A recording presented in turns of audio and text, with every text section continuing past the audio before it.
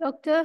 the Honorable Kaviraj Sharma Sukun, Minister of Tertiary Education, Science and Research, Mr. Navin Singh Jagmohan Singh, Permanent Secretary of the Ministry of Tertiary Education, Science and Research, Mr. Anand Singh Acharaz, Acting Financial Secretary of the Ministry of Finance and Chairperson of the Mauritius Institute of Biotechnology Limited, Professor Sanjeev Kumar Sobi, Vice Chancellor of the University of Mauritius, Dr. Manish Diwan, Head of Biofoundry, NCR Biotech Cluster, and IVCOL Mission Director for Make in India for Biotech Sector, from Biotechnology Industry Research Assistance Council, Professor Tishan Baran, Executive Director of the Mauritius Research and Innovation Council, heads of institutions, distinguished guests, members of the press, all protocols observed, ladies and gentlemen, a very good morning to you all. My name is Hafsa, and I will be your MC for this event. It is an honor for us to welcome you to the 5th day of the National Research Week 2025, organized under the esteemed leadership of the Ministry of Tertiary Education, Science and Research. Today marks a key moment in our shared commitment to fostering collaboration between academia, industry, and research under the theme Research and Innovation in Action, Bridging Academia and Industry. Let me take a moment to highlight the significance of the National Research Week, which has been aptly themed Uniting Research, Innovation, and Industry. Over the course of this week, this forum has provided a dynamic platform for academia, industry leaders, policymakers, and stakeholders to collaborate in developing transformating solutions for a sustainable future. Today, Day 5, particularly emphasizes the entrepreneurship ecosystem, research grant beneficiaries, and industry-based research, while addressing actionable measures to bridging academic research and industrial applications. Without further ado, it is now my privilege to introduce our first speaker for today's event, Professor Tishan Baran, Executive Director of the Mauritius Research and Innovation Council, for his welcome address.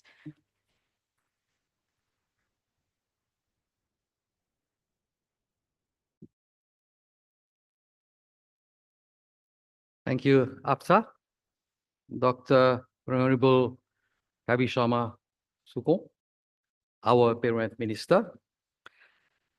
Mr. Navin Singh Jagmohan Singh, our Permanent Secretary. Mrs. Ahmed, I think she will be joining us very rapidly, Permanent Secretary, Minister of Finance. Mr. Anand Singh Acharaz, Acting Financial Secretary of the Ministry of Finance and Chairperson of the Mauritius Institute of Biotechnology Limited. Professor Sanjeev Kumar Sobi, Vice Chancellor of the University of Mauritius. Dr. Manish Diwan, Head Biofoundry, NCR Biotech Cluster, and called Mission Director. Heads of institutions, would like to welcome my colleagues, Dinesh Aviram, the Commissioner, Yamal Matabadal, Mr. Makun, Mr. Molu, Professor Mohamed Bai, distinguished guests, members of the press, all protocol observe. A very good morning to you all, and a warm welcome to this Day 5 of our National Research Week 2025. That's the last day. And today's theme is Bridging Academia and Industry. This, I must say, is not just a concept. It is an urgent call for action. I recall that there have been many initiatives like this to bring in academia, meet the industry, so that we can have a roadmap for the future. But in many instances, these meetings have remained meetings. Despite some sporadic actions, we want now to have firm actions. Also, I must say that for a long time, academic research, I was an academic as well, and industry innovation have grown, but on parallel tracks. Our goal should be to make these tracks converge. We need to spark real partnerships, but will create real impact. And today's program, I hope, will go in that particular directions and meet those objectives at the end with clear recommendations to our parent ministry. So we have for our program today a keynote address by Dr. Manish Diwan, an international leader in biotech innovation. Most probably, during his talk, he'll show what's possible when national ecosystems align. We will be having also presentations of real-world research success stories funded by the Higher Education Commission, where ideas have moved beyond the lab and into the industry. Same regards to a number of MRIC projects. Talking about MRIC, we are leading a session on incubatorship program, incubators and incubatees, supported by the National SME Incubator Scheme, showcasing how industry mentoring accelerates innovation, from craft design to AI, from sustainability to tourism. Today, I'm proud to say that our entrepreneurial ecosystem is gaining global recognition, moving up in the Global Startup Ecosystem Index from 70th place to 59th in 2 years. We are second in Africa, but there's a lot more today. Our incubators are here, incubators are here as well. The roundtable discussions that we're going to have today are vital, not just to share ideas, but to shape shared strategies. How do we align our research with market needs? How do we scale up innovation into viable enterprises? And indeed, the buzzword, Industry 5.0. How do we prepare for Industry 5.0, which is already upon us? So, with these words, I won't be long. I know that our Honorable Minister has a very tight schedule this morning. He has cabinet to attend. I will end up my speech right now there, and indeed, let us inspire for the coming day. And indeed, let us facilitate and make clear recommendations for that particular DeFi. Thank you very much.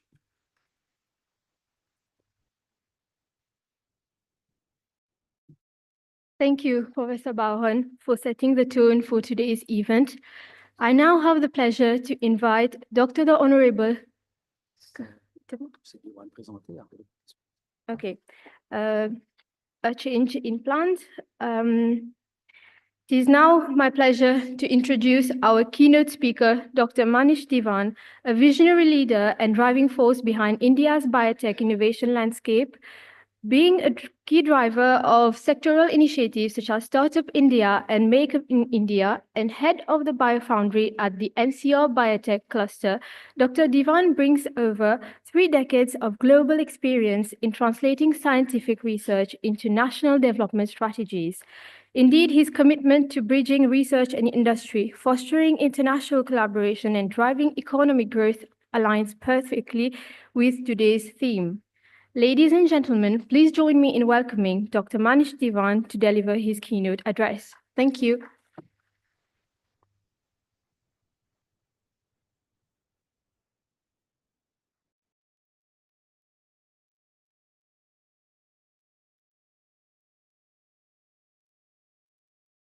Thank you. Very good morning. I appreciate and feel privileged to be here with you all and honored.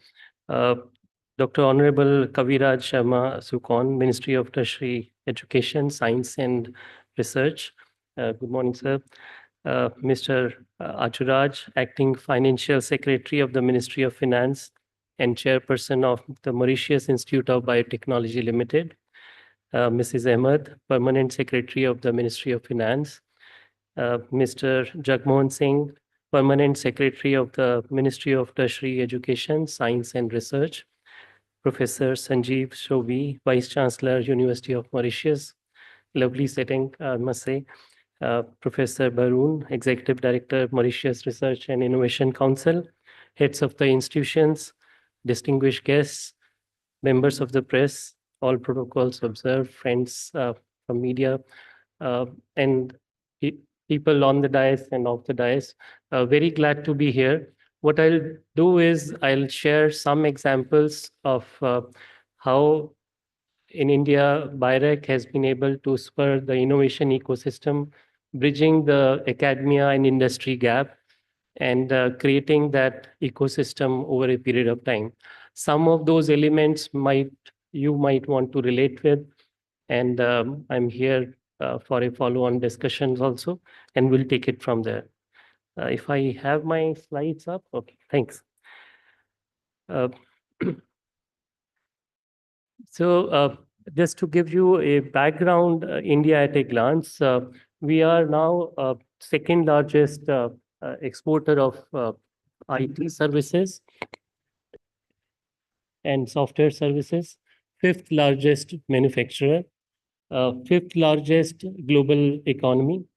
We are leaders in digital payments. There is high connectivity of internet and mobile users. There's third largest startup ecosystem of the world. We are top 5 in the renewable energy and the top 6 in the space exploration. In the terms of biotechnology, which is the knowledge-based sector, we are 12th destination worldwide and third in Asia Pacific. We are the largest manufacturers of vaccines. We are also called a pharmacy of the world. The biotechnology contributes to about 3% of the industry, of the global industry. There are more than 10,000 biotech startups in the country and a very large number of skilled manpower in the same. Where does BIREC comes into play? BIREC is a biotechnology industry research assistance council. This is a not-for-profit Section 8 company carved out from Department of Biotechnology under Ministry of Science and Technology. So we are the central enabler to facilitate established industries, create new footprint of emerging industries like first-generation entrepreneurs, and we are a body which encompasses several roles. We fund innovation, we promote entrepreneurship, we do capacity building in terms of incubation centers establishment, we handhold in terms of bring the mentorship for technical, regulatory, IP, etc. And we also bring opportunities to the ecosystem at both national and international level. Biotechnology is the knowledge-based sector, so it takes patience and high investments to see the end result, and it takes a little longer, typically 5 to 15 years before you can actually see a product on the shelf. And this sector requires that kind of special handholding, but there is high reward associated with this high risk. Over a period of time, we got set up incorporated in 2012. So since then, we have created a footprint of incubation centers, if you see on the map, across 24 states and UTs, which is expanding year on year. We have about funded close to 5,000 beneficiaries that include startups, entrepreneurs. We also fund academic research, so about 400 plus research institutions have been funded. And if you see that those get funded, they've been able to raise follow-on funding from private sector. So it's a cycle. So you nudge and you promote, and there is an outcome associated with it. Close to about 800 products so far have been commercialized through the efforts of such beneficiaries. How do we do that? We have devised stage-wise handholding and provisions, right from ideation to all the way to commercialization. There are schemes and programs which anybody can compete and avail. So it's a national competitive call for applications, and people from ideation stage, that could be an individual uh, who can apply for BIREX support and funding. And based on different stages, we operate grants, equity, investments, co-funding, etc. So over a period of time, we get to see there is a forward movement in most important parameters, that number of biotech startups in the country, number of incubation centers in the country, funds raised, jobs created, IP created, and henceforth. I'll give you a couple of examples of those funding schemes so that we can relate what we are saying. The incubation centers, because it caters to a variety of subsectors which are bio-based related. So it includes infrastructure creation, equipment access, mentorship, and networking access. And these are thematic incubation centers. For example, health tech, you might have incubation centers specializing in medical devices. Some could be in therapeutic sciences. Similarly, agri-based, and so forth. We, as I said, we also fund. So you could see that we do fellowship as little as that, and all the way up to 10 crores per startup. These are Indian rupees, which is about 1 Mauritius rupee is 1.9 rupee Indian rupees. So we can do the calculation. So each stage, depending upon ideation to POC, field validation, and manufacturing, we use different instruments for funding. Granting aid at the earlier stage where there is a high risk of failure and a person needs to commit full time. If they succeed, they move forward. There is no return which is accrued towards the government. And if they succeed, they can also then become eligible for next higher order of funding support and henceforth. So this also includes established industries, and they can compete for the support. This is another flagship scheme. We call it as Biotech Ignition Grant. This is given at the initiation stage, which is the ideation to POC. Anybody can compete for this and get up to 50 lakh rupees for a period of 18 months. And the end deliverable is TRL level 3, which is the POC demonstration. So what it gets is, along within that funding, the fellow can purchase equipment, consumables, engage a team, and utilize incubation center, travel and outsourcing, anything what needs to be done for the project to move forward. What it has resulted is, it has created a large cohort of first generation entrepreneurs in the biotech sector, which is shown as the dots on the map on the left. These are the aspiring entrepreneurs who apply under such scheme.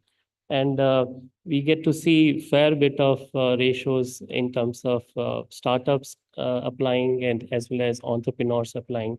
And eventually, whosoever gets, it's very competitive, less than 8% people get it. But most, close to about 95% and up, who get this grant, they actually convert into incorporation of startup. I also want to emphasize, besides the incubation center or funding scheme, we pay very heavy emphasis on handholding, which is like mentorship, access to networking opportunities, regulatory, IP, legal awareness, as well as go-to-market plans. So that is integrated and available to all the beneficiaries who get engaged with the BIREX ecosystem.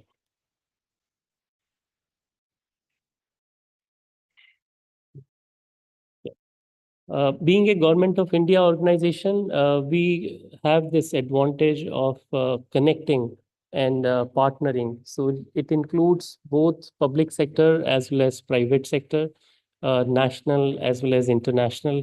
And we use this extended partnership network to empower the biotech ecosystem in the country.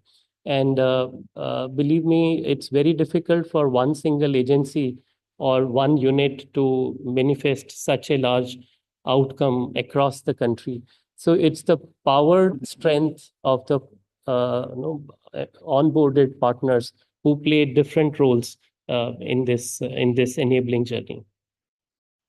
So what it has yielded so far, once we have set up incubation centers, we have and all across the country. So there is an opportunity for all the talent to access that that set of opportunity.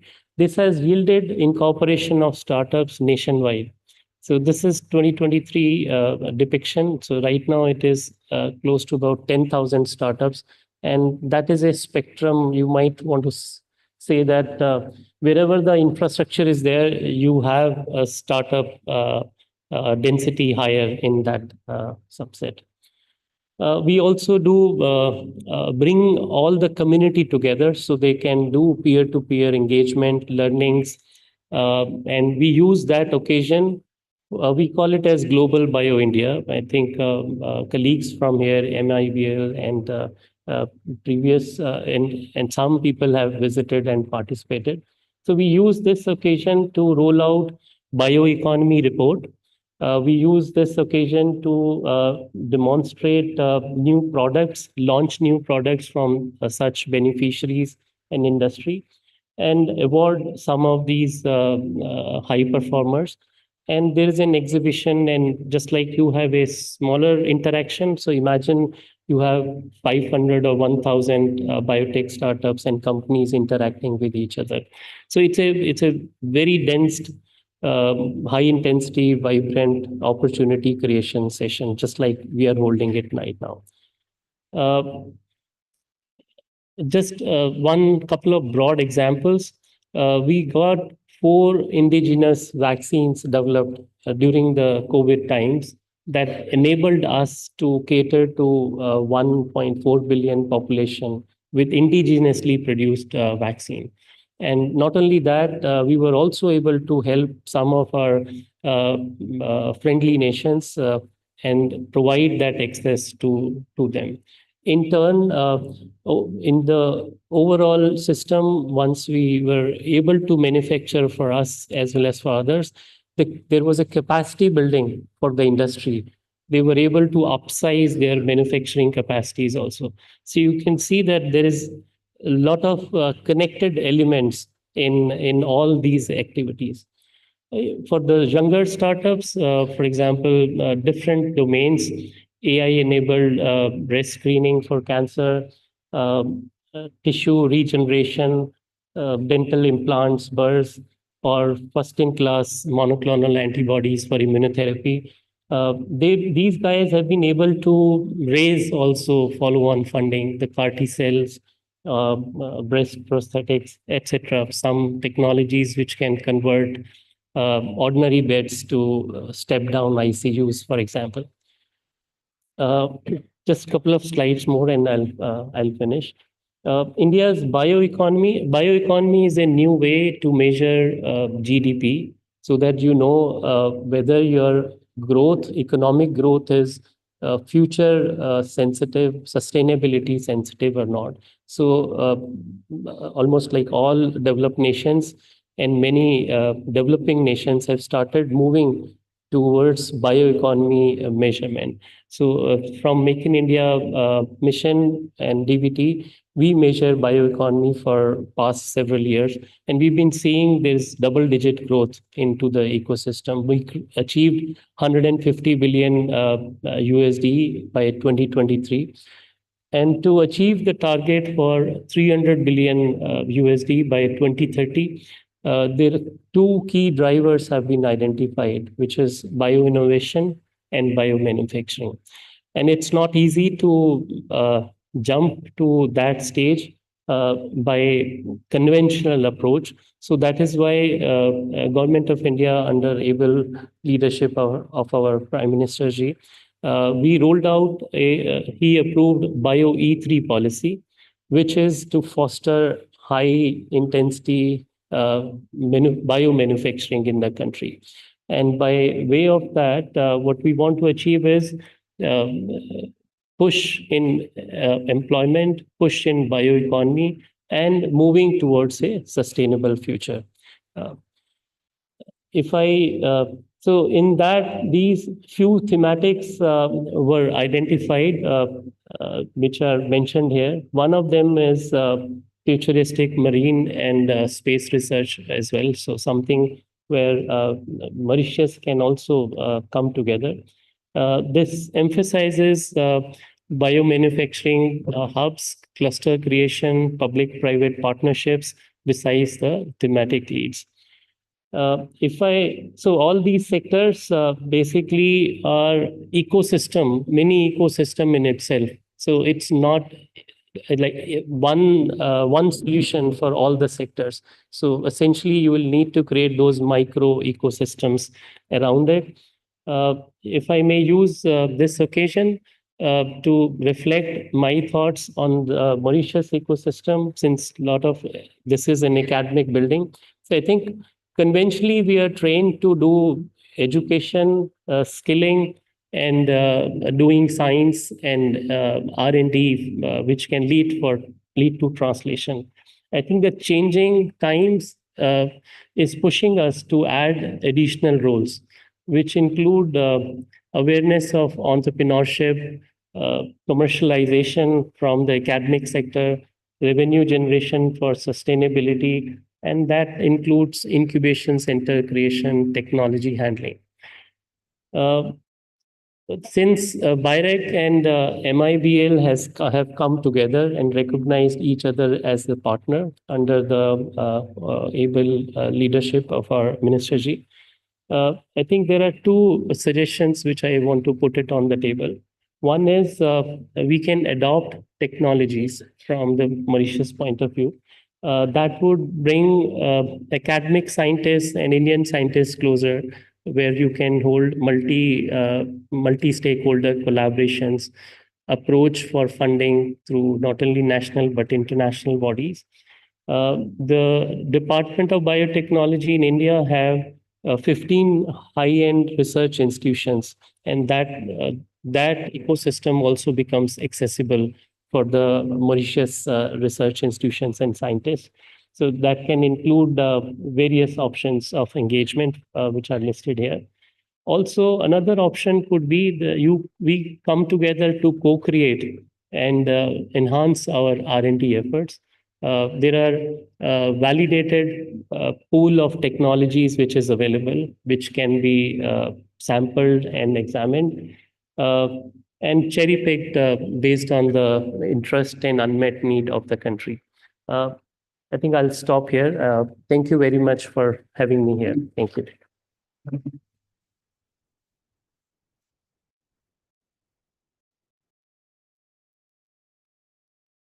Thank you, Dr. Divan, for your insightful presentation. I now have the pleasure to invite Dr. the Honorable Kavirat Sharma Sukun, Minister of Tertiary Education, Science and Research, to deliver his address. The Honorable Minister's dedication to advancing science, research, and innovation has been instrumental in positioning Mauritius as a hub for research excellence. Ladies and gentlemen, please join me in welcoming the Honorable Minister for his address. Thank you.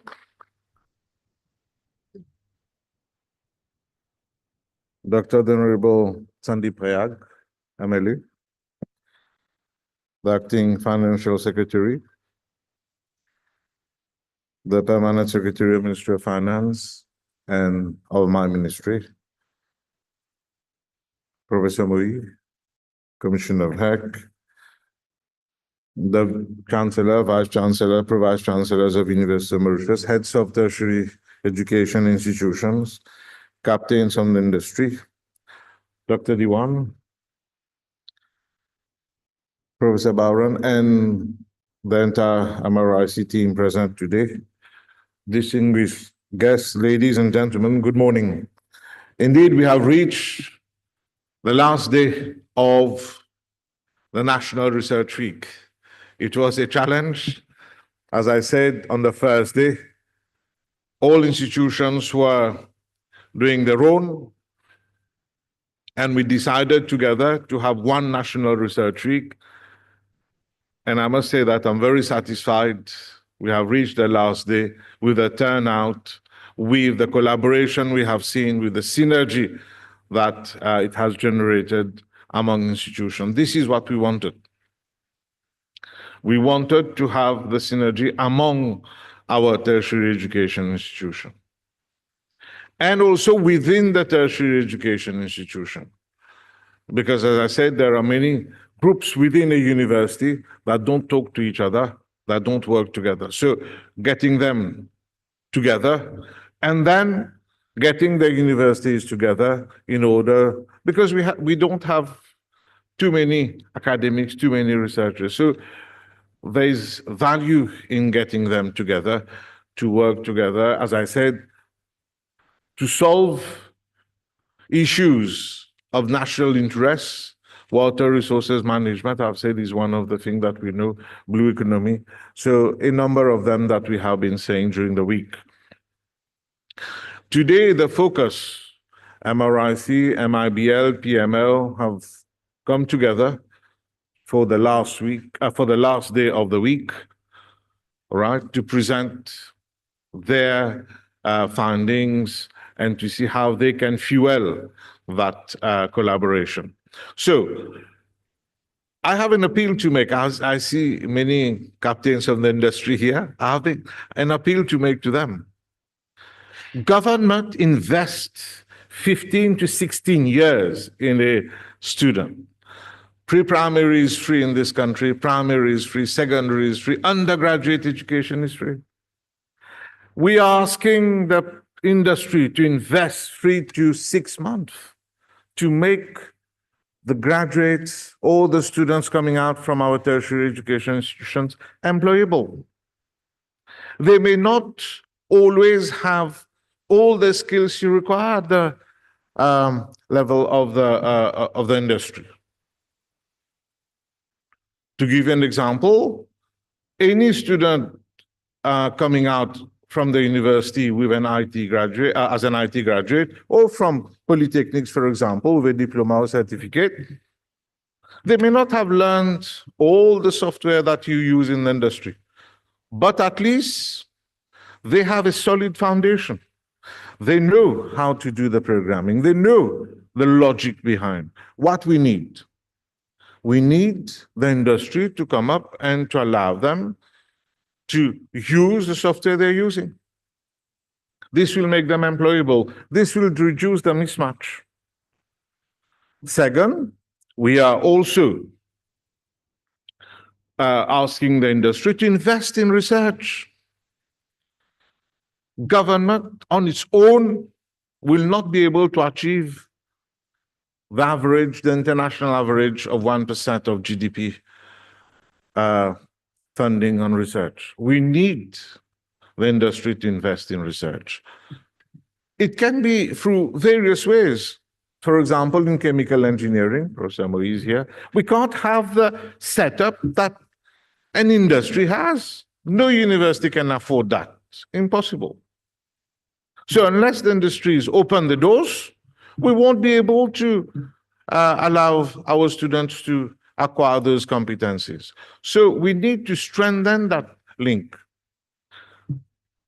We have been talking to Business Mauritius to start with. We are starting one national committee on, one national advisory committee on curriculum development, right? It will be a common one. We're also working with Business Mauritius to see how we can have a common platform where students can apply for internship, because they have the list of people from the industry, right? We have the student, and there need to be that synergy, that bridge built. So we're working so that anybody willing to have an internship, they can apply on that common platform. They already have a beta version of that. So we hope that by the end of the year, we should be able to launch that.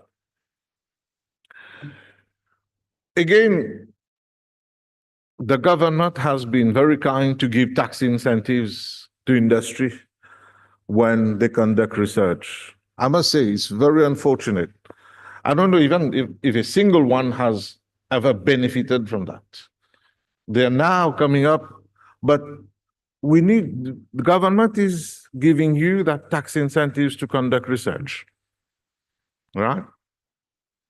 We need to ensure that the academics meet the industry people, right? And tell them what are the benefits that they can have by involving them in the research work. And on top of it, they will benefit from the tax incentives that we are having.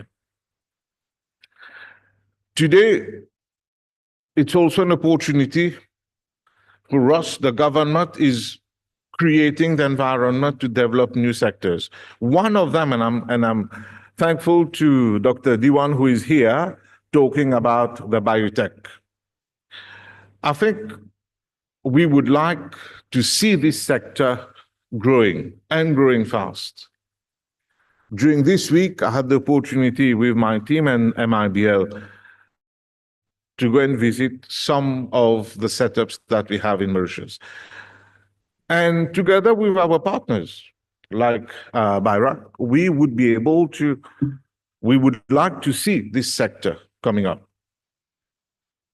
We would like the knowledge economy to start, to move, to accelerate, and to contribute to the economy. We're talking today, I'm happy Dr. Diwan talked about the bioeconomy. We are looking at what are the gaps in our regulations, right, that are not allowing us to go ahead. So we are going to work to ensure that the regulations are there. But at the same time, we're trying to see how to attract investors and how to ensure that our universities are providing the necessary talents required by the industry. This is also important. So we would have the investors, we would have the right regulation, but at the same time, we need the talents to work there in the industry. So I'm happy that we have BIRAC who's willing, and thank you very much, to support us in this venture. I must say that we're still at the infancy stage. Same is for other technology like satellite data. We are getting satellite data for free, both from India, from Russia, and from other partner countries like Dubai as well. But we are not using it. We know that we can use satellite data in agriculture, in many other fields as well. We launched a nano satellite. We are going to launch one. We are not into the business of making satellite, but it is just to create awareness among people that we can use satellite data to control, for example, all the parameters in the agricultural sector. So once again, I would like academics and industry to come together to see how we can help the owner of that small plantation to have all the parameters on his mobile in the language that he or she understands, to be able to increase the productivity and to be able to give new products or better products. Same for in the field of the blue economy. So lots of opportunities. The government would like to act as a facilitator to help those sectors grow. I have seen welcoming a number of the incubatees. For me, I have always said that one of the schemes I like at MRIC is the incubator scheme. If we could have the incubator scheme as one of the national scheme to have, because what we are doing, we are giving opportunity to those who have ideas, right? Giving them support, giving them mentorship to be able to set up their business. And this is what we want.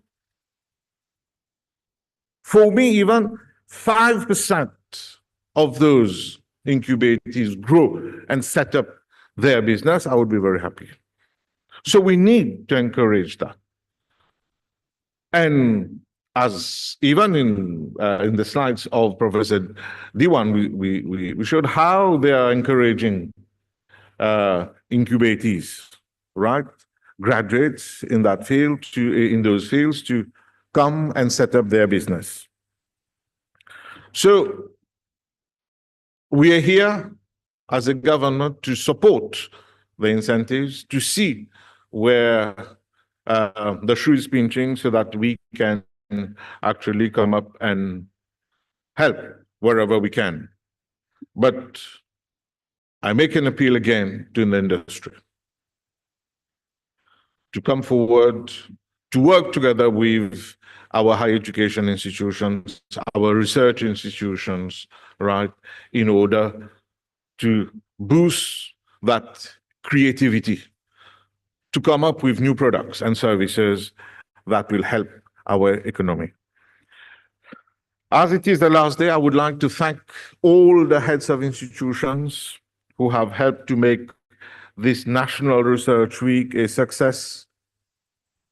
To start with, MRIC for coordinating the entire Research Week, for Higher Education Commission for its support, University of Mauritius, Open University, University of Technology Mauritius, University of Mascarenes, MIBL, MGI, PML, and all the other stakeholders from the private sector, right, from the government, who have helped to make this a success.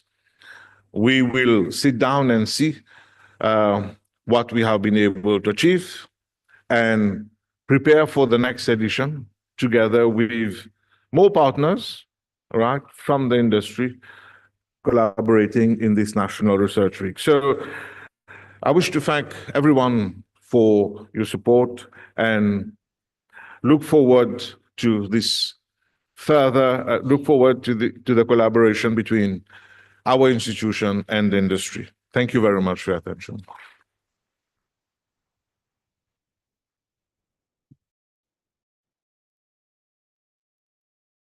Thank you, Honorable Minister, for your inspiring words. I would like to kindly invite Professor Tishan Bauran to present a token of appreciation to the Honorable Minister.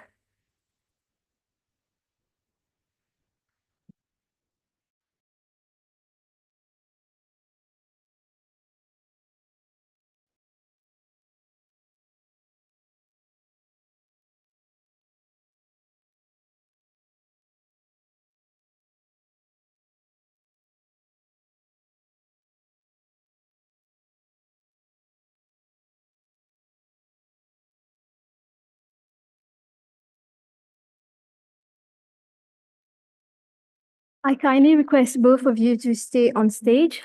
Next, I invite the Honorable Minister to present a token of appreciation to our keynote speaker, Dr. Manish Diwan.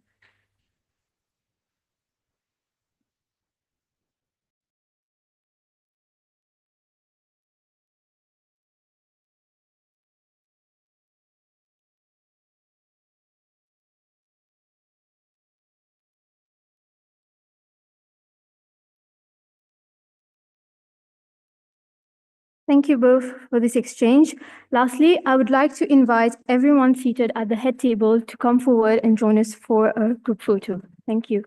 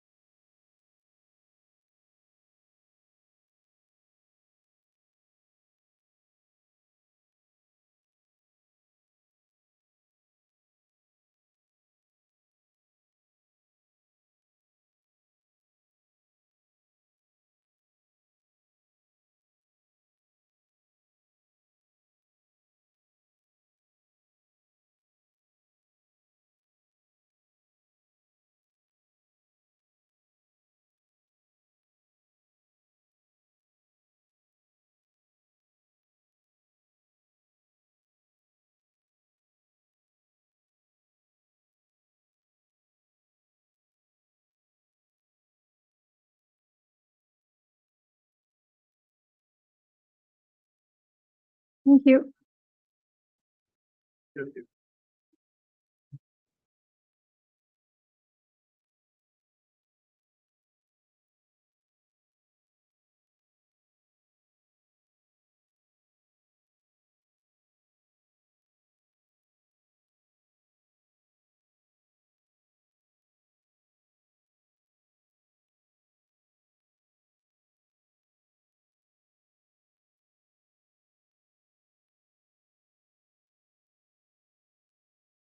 Next, we have a significant occasion, a historic step in fostering collaboration and driving innovation. Today, the University of Mauritius and the Mauritius Institute of Biotechnology Limited will sign a memorandum of understanding. This MOU establishes a cooperative relationship aimed at developing and fostering biotechnology research and development between the two institutions. The strategic agreement covers areas of biomaterials and biopharmaceuticals with the intent to develop products, gain approvals, and establish commercial scale projects.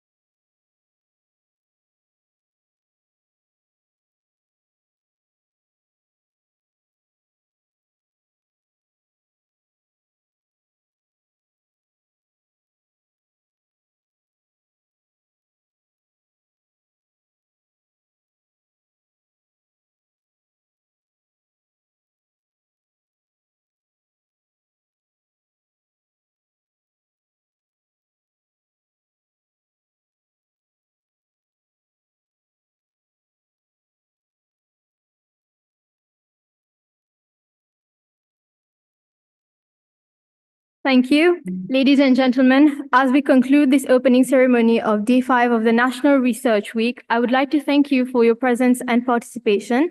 We will now invite you to join us for a tea break in the designated area. Thank you once again. Please be back here in 15 minutes for the next session. and enjoy the rest of the National Research Week 2025.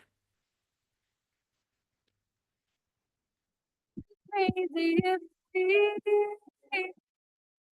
decided to stay forever. Decided to stay forever. Forever.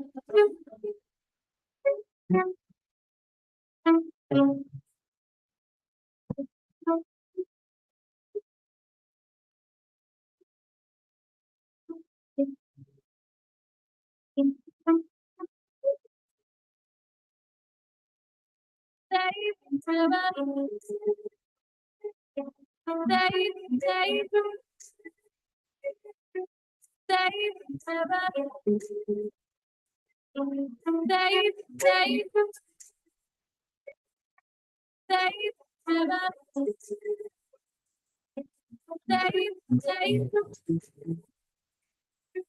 Stay forever. Stay forever.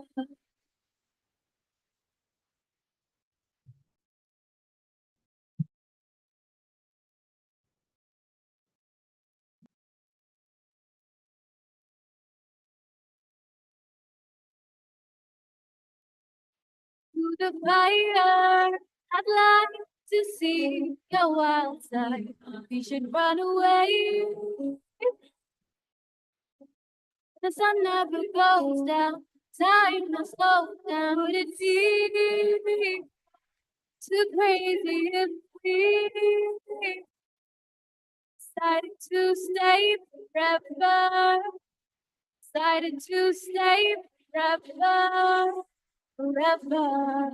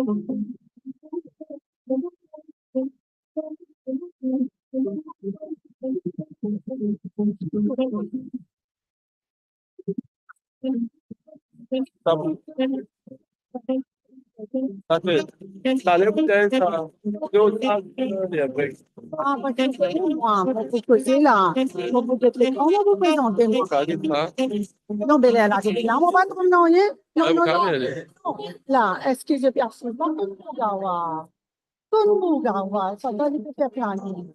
Gabi ali c'est bon.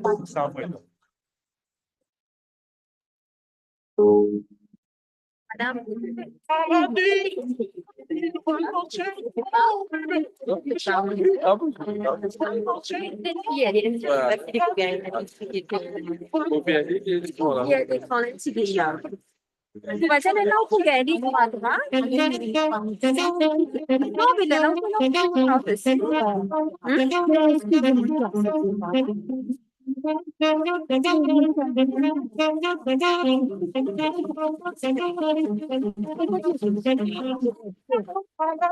madame,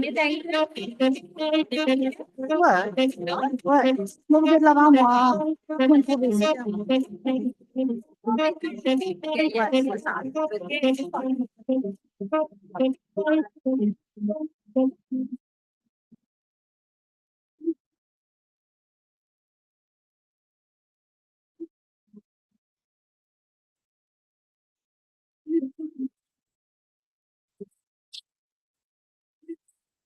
Good, good. Good.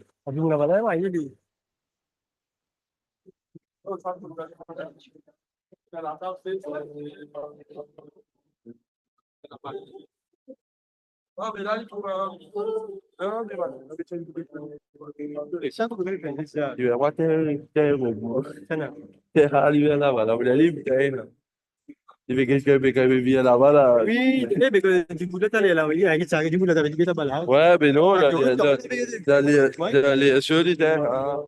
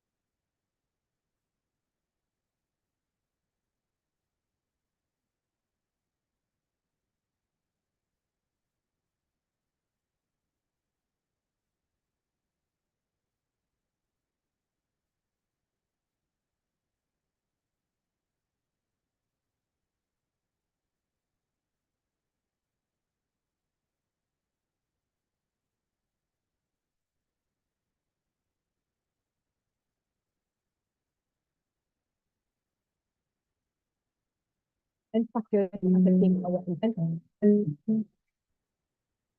Completely transformed everything. This high-powered microscope lets us image Using nanostimulants and nanofertilizers will allow us to provide solutions to these problems. Well,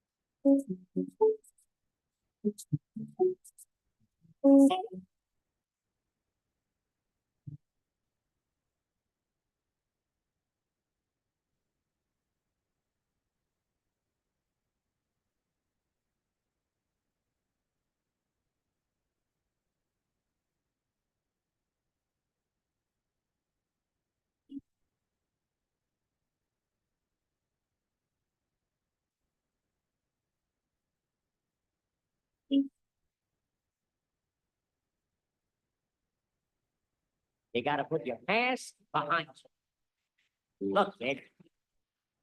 Bad things happen, and you can't do anything about it, right? Oh. When the world turns its back on you, you turn your back on them.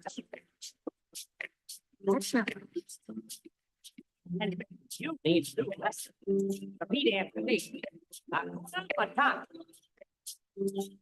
Hakuna Matata. Image, no worries.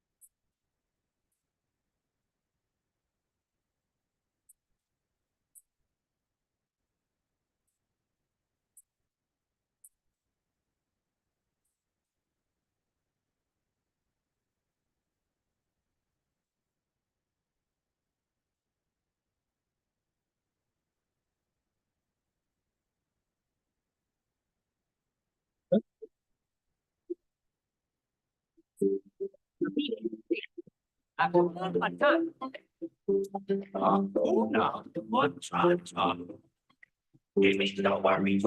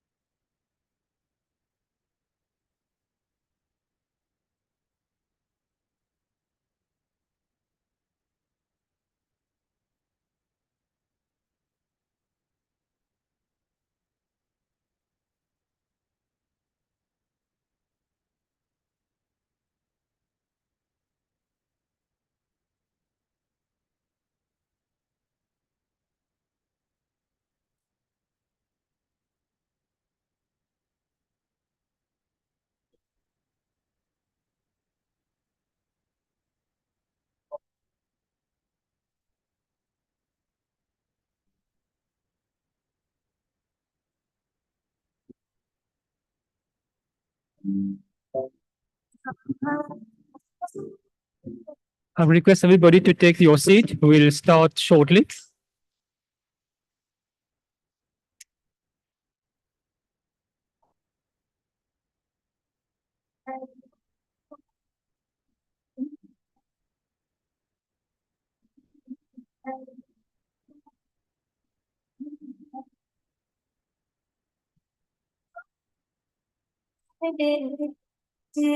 So our next session will be on industry-based research. And here we'll have several speakers. We'll be talking about research collaboration between industry and academia.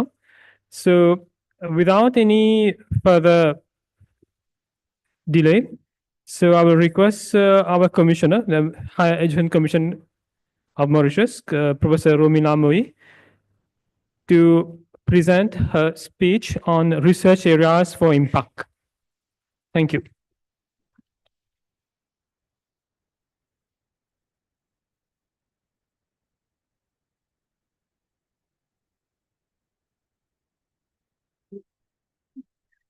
Thank you very much, Dr. Mugawa.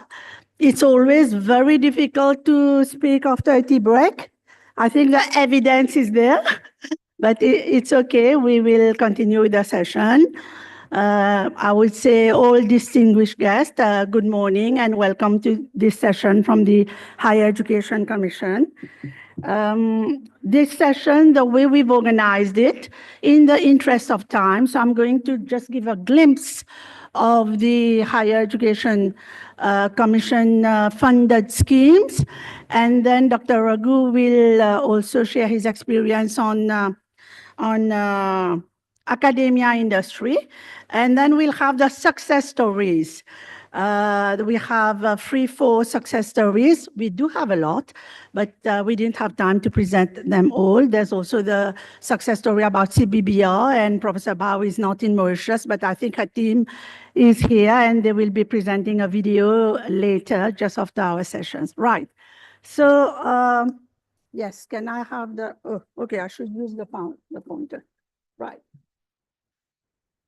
Okay, so what I'm going to talk about this morning very quickly is our mandate in research, our funded research schemes and projects, university research to development, and list of research areas for industry, which is a very new exercise that the HEC had the courage to start.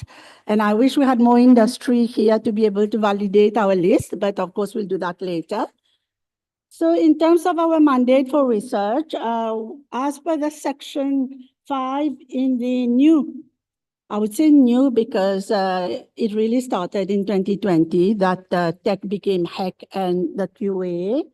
And our mandate is the planning and implementation of research in higher education institutions, promote development of academic research, research outcomes, and also foster international standards of scholarship through diversity of teaching and research. So evidently, we made sure that all this mandate is reflected in our strategic plan.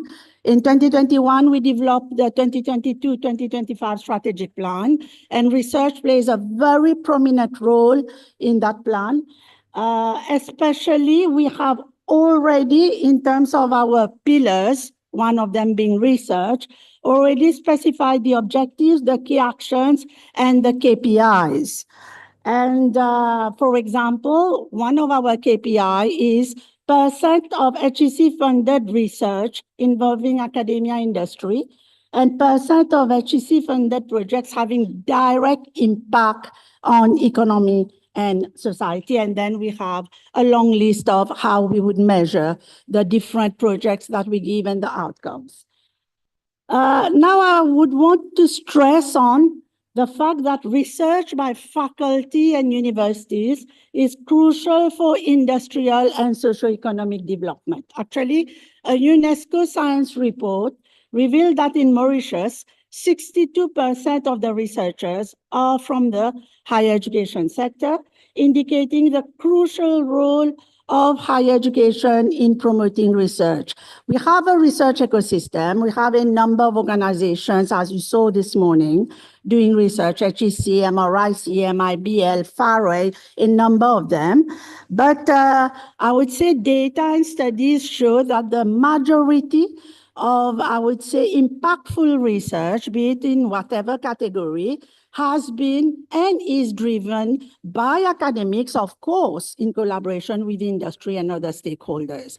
And also, in that way, we want to make sure that the research remains relevant to the country, to the socioeconomic development of the country.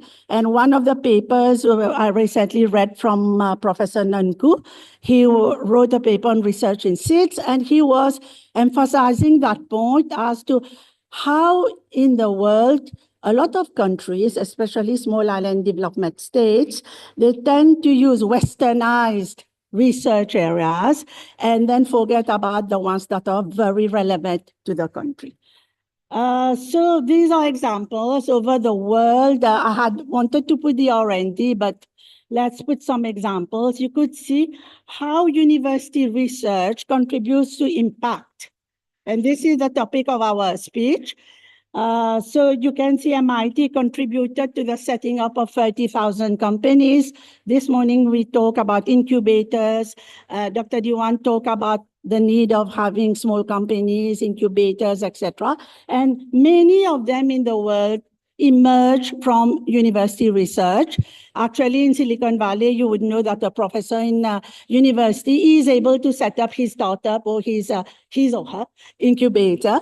Whereas in Mauritius, up till now, I can say in our ecosystem, we have to address that. As all of you know, university professors, we are not really allowed to set up our own private companies. So I have a number of examples of how university research, because I hear so often academic research. Each time you talk to a group of people, they tell you, oh, no, academic research, no, we are not interested. Unfortunately, academic research does not mean academic research. It means research done by academics, by faculty, by universities, by research training institutions, which they do, of course, fundamental research, but they do applied research as well.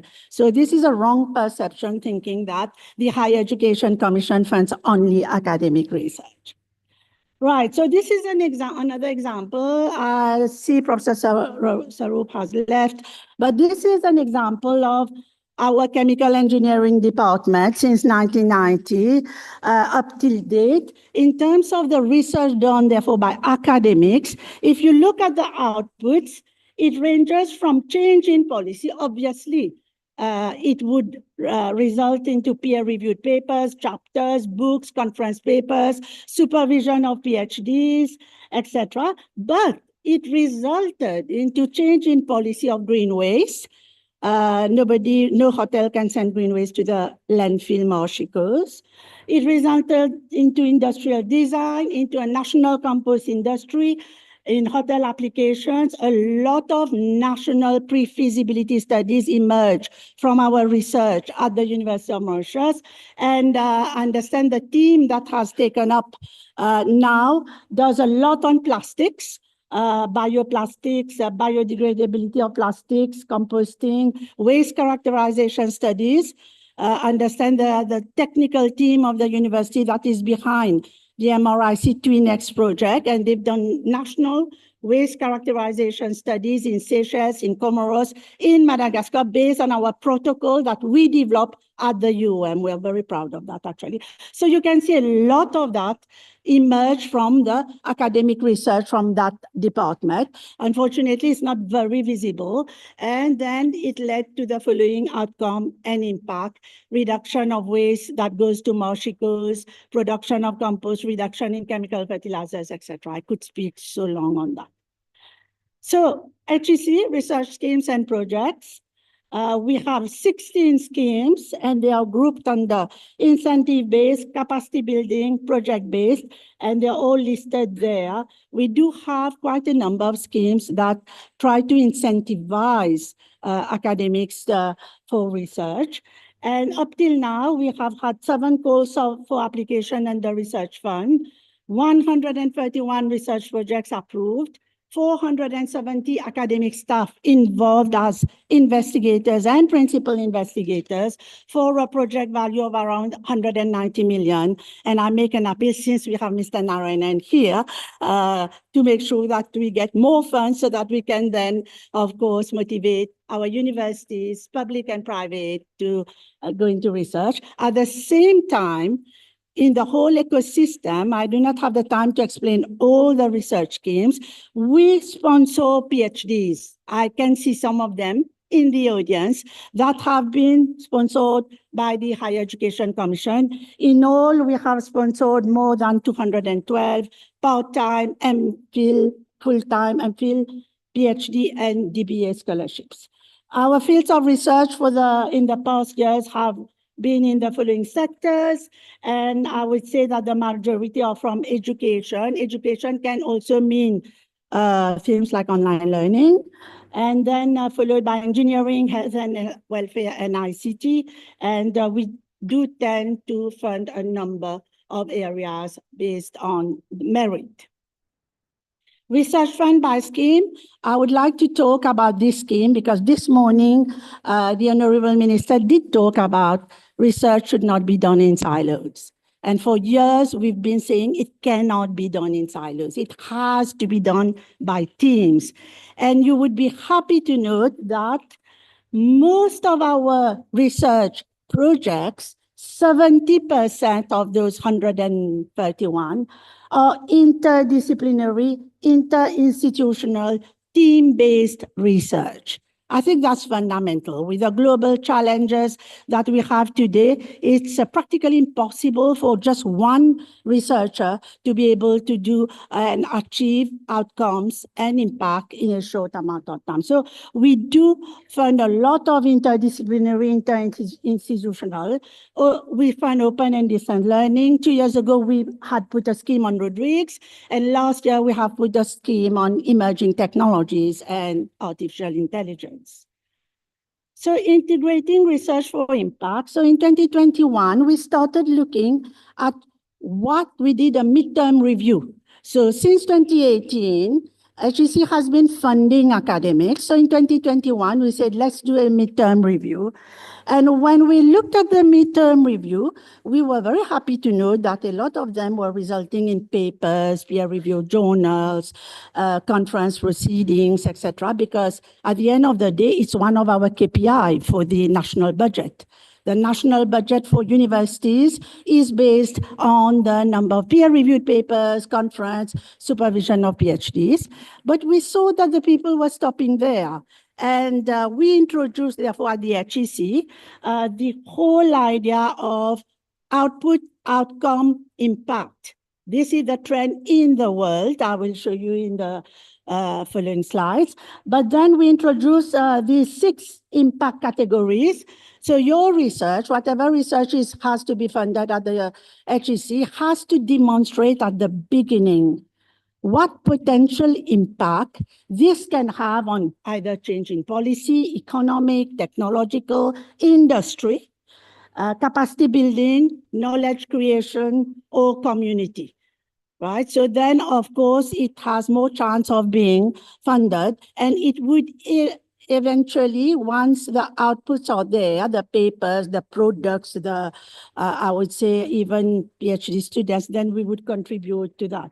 So this, we have been doing this kind of approach since 2021. And I can say that we are following international trends. Actually, at that point in time, you would know when you apply to any international donor, be it World Bank, UN, EU, Commonwealth of Learning, and the UK Research Excellence Framework. These are just some examples. All of them talk of results-based management. So results, outcome, impact. UN, UNICEF, same theory of change, show the impact of your research. EU, Horizon Europe was there 1 month ago, and they kept on talking about impact pathways. The Commonwealth of Learning, very familiar with that one. Professor Mohamed Ba is here. He's a fellow of the Commonwealth of Learning. And we would always look at projects that would eventually bring a change, a positive change to society, community, policy, technology, industry, and the new UK Research Excellence Framework. So we've been working very hard since 2021 to inculcate that with the academics of the different public universities. So we did a webinar, and this was funded by Canada, where we trained 300 academics into going all the way from their outputs to be able to evaluate the impact. We did a 4-day workshop in October 2023, and Dr. Damari and myself, we developed a micro-credential on research for impact, and it's on the website of the HEC, and we do continue with this capacity building. So this is an area that we have been pushing, I would say, for some years, and myself personally for the past 20 years, always trying to see how our research will benefit industry. The HEC does for about 10 years now the list of indicative priority fields of study. So we do surveys with all employers for about 1 year, where we try to gauge what is there in demand by employers, and we publish the list of priority fields of study for undergraduate programs and then for postgraduate programs. And this is approved by Cabinet. It's a very important document that is used to determine scholarship for the country, career development for the country, even when universities are coming to Mauritius, and we will see whether they are offering courses that would list in the priority fields of study. So I think 2 years ago, actually 2022, we started saying, why don't we do a similar thing for industry? Let's try to determine what is the list of research areas which is priority for industry at that point in time. So in 2023, I can say it was very courageous because we always talk about, academia, industry, having gaps, etc. So our objectives were to identify lists of potentially impactful research from industry, ensure research relevance to the local context, foster collaboration between researchers and end users of research, and promote inclusiveness through a broadening of research. Our methodology, our survey sample was of 185 participants, and they were captains of industry and potential employers, of course, government as well, but mostly industry. And we had a questionnaire survey sent to ministries, parastatal bodies, NGOs, professional bodies, and industry. And we even conducted focus group meetings at the HEC, I would have said at the university, at the HEC, and we had meetings with the following associations and the other professional bodies. And what came up was quite interesting. It was the industry, believe me, they know clearly what they want, what they need, what kind of research they need. They all agreed. There was consensus that they need research to be able to go further into what they are doing. So we had for ICT, for example, they all talk about hybrid learning, online educational platforms, social sciences has to be sustainable, guiding policy and practice, agriculture, education, marine sciences, physical sciences, health and welfare, renewable energy and engineering, human resource, business administration. And we want to bring this work further so that now we can have as the priority fields of study for teaching and learning. We can develop that further together with industry so that we make sure that we can fund and encourage our academics to go more towards industry by doing certain of these things. I think that's fundamental because very often we are not aware.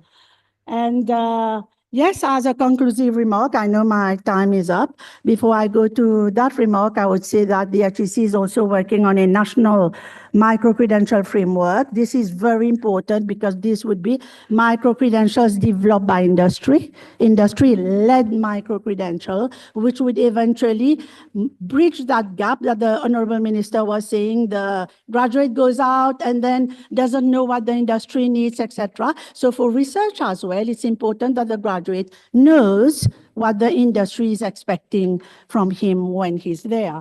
So as conclusive remarks, this is a total coincidence. I didn't see Dr. Diwan's presentation when we were doing that. We inspired ourselves, my team, Dr. Dabari and Dr. Mugawa, from some models in the world. We always like to dream. What is our vision? So as conclusive remark, I think now we have to go for frameworks and ecosystems. Because for many years we've been trying this approach, trying that approach, and it worked. You've seen some research, like you will see in a few minutes, how they really change some of our Mauritian landscape. So we believe we need to have an academia industry research partnership framework. And at HEC, of course, all the other players have a role, but I'm talking for HEC.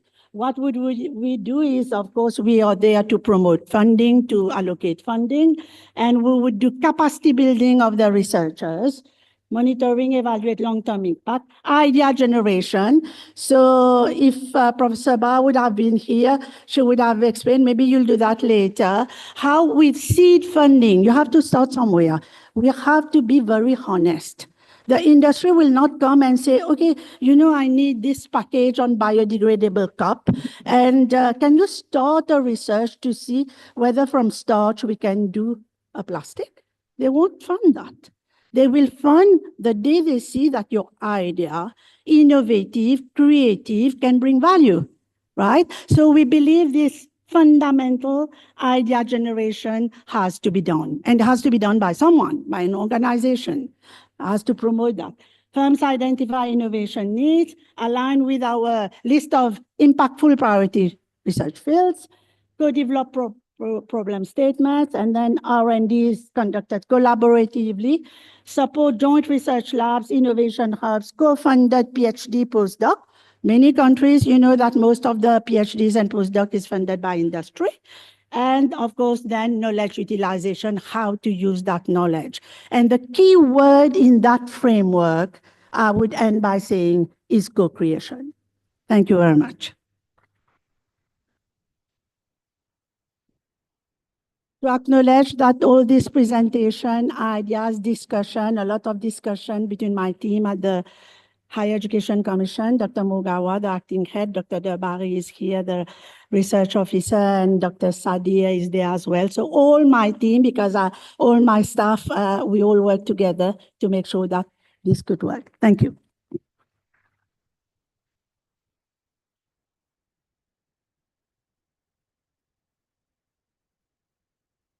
Thank you, Professor Moy, and very inspiring speech and very good ideas for the future of the country.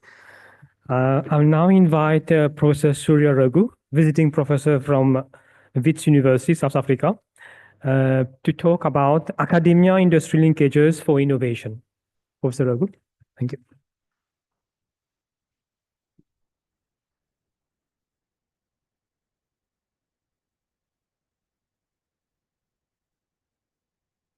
Good morning, everyone, and thank you, Professor Mohi. This is a very nice introduction to what I wanted to say.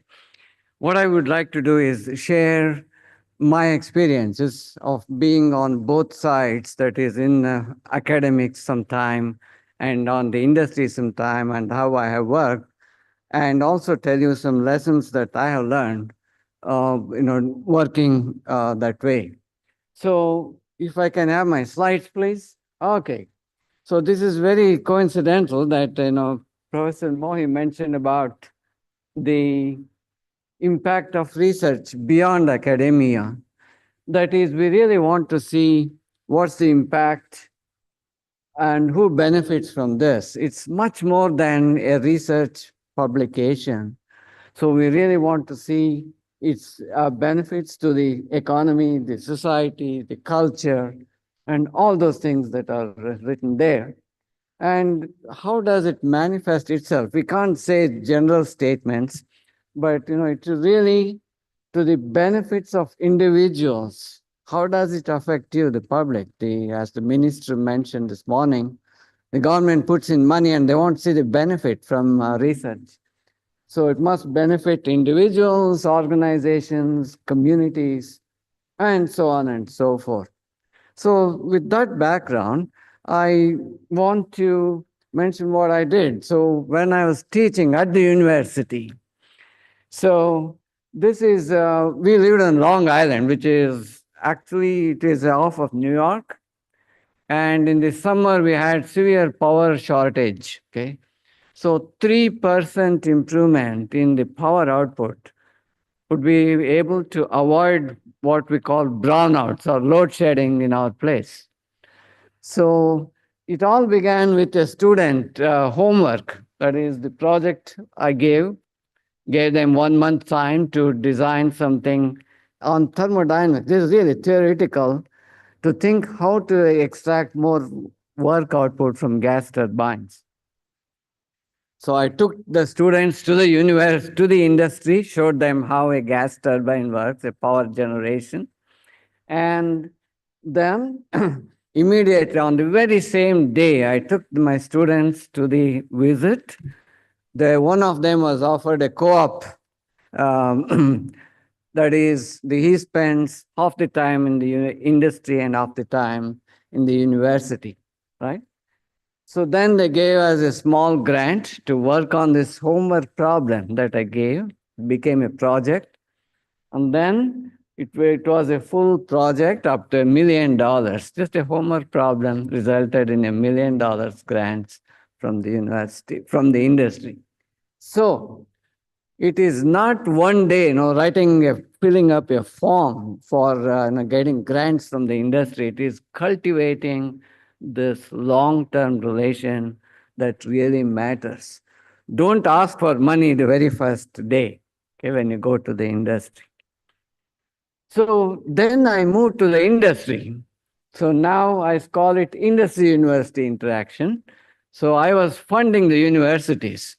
So I funded the University of Maryland under a special partnership program called the Maryland Industry Partnership Program, that is MIPS. And there we funded the university. We wanted to understand the basics of automotive aerodynamics. Some fundamental understanding was needed. And based upon our understanding, we are able to generate several patents in the industry, okay?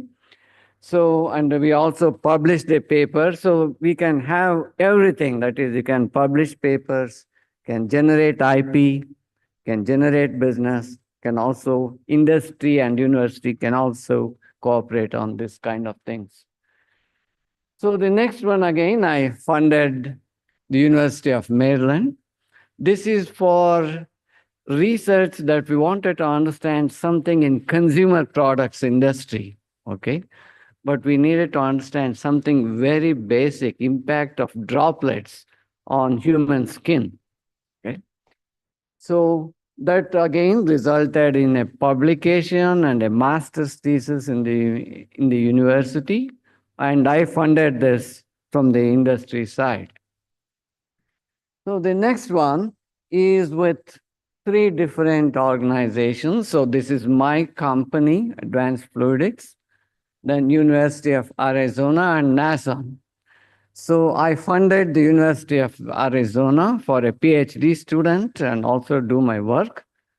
And the results from this, it went to full-scale flight testing by NASA and Boeing, okay? What we started as a very small project in the university. In the industry, in a small-scale company. So we were able to also get patents. Several publications have come out. And 2 of these patents have been assigned to Boeing.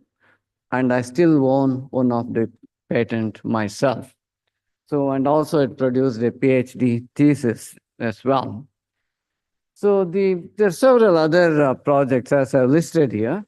That is, with Johns Hopkins University, we worked on something called micropumps for fuel cells. Then with Illinois Institute of Technology, we worked on aerodynamics. Then MIT and JHU, Johns Hopkins University, we worked on robotics, actuators for robotics. Then with Georgia Tech and the Air Force and my company, we work on helicopter aerodynamics. Then again with University of Iowa and RPI and my company on aerodynamics. Then University of Maryland, 2 branches, 2 campuses. We worked on biosensors, just to give a few, and there are a few more. I don't want to dwell on this for a long time. So what is the mode of interactions? I want to begin from the bottom. That is, you cultivate this relationship with the industry. And I cultivate the relationship with universities for the same reason. That is, we start with internships, co-ops. I have hired students for my, as interns for my company. And then one thing that is missing is industry faculty. That is, faculty from industry appoint industry chairs in the university so that they bring in the perspective. So we have exchange of industry university perspectives. And then comes collaborative research, like the examples I showed you. So they come in only when you are familiar with each other, what each other does in terms of research. Then you can go to contract research. That's one other mode of working. And then there are other modes which the universities should also encourage, that is consulting. And then the last one is licensing of intellectual property that is produced at the universities. Okay. So you start always at the bottom, that is, you cultivate this relationship. Don't go on the first day and say, I want to license something from the university, or I want money from the industry. Okay? It's not going to work. It's not easy to do that. So what are the lessons learned from this? That is, again, you can't push linear technology push. That is, whatever is invented in the university just doesn't go directly to the industry. Okay. So it is always that collaborative work, having conversations, creating those opportunities for conversations, that is really important. That's what we are also trying to do in South Africa as well. And then more symbiotic relationship in defining the problems. Okay, you meet them, work together, and see what is needed, like what our HEC chair was mentioning. And then engagement with the rest of the ecosystem. It's not just industry and university. It's many other things. It's the government organizations, things like MRIC here, the community, the business community, all these matter, and you have to cultivate all these relationships if you want to have a strong industry-university relationship. I guess this is all I wanted to say, and we'll talk about, if you have any questions, we'll happy to take it later on, okay? Thank you very much for your listening. Thank you.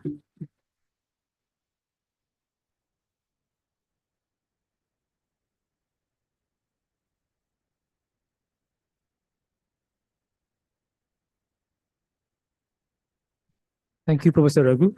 I will now call upon the projects that have been successfully funded by HEC that has demonstrate industry applications. So I'll call upon the principal investigators to come up to the stage. So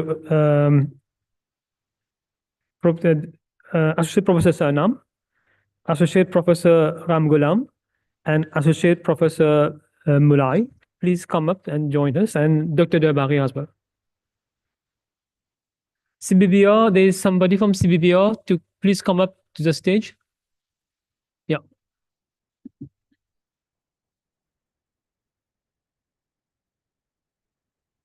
Yeah, please take a seat. Yeah.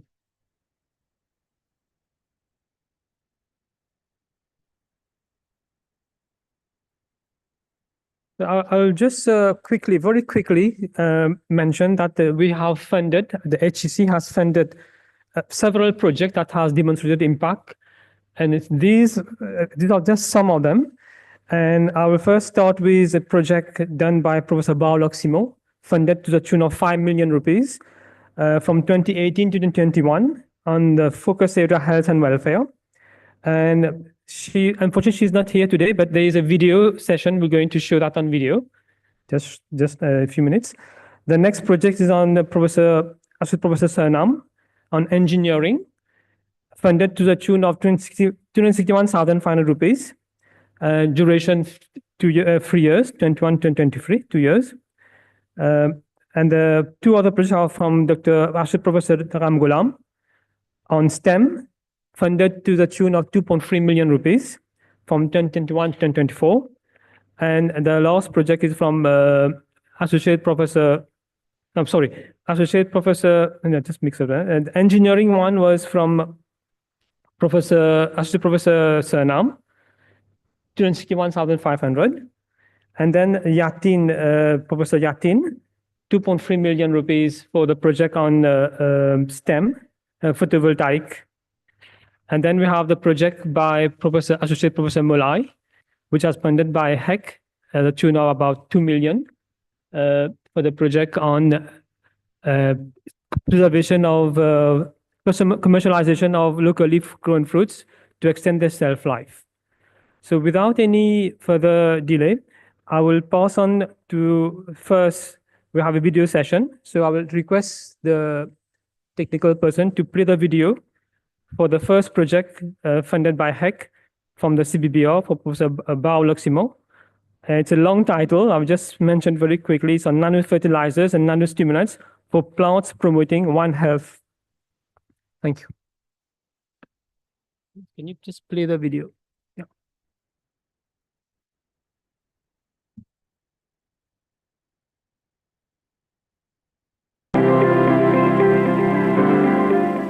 Nanotechnology has revolutionized medicine and has made medicine more efficient. For example, if we take the case of cancer nanotherapeutics, nanotechnology has enabled or repurposed existing anti-cancer drugs to reduce their toxic effects and as well increase their efficacy as they are now added into nanostructures so that they can target cancer cells. Now, we use the same concept and applied it to plants. There were two important factors which we considered when we applied it to plants. Plants are encouraged to grow faster by the use of fertilizers. However, the efficacy of fertilizers is very low. That is, a plant will absorb less than 30% of the fertilizer which is added to the soil. And plants are also affected by two other factors, that is abiotic stress and biotic stress. So how can we use the nanotechnology concept from the human health to plant health and at the same time addressing environmental factors? This is what we call the One Health platform. And we have therefore repurposed nanoparticles so we can load fertilizers in those nano devices as well as stimulants to encourage plant growth and to protect the plants against abiotic and biotic stresses. This project involves a multidisciplinary team based in Mauritius and in the US. The CBBR team looks at the engineering and characterization of the nanoparticles. The engineer team is the industry team responsible for the upscaling of the project. We've got the Connecticut Agricultural Experiment Station team, which is led by Dr. Jason White, the director. They are responsible for the greenhouse trial and they guide us on the engineering of the most appropriate nanostructures for the plant. Then we have a team at the University of Illinois in the US, where Dr. Yash Burju is based presently. And in that team, we track the nanoparticles inside the plant and we see what happens to them. And then we have the FARE team in Mauritius, where we are conducting local greenhouse trial. Nanostimulants and nanofertilizers, as I mentioned previously, we are using them to address plant health. And when we do that, we also address the human health and then factors affecting our environment. Plant health is being affected by climate change and extreme weather events, and also the quality of the microbiome in the soil. And engineering nanostimulants and nanofertilizers will allow us to provide solutions to these problems. When I talk about the One Health concept, it's linking the environment, the plant, and human well-being. Now, how are nanostimulants and nanofertilizers appropriate for a One Health concept is because the way we use them and the way they act in the plant. These nanostimulants and nanofertilizers, they can be used either as a coating on the seed, we can spray them on the plantlets, or we can add them directly to the soil. This video will give to you an overview of our project and how the different teams are working together to make nanostimulants and nanofertilizers a reality for the One Health platform. Hello, my name is Dr. Jason White. I'm the director of the Connecticut Agricultural Experiment Station in New Haven, Connecticut in the United States. We know that the Green Revolution of 70 years ago completely transformed agricultural and food systems. However, we also know that that transformation led to a system of conventional agriculture that is no longer sustainable.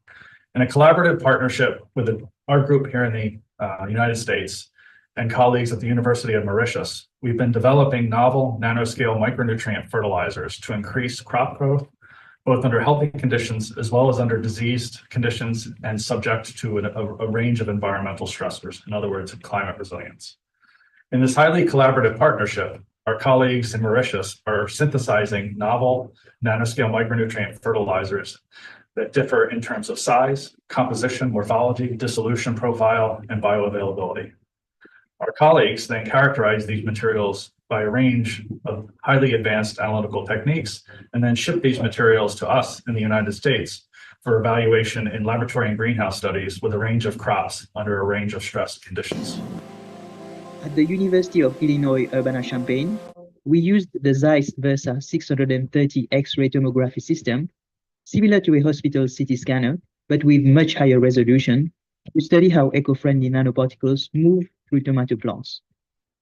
We used the Thermo Fisher Talos F200X scanning transmission electron microscope at the University of Illinois Urbana-Champaign to see how nanoparticles interact inside tomato plant cells. This high-powered microscope lets us image the tissue at the nanoscale level and map where the particles work, whether inside cell walls, near organelles, or in vacuoles. It gave us detailed insight into how these nanoparticles behave inside plants. When planning the nanoparticle synthesis protocol, we wanted to develop a method that could be easily scaled. So we focused on hydrothermal or water-based synthesis. The size and shape of these nanoparticles can be tuned depending on the reaction conditions and precursors. For example, we can make nanoparticles with sizes ranging from 50 to 500 nanometers, and these particles can be spherical, cubic, or even star-shaped. Techniques such as dynamic lens scattering, or DLS, gives us an idea of the nanoparticle behavior in solution. Using the scanning electron microscope, we can look at the morphology, the size of these particles.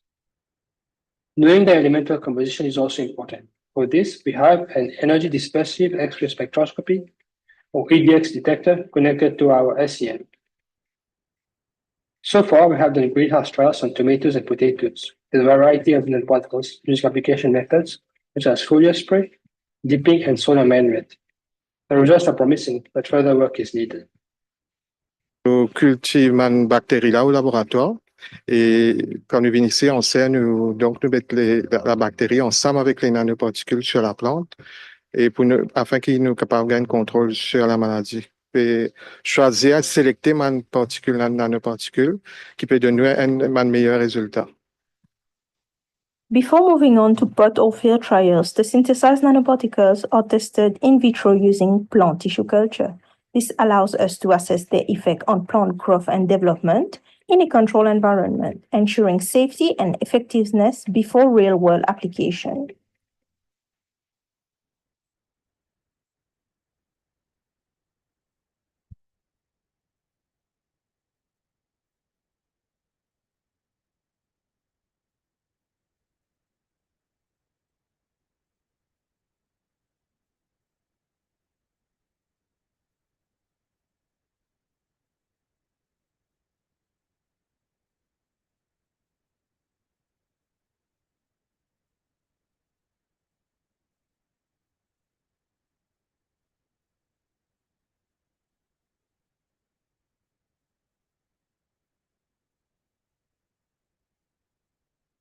So this was the first project that was funded by HEC 3 years ago. Professor Baulach was the principal investigator at the CBBR.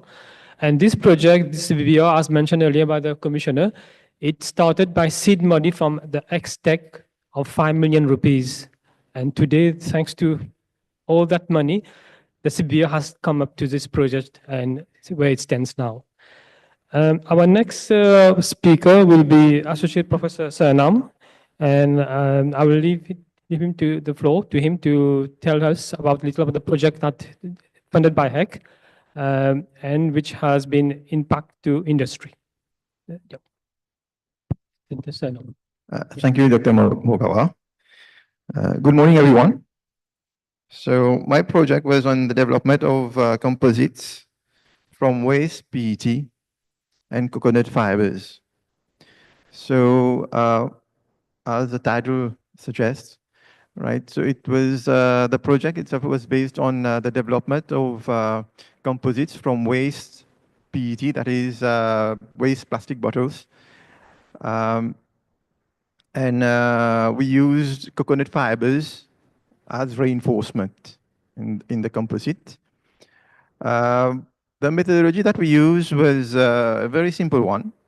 We made use of an industrial furnace where we heated the PET shredded the shredded bottles, and melted them and poured them into a mold together with the plastic, together with the coconut fibers.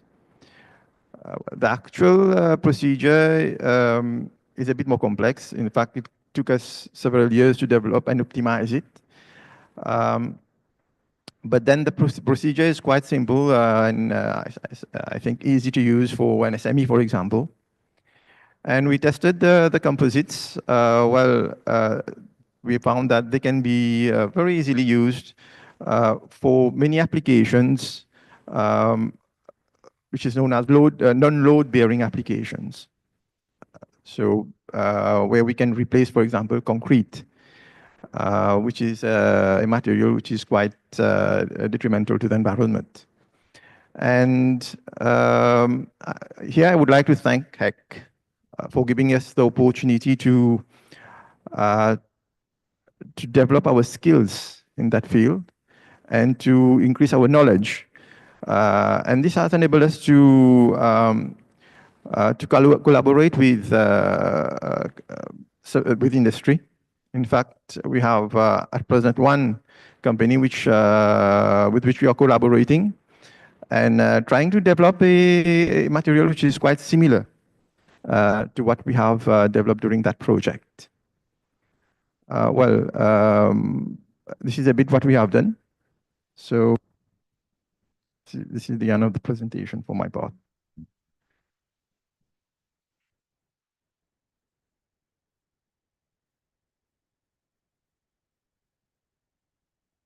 Surnam. Yeah, thank you so much, Dr. Surnam. We'll take the questions at the end of this session.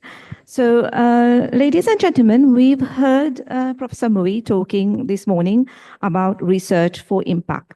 Actually, the Higher Education Commission has been funding research for a number of years. And initially for us, we were trying to build a research culture in Mauritius.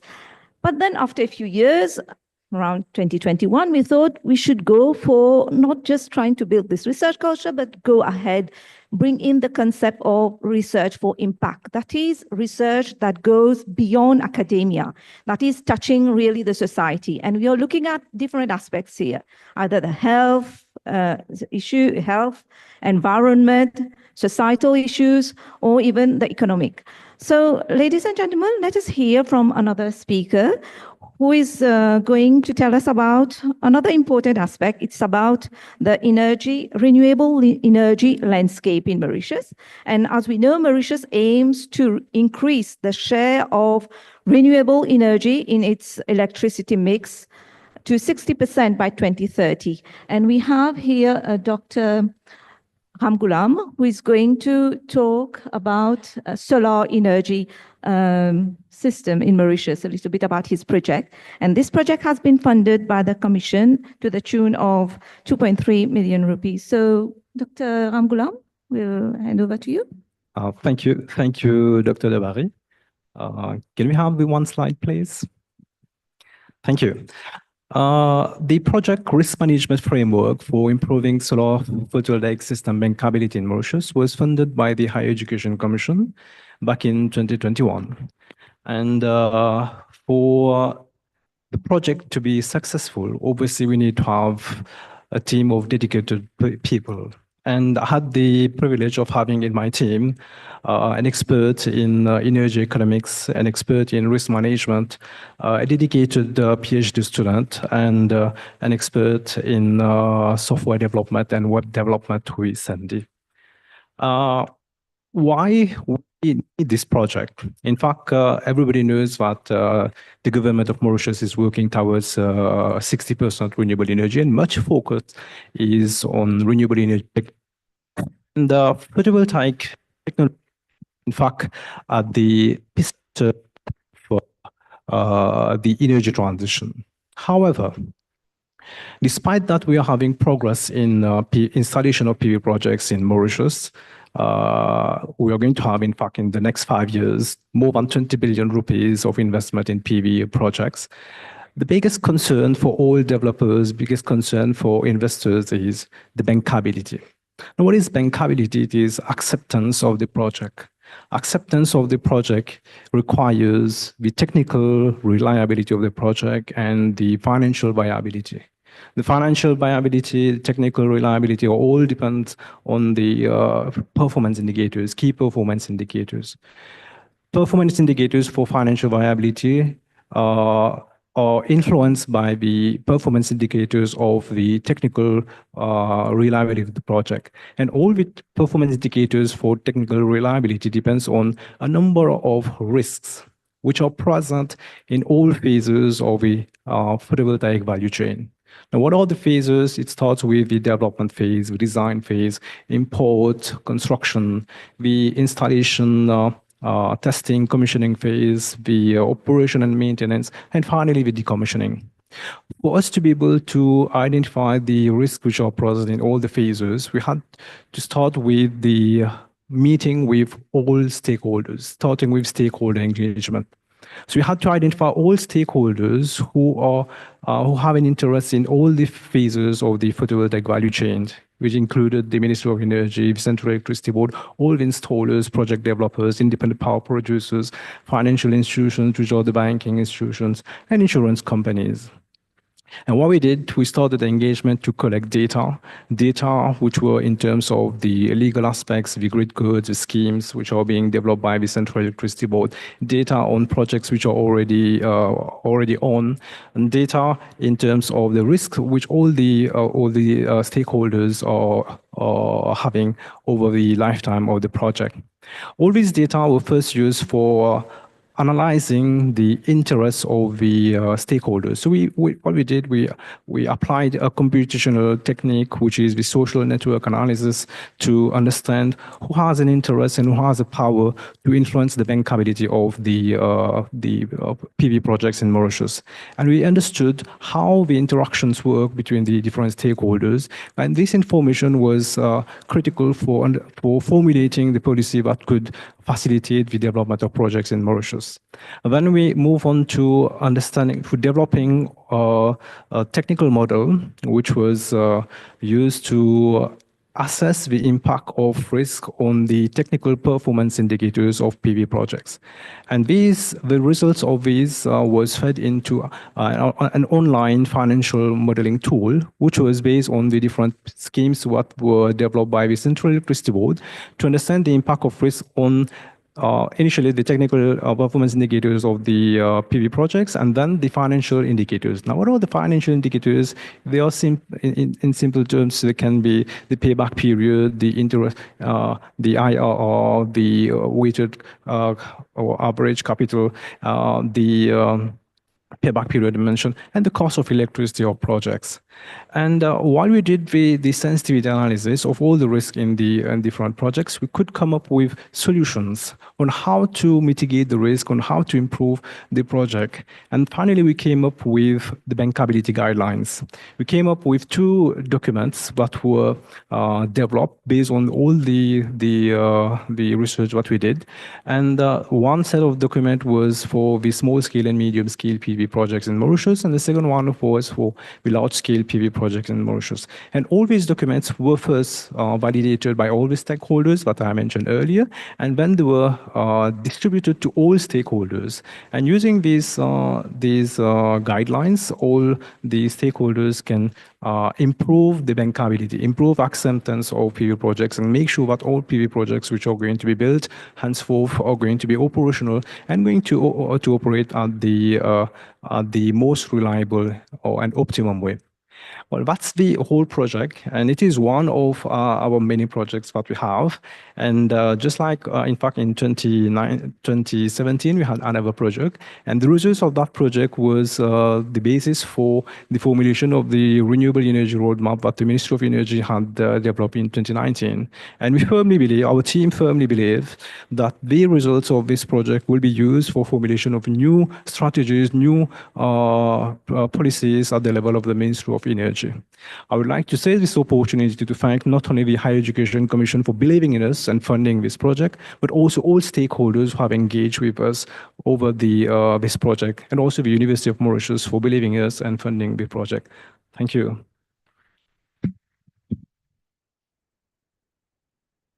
Okay, thank you so much, Dr. Ramgoolam, for this overview. So we take note that this project, you have involved a number of stakeholders in this project, and we've heard this morning, whenever we are doing project, collaboration is very important. We are looking at co-creating research. So thank you, Dr. Ramgoolam. We'll take the question at the end. So the next speaker, we are going to move towards yet another topic, which is on food, reducing food wastage. It is a global phenomena, but we are going to look at the local aspects, especially in terms of locally grown fruits and vegetables, and how we can extend the shelf life and reduce the food wastages. So I'll request Associate Professor Dr. Ramasomi to take us through the project. Yeah, thank you. Thank you, Dr. Dabari. So in the interest of time, I have preferred to have a recorded video. So I would ask the technical team, they could play the video, please, for the project. Thank you. This research project, entitled in short EcoPEC for Ecological Pectin, was funded by the Higher Education Commission for the period 2018-2022 for an amount of 3.1 million rupees. The project, led by myself, Brenda Ramasomi from the Faculty of Agriculture, was composed of a multidisciplinary team from disciplines such as agribusiness, food science, microbiology, biopolymer science, biochemistry, and mechanical engineering. The problem statement in brief was linked to the high percentage of fruits and vegetable losses, between 40 to 50% along the fresh fruits and vegetable supply chain. The EcoPEC project therefore aimed at producing a natural, sustainable, vegan, and biodegradable coating, with the innovation that the source of the pectin would be from citrus peels, which are generally considered as waste materials, and use this coating enriched in antimicrobial and antioxidant extracts from rhododendron and lime for shelf life extension of selected fruits and vegetables, so as to be able to address, for example, the challenge of the farming community, which is to decrease the post-harvest losses of fresh fruits and vegetables, and the challenge of the industry, which is to decrease spoilage rate of minimally processed fruits and vegetables. Collaborations were established as part of this project with Proxifresh Company Limited, pineapple and strawberry growers, fresh fruits and vegetable importers and distributors. The main outputs of the EcoPEC project are as follows: one PhD student nearing completion in 2025, 3 papers published in international impact factor journals, 1 trademark, the EcoPEC Food Freshness Retainer, owned by the University of Mauritius as from 2022 for 10 years. 1 edible coating was also developed, the EcoPEC coating, for application on selected fresh fruits and vegetables, and 1 mechanical conveyor was developed as a prototype for application of the EcoPEC coating. The main outcomes and impacts of the EcoPEC project are as follows. With a PhD student, the main outcome is capacity building in the field of post-harvest technology, as well as training of more than 2 lab technicians. And the main impact is the strengthening of the research and development pool nationally. The 3 published papers are all open access, and the main academic impact is the stimulation of follow-up studies. The trademark will be used for potential commercialization of EcoPEC edible coating with an entrepreneurial impact to facilitate the launch of a manufacturing startup. The edible coating developed has enabled shelf life extension of minimally processed pineapple by 80% and minimally processed pumpkin by 62%, with the main environmental impact of decreasing spoilage issues faced by farmers and agro-processors. There is also an economic impact of boosting farmers and agro-processors' income by cutting down on post-harvest losses. The mechanical conveyor reduces cost and time for application of EcoPEC coating using a low-cost technology, with the main impact of allowing industrial scale dipping. This conveyor, when further upgraded, would also be considered for patenting.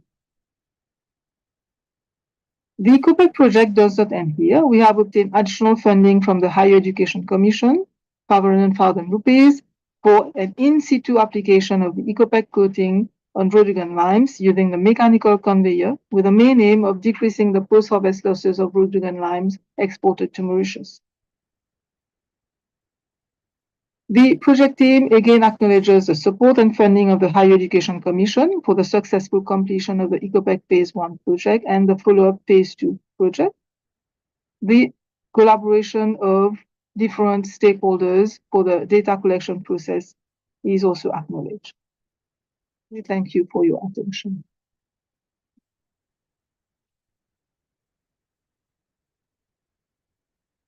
Thank you, Dr. Ramasomi. You mentioned there are some potential for commercialization. Maybe you can add a few things on that. If you could mention some of the elements on the trademark. Yeah, thank you. Yes, thank you, Dr. Dabari. So, in fact, as mentioned in the phase 2 of the project, we are going to explore the application in situ on Rhododendron limes, and also engage into discussion with the a potential, manufacturer, let's say at the level of an agricultural input supplier in Mauritius itself, because we have seen expression of interest from local agricultural input suppliers to upscale this coating at their level. Because this does not actually exist locally, we do resort to some imported counterparts. Thank you. Thank you so much, Dr. Ramasomi. Pass on to Dr. Have Mohamed. any question from the audience? We can take one question because of time limited. Anyone?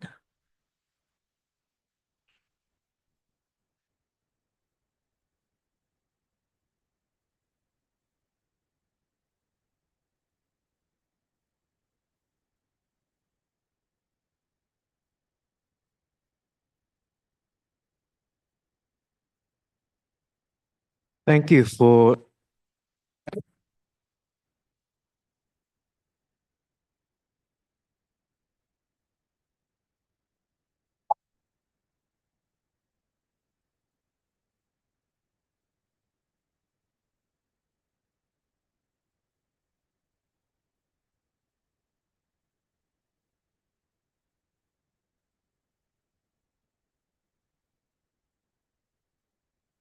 Thank you for the stimulating series of presentations. About 20 years ago, I began a career with the Asia Development Bank with an interest in emerging markets. Today, it's not a matter of looking at electricity, water supply, and arable land, but such statements as this, made by the Honorable Mr. Dharam Gokul, grabs our interest. He says, too often institutions dealing with climate change operate in an isolated and disjointed manner, preventing the elaboration of a coherent, holistic strategy to face the daunting challenge of these existential threat. What would it take for the nanotechnologists to work with mycorrhizal inoculation on a vertical planter that can go multi-stories to plant, say, rice crops up to 5 times a year, 1 month indoor, 2 months outdoor? I'm sure the nanotechnology and mycorrhizae, according to studies here, will boost production. And then you will have a whole heap of rice straw post-harvest that can be chopped up with your plastic waste. With the right polymer, it makes building materials, further sequestering carbon permanently in walls. But then the rooftop of these multi-story agrivoltaics are, of course, power generating. Would this not qualify for the hundreds of billions of dollars already collected by the UNFCCC collegiality for methane and deforestation reduction? Now, that's the kind of holistic and comprehensive approach your president has spoken of only a few weeks ago.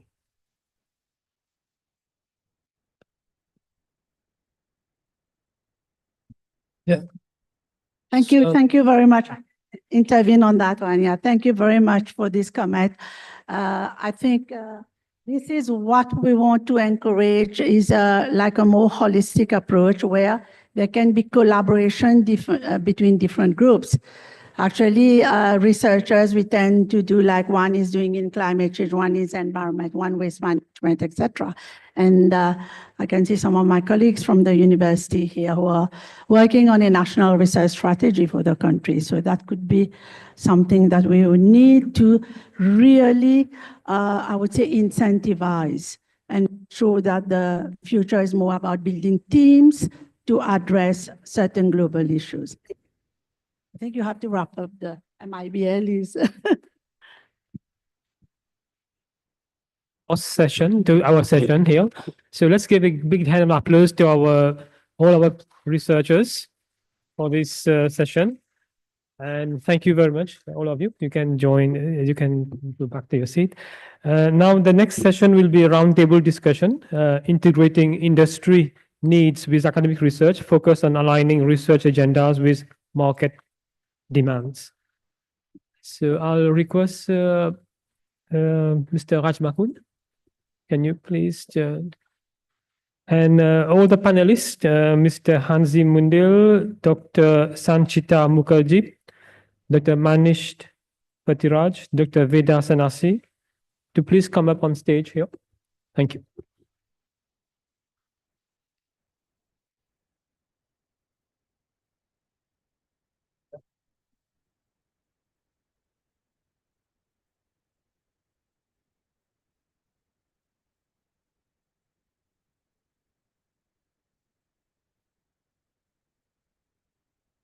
Thank you very much. We have sort of a time issue. We will try to do our best. Our session for 1 hour, we had some discussion with the panelists. Each panelist has been given 7 minutes to make a presentation quickly. We have 4 panelists, and Dr. Sanchita Mukherjee is online, will come and make the presentation. So essentially, what we would try to come out within our discussions about some examples of industry research. We'll take some research people, some academic people, definitely. We have Professor Manish from Patiraj from UTM. We have our good friend Veda from the ALU. Definitely. And then we have industry, of course. We have Hansi from Nove Prime, part of Charles Rivers, and also Dr. Sanchita Mukherjee, who is the founder and CEO of a startup in India. Now, very quickly again, if you look at Mauritius today, our economy, we are almost trapped, what we call the middle income trap. We can't grow further. And if we look at some of the main components of the cobweb that that is made up for our economy, the area where we are quite weak is on innovation. And therefore, how do we connect research in industry to innovate and to move up the ladder into our economic development? This is, according to us, what would drive Mauritius in the next lap of economic development if we can connect industry with academia for research and for it to go to the high level of economic development. Without much ado, I will invite first Hansi from Nove Prime to really explain concretely how in his sector, in his industry, at level of his company, research is important and how they are scaling up. Maybe for me, just to conclude my remarks, industry and research have different prism in terms of time. Industry, they look at time within a shorter perspective. Research will have a longer period of time. Scalability for industry is very important, At the same time, scalability in research is a matter of resources. And therefore, how do we sort of reconcile different prism from these two different worlds to make them happen at the level of the economic development? Hansi, you have 7.5 minutes. Thank you. Thank you. First, thank you, Chair. First, let me give you a few words of introduction on Noveprim and Charles River. So Noveprim was set up in 1990. We are mainly involved in the breeding and export of non-human primates for biomedical research. The group was acquired, in 2023 by Charles River Laboratories, which still is the largest foreign direct investment coming from the US and in the agro-industry sector. Since its inception in 1947, Charles River Laboratories has been involved in facilitating biomedical research, from basic research to applied research and commercialization. We are the global leader in preclinical research, and we have 150 facilities worldwide. One important point to note is that Charles River, over the last 5 years, have been involved in over 80% of the drugs that have been approved by the FDA. So our main clients and partners are universities, private pharma groups, biotech groups, and also public research-funded groups. We interact and assist academia, mainly in biotech hubs, through the triple helix model of innovation, which consists of three main components. And the first one is the policymakers, second, academia, third is the private sector. So policymakers are mainly involved in setting up the relevant legal and physical infrastructure, such as incubators in academia, and also funding of academic research. Academia, they conduct research in conjunction with the private sector on some projects. And private sector, they work together also with academia to fund some projects and to move forward projects from academic to commercialization.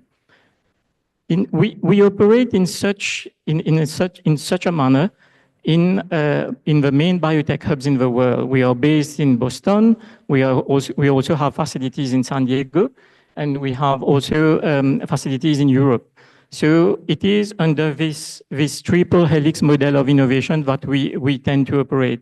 Such a model could be replicated here, where you got entities like maybe MIBL spearheading such an initiative and driving it. Within our team of experts and researchers, we have scientists who are specialized in translational research. That is, accompanying academia from basic research to applied research and commercialization. For example, we have recently signed an agreement with the National University of Singapore to scale up their stem cell cancer therapy program, engineered stem cell cancer therapy program, to semi-industrial and more industrial level. So what we are doing really is that we, through our GMP gene therapy CDMO services, we are producing the plasmid DNA that's being used in this cancer treatment program. We have also experts that can assist academia and government to set up biotech accelerators. And this program is known as CRADLE, Charles River Accelerator Development Lab Program, and where we accompany the university for the setting up of such biotech accelerators. In this connection, we are in advanced discussion with the University of Technology Mauritius, my good friend Manish here, and for the setting up of a vivarium for preclinical research in rodents and mice. Such a project will provide hands-on experience to students in Mauritius on preclinical research and also potential collaboration with a laboratory that we intend to set up in the few years to come in Mauritius. Moreover, we are also in touch with University of Mauritius for our scientists to deliver online courses on drug development to biotech students. Thank you. Thank you. Thank you. Thank you, Hansi. Hansi, in his comments, did mention about the need, the capacity building and working with certain universities, especially to pave the way for translational research, and did mention Manish Petiraj working on that. And that's going to be the subtopic on which Manish will focus. What's been done in terms of capacity building for paving the way for translational research. So, Manish, you have 7 minutes. Thank you, Chair. And also, I'd like to acknowledge good morning, everyone. I'd like to acknowledge the MRIC for setting up this roundtable discussion, and which was much needed really to bring together public sector, private sector, and academia really in such a platform. So I would complement what my good friend Hansi has just mentioned. So I'll give you a brief introduction of the University of Technology Mauritius first. So I'm a senior lecturer. From the School of Health Sciences at the University of Technology. And just to be very much in line with the topic of today, since we're talking about research and we're talking about translational research and we're talking about capacity building. Now, there's one thing that we keep on saying about Mauritius is we have brilliant minds. And those brilliant minds, they are either scattered across the island or they are across the world. And one of the major initiatives of, I think, all HEIs here is not only to churn out brilliant scientists, but to make sure that those brilliant scientists, they are in-house and they magnetize that industry that we are talking about. So first and foremost, when we talk about HEIs, we have three major components that we want to look into: capacity building, research and development, and also we want to look at how we can forge very strong collaborations such that those particular projects, they are not a one-time project, but they are sustainable projects. And in line with that, I mean, across the world, and even in Mauritius, we've seen quite a decline in students choosing science, for instance, as a prime subject for them to further career. And one of the issues that we have is, you know, right now in all higher education institutions, we all have a science department and engineering department that have very well functioning labs, and they are functioning at optimum capacity. But what are we seeing beyond that? That's the main question. So students will always be asking, so what's next after I've graduated from a program? And you can have the best lecturers who are there with different type of expertise. So one of the things that we really want to prospect into is to create that strong linkage with industry, whereby the students, when they come into an academic program, for instance, a biotechnology program, they also can have a little taste of what's in the professional world. So what type of technology we're dealing with, what type of research they can do that can culminate in translational research. So this for us, in terms of capacity building, is very, very important. And this won't be possible without entities such as Charles River, and it won't be possible without entities such as the MIBL, who are there to really to make sure that not only HEIs have full-fledged running facilities, but also we are so-called attracting investors through international projects in developing, pushing the boundaries of research. And I think, as the Director General of the university and also the Honorable Minister has mentioned, working in silo is no longer a possibility. We have to pull down those barriers, because now all HEIs and all industry partners, they are working in one particular space whereby we need to co-create, we need to collaborate in order to push that research boundary. And a last segment on one of the interesting projects that we are pushing forward, and as Hansi has mentioned, we are in quite an advanced stage of discussion, is Mauritius is well known for its platform, especially for in vitro research. And we all know that for any drug, for instance, to be commercialized or to be put onto the market, we need to have very potent preclinical trials that needs to be done. And right now, if we look at the data, for instance, only 30% of any type of drugs that have been developed, only 30% of it makes it through to the clinical trials. And this is a huge number.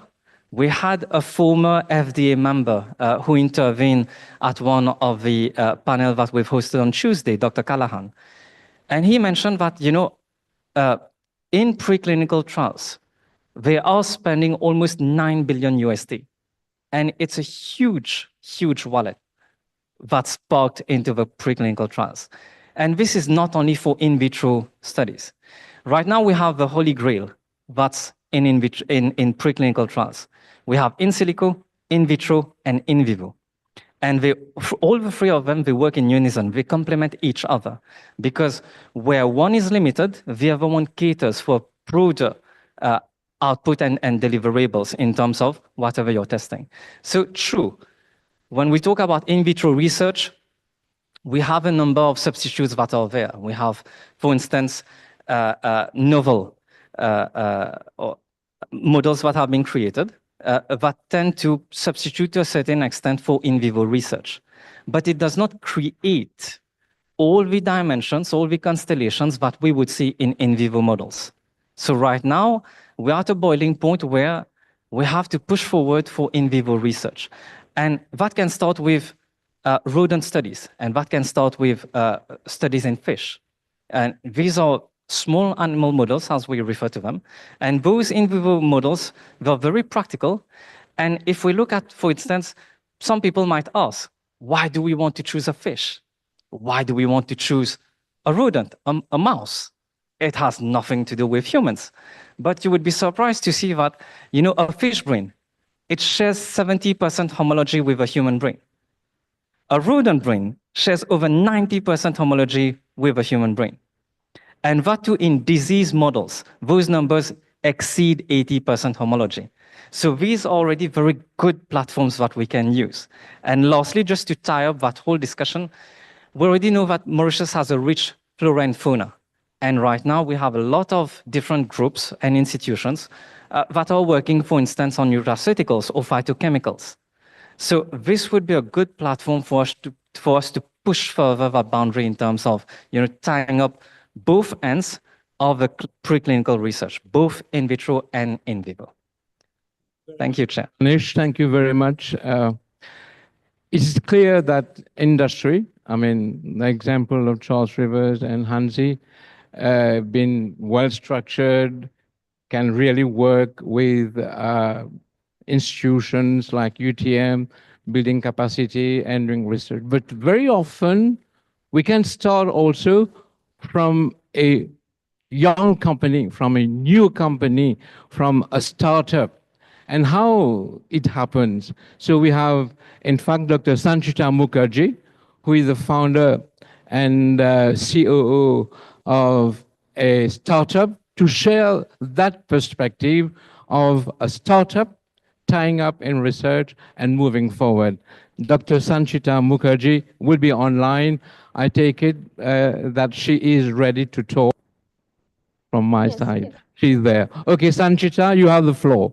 She has 7 minutes too. Go ahead, please, Sanchita. Okay, thank you so much.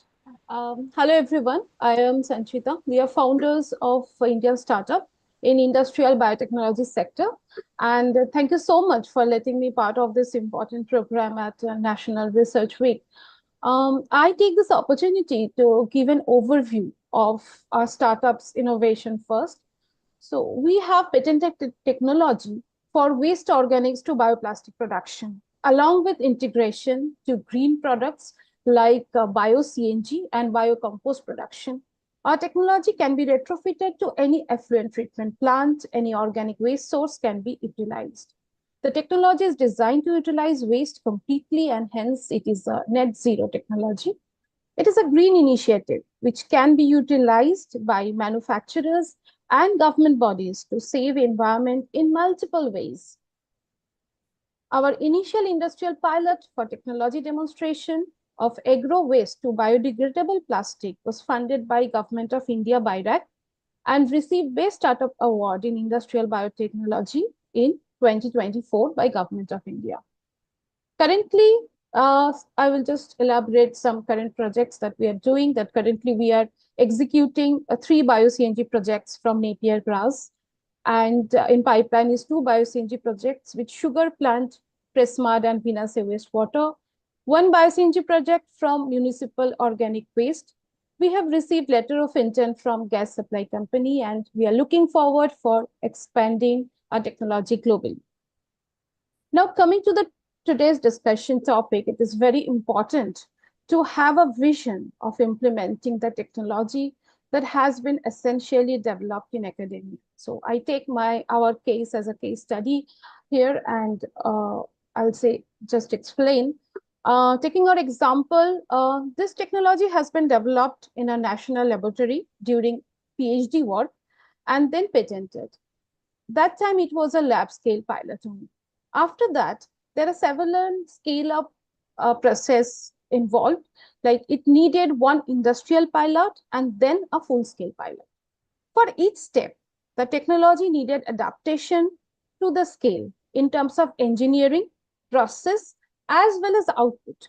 So the output as well is different at different scales, and all the commercial aspects of a technology for implementing in industry depends on the output as well. So that need to be done at different scales. Integrating industry needs with academia research need deep understanding of different operating environments. That is what my experience I've seen, that academic outputs are generally theoretical models, proof of concept, studies, and patents, but often not optimized for commercialization. Whereas primary goal of a startup and an industry is primarily profitability, scalability, and it should be a market-driven innovation. And outputs must be commercializable product, or it can be a process optimization, but should be a customer-ready solution.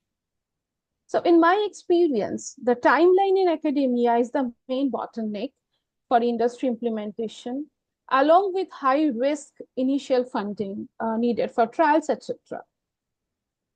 An industrial pilot can facilitate to mitigate these gaps. So we also opted for an industrial pilot.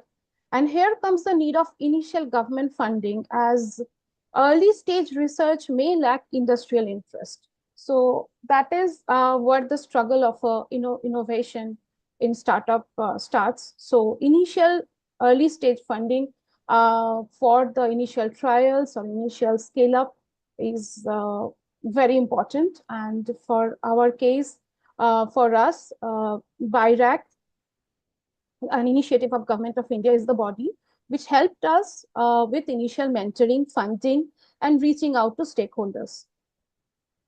For reaching out globally, MIBL in Mauritius is such an excellent platform who could understand and evaluate the technology relevant to the country, which helped us a lot. With help of MIBL, we could understand all the aspects of waste and ecosystem in Mauritius and could reach out to technology implementation in the country as well. So as an innovation startup, we still need a lot of R&D at every aspect and every scale up and every technology implementation. We need the knowledge creation by academia at multiple stages of our technology implementation. For example, such as along with our biodegradable plastic production, we are focusing on biofuels, and the byproduct is biofertilizer. Now, biofertilizers can replace chemical fertilizers like DAP. However, for phosphate-rich biofertilizers, we need know-hows like their biochemical release, soil characteristics, and the bacteria need to be mixed. And we need academia of the country to find these things in indigenous ways. Also, with huge demand of African market that can be reached out with the help of Mauritius, and where we can explore all the local parameters and needs through involvement of academia. Similarly, understanding the natural raw material, nature of waste and its utilization, reaching out to understand, reaching out to underserved parts of the continent and solving specific problems, we definitely need academia to hold hands and develop technologies. Thank you. Thank you, Sanchita, for this presentation. Clearly, in terms of partnership, in terms of cooperation, we need a wider ecosystem than industry and academia, policymaking, institutions, and the mention made by Sanchita with respect to MIBL and to other institutions, and this morning, the BIRAC sort of presentation. But we operate in Africa, in this part of the world. And Africa is an area where research is very important. So it'll be interesting to hear from our good friend Veda Sanasi about the vision a bit of the Africa Leadership University, also, but then connecting knowledge for industry and scaling up. Veda, you have the floor. Thanks, Raj. Good morning, everyone. Thank you, all brave souls, for sticking around for this part of the session. I know I'm standing between you and lunch, so I will try to be brief. And actually, I'll begin with the last word in the title of our roundtable discussion, which is market needs. And we, as an institution, have existed for 10 years now, precisely to address a market need. And what is that market need? Raj mentioned the continent of Africa. We're talking here about the youngest continent in the world, a population of about 1.4 billion people, a median age of about 19.2. That's over 700 million young people under the age of 19 in Africa.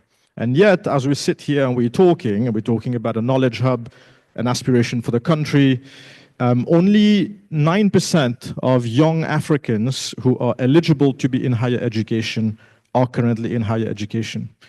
And there's a reason why I'm telling you this story is because when we came about as a university, founded right here in Mauritius, and then expanded to Rwanda, where we have a much bigger campus than the Mauritius campus. I have about 300 students here. I have 3,000 students in Rwanda. But the reason we came into existence is precisely because of that realization that if the rest of the world is aging and Africa is young, the talent that is going to service the rest of the world will come from this continent. And that talent needs to be educated. It needs to be taken to a certain level of excellence that it can compete in the rest of the world. It needs to be able to drive research as well on the continent. Now, we set out as a private higher education institution. I am also here representing the handful of other private higher education institutions that exist in Mauritius. We do exist. It is not only the public sector and the public universities that conduct research. We do as well. But what is also crystal clear, not just to us, but to any private higher learning institution in the world, we don't have a ton of resources to dedicate to research, and we are usually reliant on the private sector to partner with us to make any inroads there. I want to briefly mention to you how we have tied this vision to address a need for the continent with research that is affordable and that we can still push for without necessarily needing or being hamstrung by the lack of resources that maybe sometimes public institutions are able to access that we are not able to access. One quick way we've done it, and this is a big departure, and I know this can be controversial for a lot of people who are in academia, all of our research, in fact, our entire learning model is centered around the student, not the faculty. And I know this can be very jarring for a lot of people, but I promise you it actually can work and work really well. It doesn't mean that faculty don't do research. It only means that if you put the student at the center of that research experience, you can actually extract far more value then. Now, if you do that, number one. Number two, we came into existence to serve a need, a market need, which is we need leaders and entrepreneurs for Africa, right? We need to create jobs. We need to create industries. We need to create innovation. And how do you do that? So what we've done is all of our students, irrespective of the degree program that you're going into, you have to declare your major right? Your degree, but you also have to declare your mission. So we take them through a very rigorous process of declaring a mission. So for example, I can be an electrical engineer, but I'm also declaring a mission, which is to serve, to address the problem of, urbanization in my home country, right? So now you, already from day one as a university student, this is undergraduate student we're talking about, right? You're tying your entire learning process to a higher purpose, which is to address a problem in society. Now, how do we bring industry in there? What we do now, we've set up these centers of excellence around what we call the 7 grand challenges and the 7 great opportunities for Africa, which unsurprisingly map very closely to the SDGs as we know them through the United Nations, right? So what we do, I'll give you an example. We've set up a school for wildlife conservation that's been around for 9 years, and collectively we've raised upwards of $30 million to do research in blue and green economy sector. But it's not just research, but that money that we're able to attract from the private sector also allows us to build leaders in that industry, right? As many of those of you who are in the space will know that the conservation sector, especially on mainland Africa, is far too often driven primarily by Westerners, right? Not enough indigenous communities who are involved in it. So what we're doing through various partnerships that we have, we are able to then train young people, in those sectors. I want to end by sharing a quick comment. If we are really going to have an honest conversation about what challenges exist between the private sector and industry, I think there is a little bit of an elephant in the room that we are not really addressing. You mentioned it, Raj, that we sort of stagnating as a middle-income country that's done really well. If you think about, we talk about knowledge economy, right? We talk about research being tied to a knowledge economy. All of us in this room, academics or not, who are conducting research, allegedly, national research, allegedly that research is tied to a higher purpose, a higher vision, which is to convert this country into a knowledge economy for the future. 3 quick examples of successful knowledge economies over human history. Let's start with what happened in Florence during the Renaissance, right? That was a successful example of how do you become a real hub for knowledge innovation, right? You got the likes of Michelangelo, etc. Granted, it was a knowledge economy around the humanities, but a very successful one. You had the Medici family funding, pumping capital. You have some of the greatest minds in the world in Florence, and suddenly you're attracting others, including soon enough scientists. That's why today, the entire world recognizes the Renaissance began in a hub, and that hub was Florence, and there were a few factors that combined to make it successful. Flow of money, a culture of innovation, some of the brightest minds in the world. Silicon Valley was mentioned earlier as a very successful hub today, as a true knowledge hub. What makes Silicon Valley work? Amazing higher learning institutions like Stanford, who was mentioned earlier. Flow of capital, venture capital, lots of investment coming in, innovation coming out of these industries, funding happening right away, right there in the moment, an enabling system that allows the innovation to push through, right? Silicon Valley succeeds. A third one, which is probably one that we have aspired to emulate, Singapore. Let's be clear, Singapore's Knowledge Hub Economy project was a 30-year endeavor.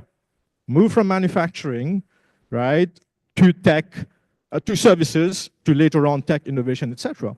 If we are serious in Mauritius about becoming a knowledge economy, I think we really take a hard look at what is the enabling environment, right? We talk about public-private sector, but what is the real incentive of the private sector in Mauritius today? Do we really have industries, pharma and biotech aside, do we have real industries that have real need for innovation, for research? For the few tax break, you're not going to cut it. You need to show them how they can be real leaders for Africa. We do need to have an Africa strategy that goes beyond saying we have an Africa strategy, or we are le tigre de l'océan Indien de l'Afrique. My friends, we watch around even l'océan Indien. Many people don't even know this. Zanzibar is becoming one of our biggest competitors because they are putting an enabling environment over there.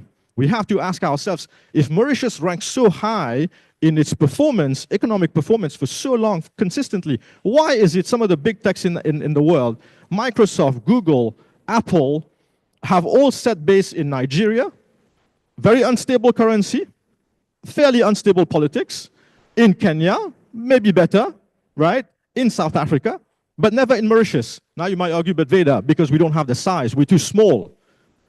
Then why is it that all of these industries have a presence in Ireland? Ireland is an aging population as well, but it's because Ireland was able to make itself a hub to attract the best and the brightest. I worry, and I know I tend to be controversial. I'm sorry this is what I'm feeding you before you go for lunch. But I worry when we think about research, or the way we're talking about research in Mauritius, we're doing a little bit of navel gazing, and we are shying away from having a true vision to really become the Singapore of Africa and really carry the youth of Mauritius to play a part in that vision and really attract investment and capital from the rest of the world to be able to fund. Could we become the Florence of the 2025? Just watch what is happening in the world right now. When money is flowing away from the US, when US universities are struggling for survival, right? We have an insane opportunity. Will we be courageous? Will we be bold? I don't know the answer to that, Raj. All right, thank you, Vida, and it's good that you join our conversation. It's very great. Right, we have about 15 minutes left, and there are a number of issues we'd like to try to throw to the panel and then to the floor. First and foremost, why we can't do now what we did? Just imagine the sugar sector, research in the sugar sector. Mauritius was a leader. I saw Jean-Claude somewhere around sometimes back. I saw some of our friends from MSIRI. Okay, it was, in fact, a state of the art at a point of the time. What we did in terms of research, what we did in terms of investment, what we did in terms of resources and policy clarity, public, private, and researchers working together, negotiating in Brussels the sugar protocol, and this was one of the strengths of the economy of Mauritius. Why this was done and why we can't do the same in other sectors. I think that's a very important question. At the same time, Mauritius is a very diversified economy, very diversified. So in terms of policy change, how do we get that done? But coming back to our theme today, I've got just 1 minute for each of the panelists with one question with respect to the concrete constraints they've had in trying to connect industry and research. I'm sure the four of us, Sanchita is also with us. I'll give you each about 1.5 minutes to give us one of the gap, the serious obstacle in your trying to achieve what you've achieved and how this will resolve. So we'll start with Hansi this time again. You have 1 minute. Yes, I think the main issue that we have is the legal infrastructure. So as to facilitate this kind of collaboration between the private sector and public sector, especially in our field. I'm talking about preclinical research. So there's a lot of collaborations that can be done between academia and us, because we are involved in R&D. We're a private sector which is involved specifically only in R&D. So we can fund R&D, but we need to have a legislation, a legal framework which allows us to do that. So that's the main issue that we faced. Okay, we'll get MIBLN, HEC, Higher Education Commission. I see the smile on Ghulam's face. So policy making is extremely important to make things happen. And I think it's clear that this come out as a takeaway. Quickly, Manish. Thank you, Chair. I think for us, on top of policies, it's also funding. Because, if we're very honest, and I joined Deva in his, Vida, in his particular discourse here, funding is important. A lot of projects, especially when we're talking about knowledge hub, when we're talking about skilling, upskilling, we need funding for that. Because we are at an age and time where we no longer want to be didactic. We don't want our students or parents don't want their kids to just know what's happening in the books. But you want your kids, you want your children when they are going to an institution, not only to learn the theoretical aspects, but also to be able to apply that theory in the industry. And I'm pretty sure all the industry leaders and all the industry partners who are here right now, they do not want kids who can tell you what's a PCR, but they want kids who are able to run the PCR program and who are able to troubleshoot without coming and asking you 100 times, what's wrong? I only press the button. So for us, really, it's funding. And when we talk funding for capacity building. Funding for capacity building. And when we talk about public and private partnerships, and you know, I'm very adamant, and I join all the leaders who've been saying that. You know, any type of project, when we talk about funding for capacity building, it's not a small project. And at times we need to think along the lines of consortiums. And MIBL is doing a fantastic work in being a catalyst for that particular process. But we need more. And consortiums, they are built using private sectors, private institutions, public institutions. Among companies. Exactly, exactly. So we can collaborate for private sector institutions. Yes. Yeah. Sanchita, what is one of the main constraints you had to face in your journey, please? Yeah.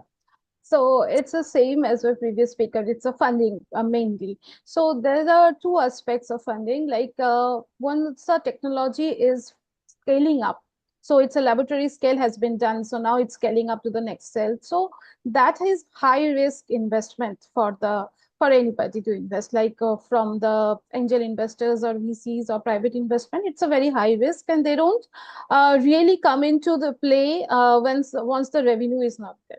So at that point, we need government initiatives and institutions initiatives for scaling up with the first scaling up. And the secondly, it is when we are going for upgrading this know-hows with collaboration with academic institutes. So all the academic institutes and labs, they have expectation that the startup can bear all the cost of that R&D. And if we are not having much of funding for our R&D as well, so it's difficult to collaborate and help the academic labs as well. So that is the hardest part that we are facing. Thank you, Sanchita. Whether you have half a minute because you've taken 2 minutes before. Yes, go ahead. +1 on policy. I think single-handedly the biggest, yeah. what he said. Funding is always a good one. It's tough. Maybe I'll talk about an opportunity. I think there's more that we can do in Mauritius to collaborate, to partner. It is not a zero-sum game to go for funding. Collect collaboratively, whether we are private universities or public universities. I think we need to do a better job at getting our academics to talk to each other more. I think if we have a concerted approach towards the private sector, whether it's local or international, we have a higher chance of success. Thank you. Thank you, Veda. We have a few minutes for questions, for comments. Please, there have been a number of issues which have come, which have been mentioned. We'd really like to get a few comments from the floor. We have a very distinguished floor. Please feel free and come up in case you have some comments. Any hands up, please? Will you get a mic? I see one, please. Yeah.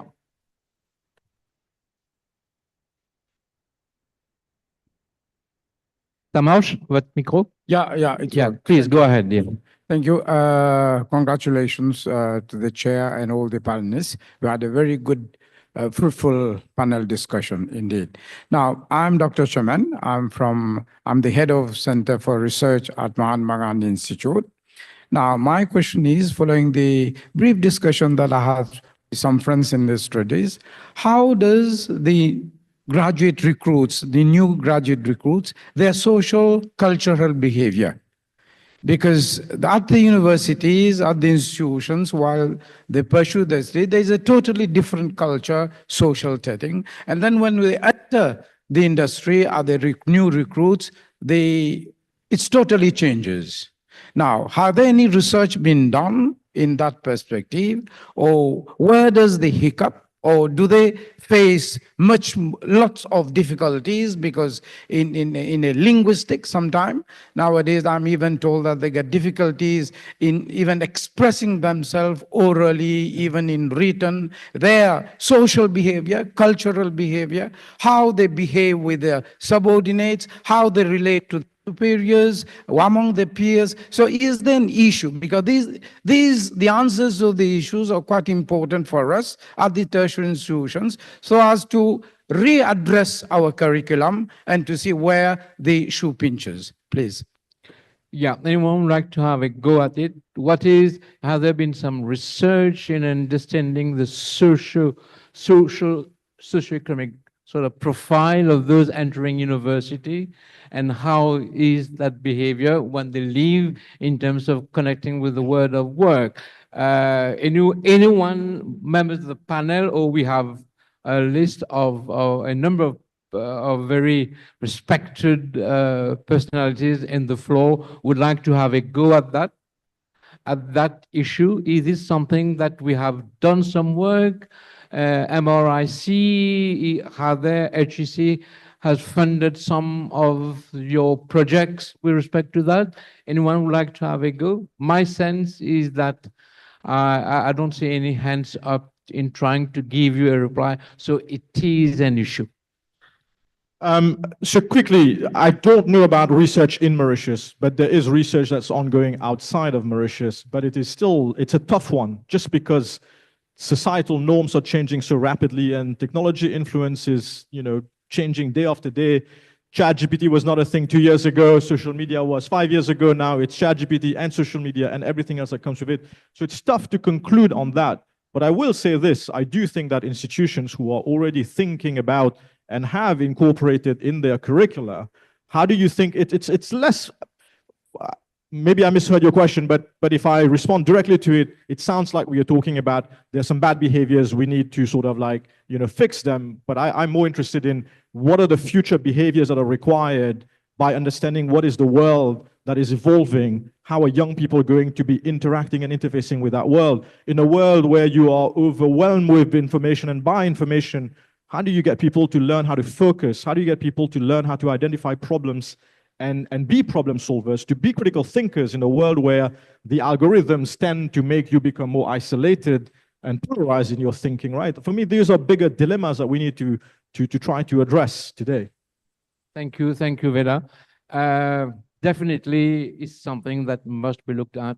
One thing which I've been having some discussions is about the loss of the social capital in Mauritius, and how this was a major strength in the mid-60s, 70s. And today, the loss of social capital is a major issue. And it is a very serious weakening of our society. If Tishan is somewhere around, please take note, or if HEC around, social capital is a major issue in Mauritius, what we have lost. Okay, anyone wants to go up? Hands up. Yes, please.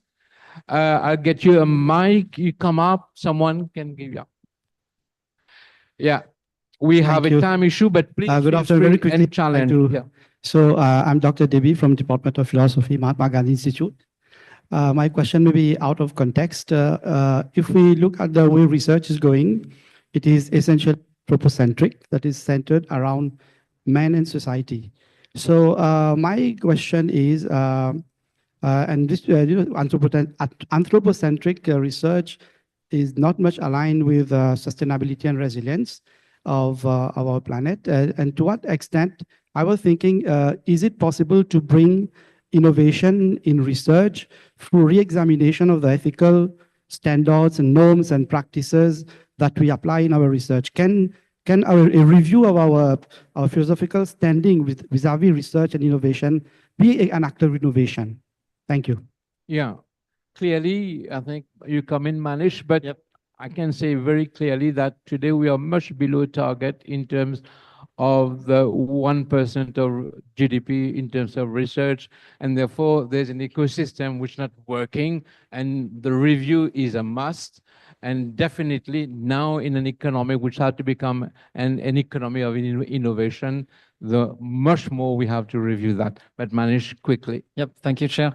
So I think just to complement both questions, I think Vida has a point as well when we talk about, morality or the ethical concerns when it comes to researchers as well. Yeah. So I'll just touch on that first, because in any type of curriculum that we design, we ensure that the curriculum is robust enough, and we have, for instance, placements that actually students can have an immersion in the industry, just to make sure that we can inculcate how to behave professionally, how to communicate with others.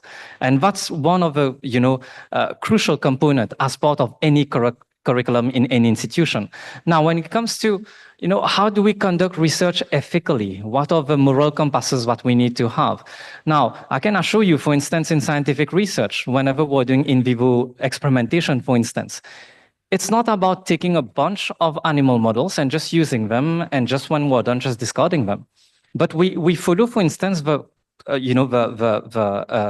cardinal principles of the 3 R's, where we refine, reduce, and we replace if we need to be. So we have those guidelines which are there just to make sure that, one, it's ethical.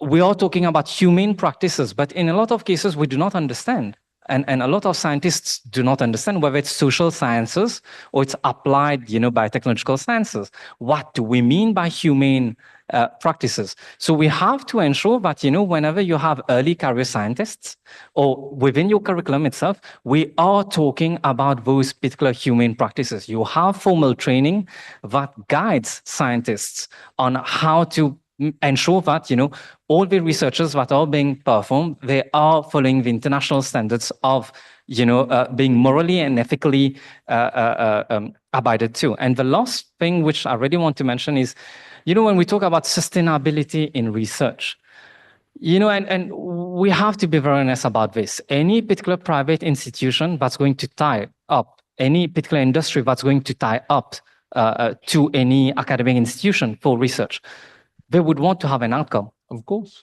And that outcome is not necessarily in terms of return of investments, but that outcome could be to exploit, that particular acumen, that particular public skill. good. Exactly. No. So these are the things that we have to take into consideration, and we have to be very transparent about it.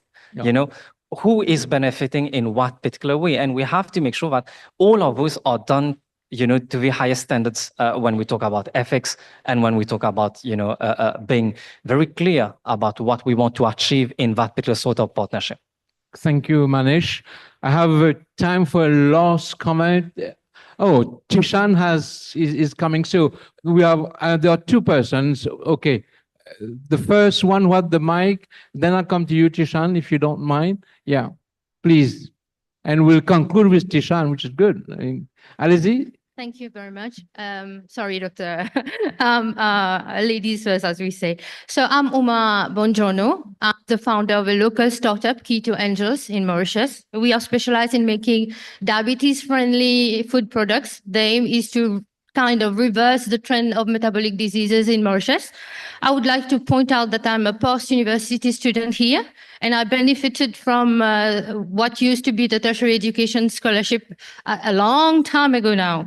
And my startup has been born essentially from fundings from the MRIC, for which I'm very grateful. It might have taken me a longer time to reach what I've reached today. Okay. But I just want to point out that possibly we should have had also a panel of small startups in Mauritius, especially startup like mine, which is in the food tech industry, so that people maybe know the kind of difficulties we faced. And yes, you've talked about fundings. That's an essential one. But it's not just this one. It's being isolated. I'm a 1-person company with 2-person in production unit. We have doubled our turnover ever since we've been on a commercial journey.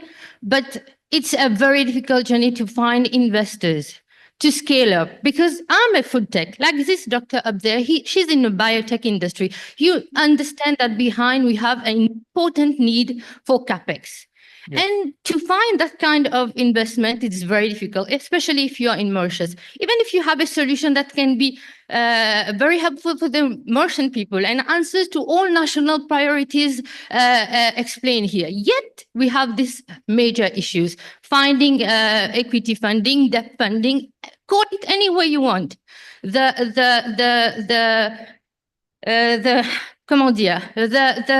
connection between the startup and the venture capitalists and angels fundings are not here.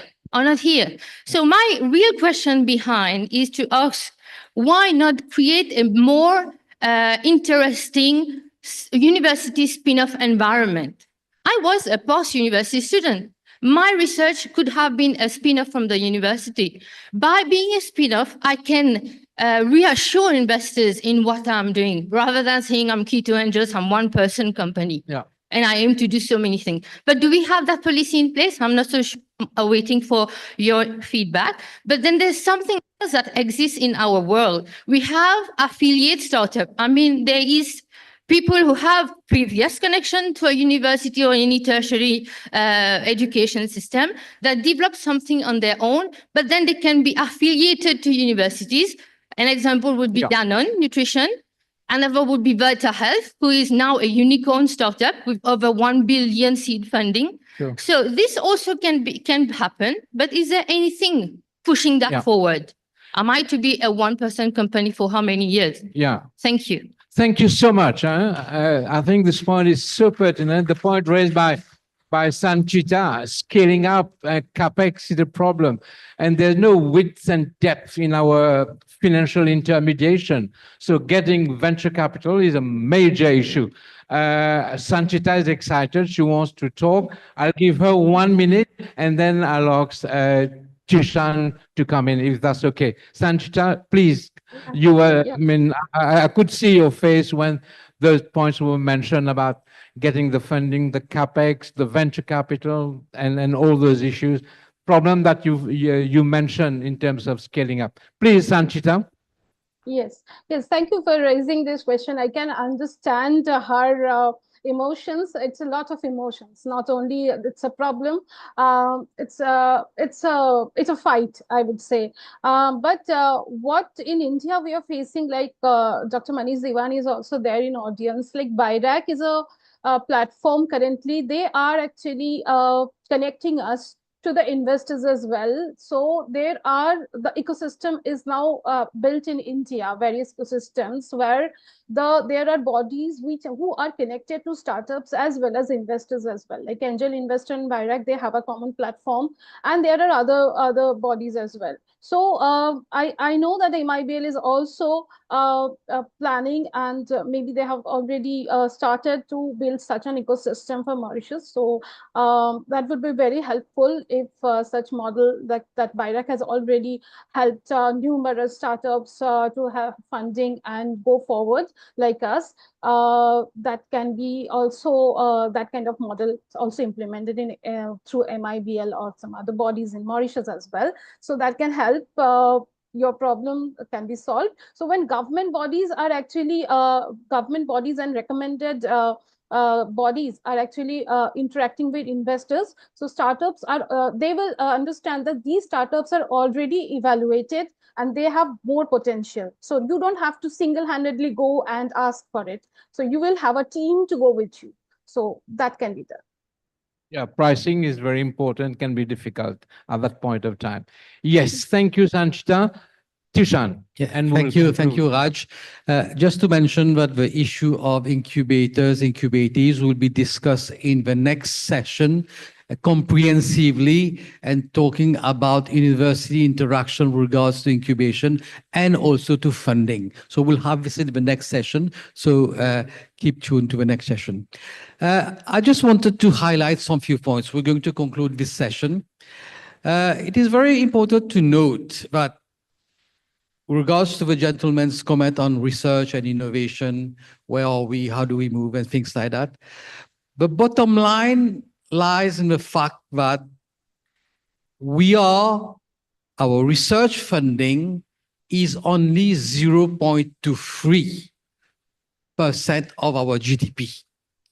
If we compare to Singapore, that's 20 times higher in Singapore. I'm not comparing to Switzerland. I'm not comparing to Scandinavian countries who are number 1 to 5 in the GII Global Innovation Index. So we need to reflect on whether with that amount of funding that we have, what are we achieving? Are we aiming the goals regards to research and innovation? What about, I would say, objectives of academia and private sector to move along the line of innovation? Are we well equipped to do so in terms of funding? We are ranked currently 55th in the GII, first in Africa. We are very proud. But if we do not move that base upwards, we are going to stagnate at that particular level. If you look at the GII curve, countries like Vietnam, Thailand, with lower inputs are having higher ranking. Why? Because their inputs are in line with their outputs. We are having inputs in the system, but our outputs are much lower than these countries, and that's why we are stagnating. So we need to address these issues. We are putting a lot of funding, a lot of money in universities, but all these go in salaries. But we do not have that particular percentage that would address research to promote then development into innovation. So we need to ponder on these points, on these indeed points, how to move ahead. Indeed, policymaking, government, institutions need to make a strong case. Else, we will remain around the 50th position. We want to become 25 in the GII. But how do we do so? We used to have the best rating for ease of doing business. But in terms of publications, high impact publications, citation indices, we are very low. Patenting, absolutely nowhere. So we need to ponder on these points. Thank you. Thank you, Tishan. A number of points have been raised, and it was good that you raised those points. Let me conclude on the following. In 2004, there were only public universities in Mauritius. There was a change in the Education and Training Miscellaneous Act, whereby tech moved from being a funder to a regulator. Today, there are a number of private, between quote, universities, higher education. The space is very important. One of the comments of Hansi was, we need the right space for private sector to invest in R&D with tertiary institution. Probably, as we are going into today, we have no choice because our economy is almost stagnating. Growth this year will be less than 4%, talk about 3%. We have major issues in terms of new areas to come up, but we can do what we did. In 1992, the financial services sector started to really grow, and today it's about 11% of GDP, out of which 6% is global business. ICT, the laws were changed in 2003, also in 1998. Today, it's 6% of GDP. So there are a number of areas, but today we need more knowledge into those areas. So we need the right regulatory investment framework, the right partnership, local, international. Charles River is one example, or companies in Mauritius investing in American companies, okay? But also with the universities. I'll just conclude by one word of regret. I don't see enough of private operators in the audience today. I would have wished to have some more industry people within our audience, because in fact it's about industry and private partnership. Just a word of regret, which I want to share directly with Nandini from MIBL, because it's important that we walk the talk and we get everybody. C'est pas facile. You know, in Mauritius, we always discuss in French and we write the notes in English. I'll say it, c'est pas facile, because all of us will understand, but we have to get it done. Thank you very much for giving us your time, and thank you, the organizer. Thank you.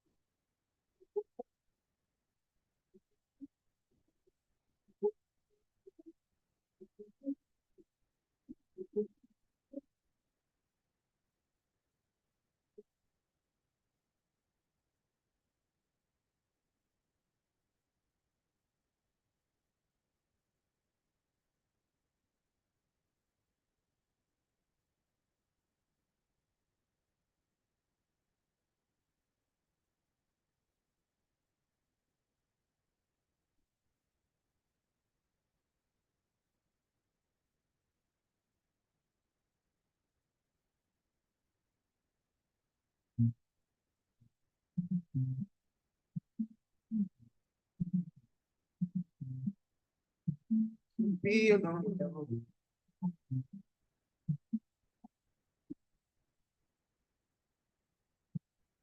Be alone.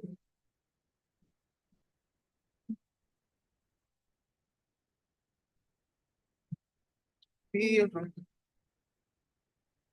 Same old thing keeps me around. If you wanna come around, baby, it's cool. And if you wanna fuck around, baby, I do just wanna be alone with you alone. With you alone. With you alone. With you alone. Just wanna be alone.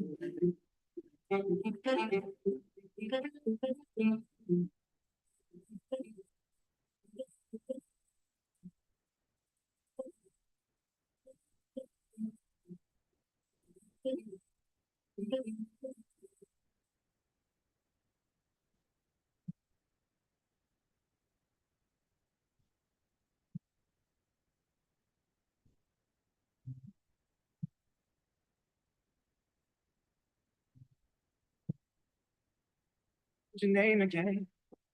See so many of them want me just play pretend. All your girls, they just wanna have fun. But it's the same old thing that we all see. Same old thing that keeps speaking, but I just wanna be alone. Just wanna be alone.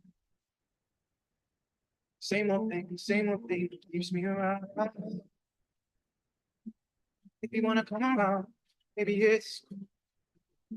And if you wanna fuck around, maybe I do. Just wanna be alone with you alone. With you alone. With you alone. With you alone. Just wanna be alone.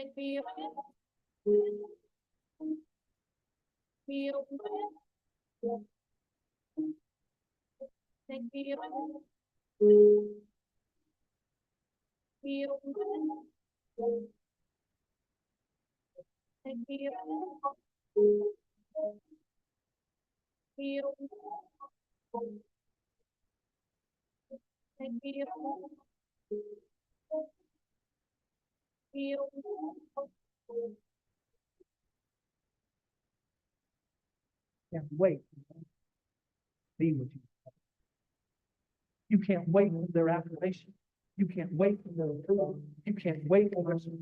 But sometimes you just got to run and look behind you and say, everybody who wants to run, run, but I can't stop running because you're not friends. Listen to me, hear me. You can't stop chasing your dream just because somebody in your life is chasing you. You can't stop believing in yourself just because somebody in your life will believe in you. You can't stop chasing the dreams of your life just because when you know you do it, you're gonna have to do it all by yourself.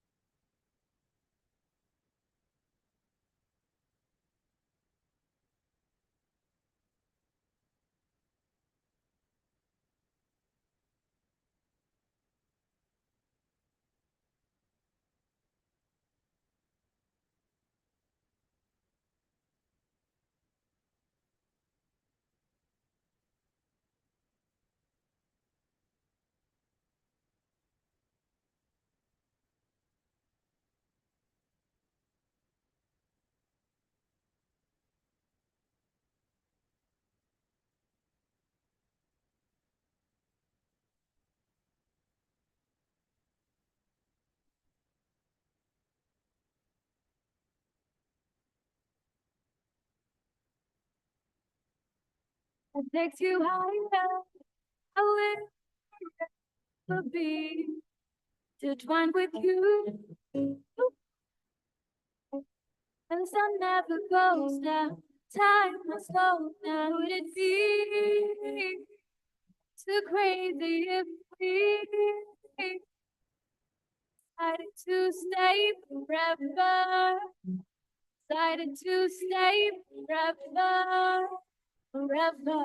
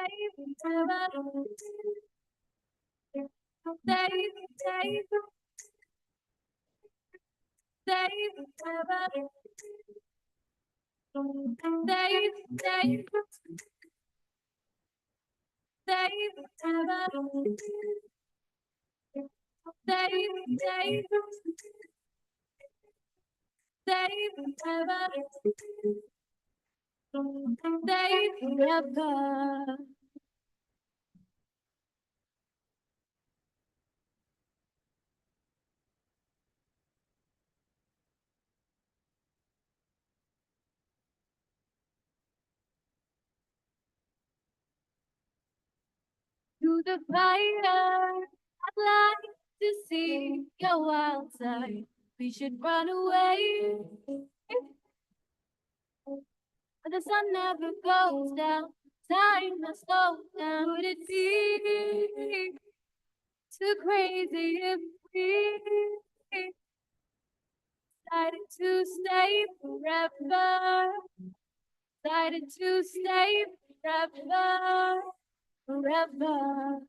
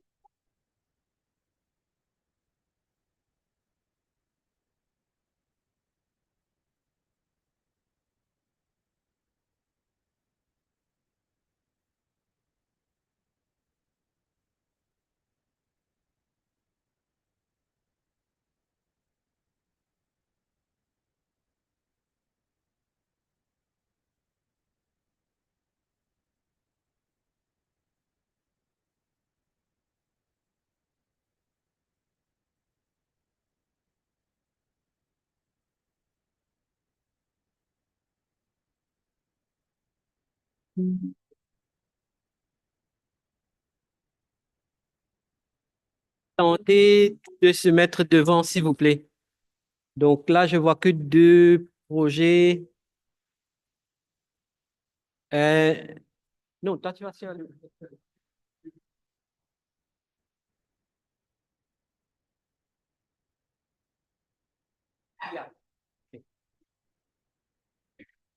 Ensuite, il y a un 4e.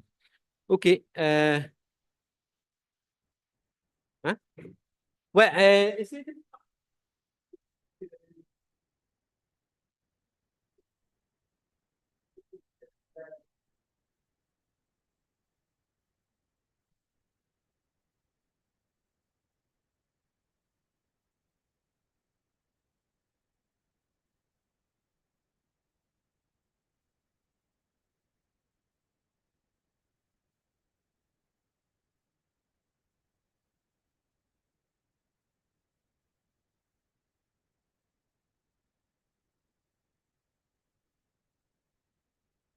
Donc, tous ceux qui se vont présenter le pitch, je vous demande de vous mettre devant là. Et les autres, rapprochez-vous, ça va être mieux comme ça.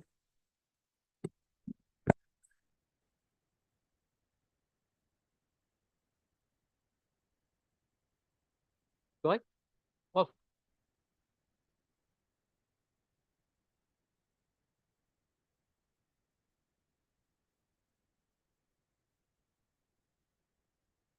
Vaya.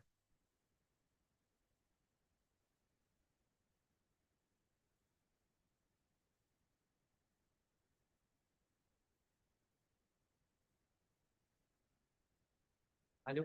Allô? Oui, bonjour. Oui, bonjour. Oui.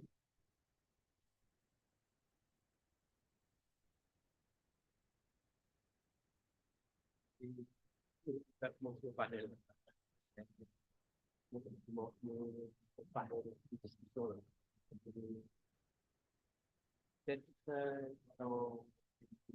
vingtaine de minutes, si possible.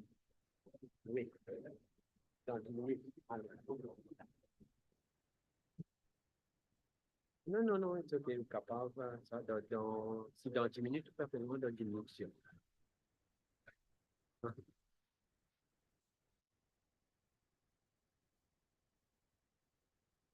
OK, donc, j'ai donc,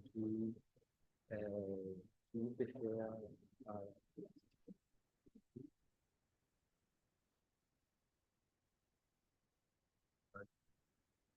un nouveau stock. Ou une création d'un nouveau stock. Stock. Nouveau business. OK. Allez, madame, vous êtes tout là. Ouais. So, ladies and gentlemen, very good afternoon. I think after the good lunch, the audience has thinned down a bit.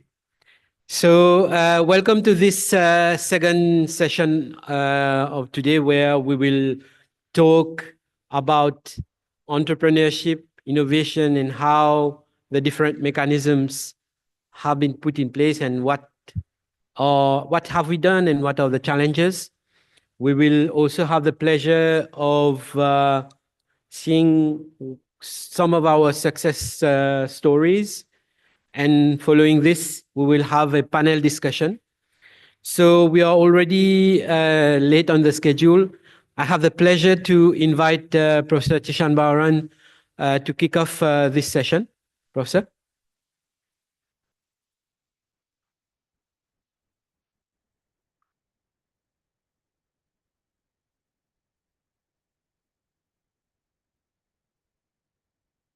Thank you.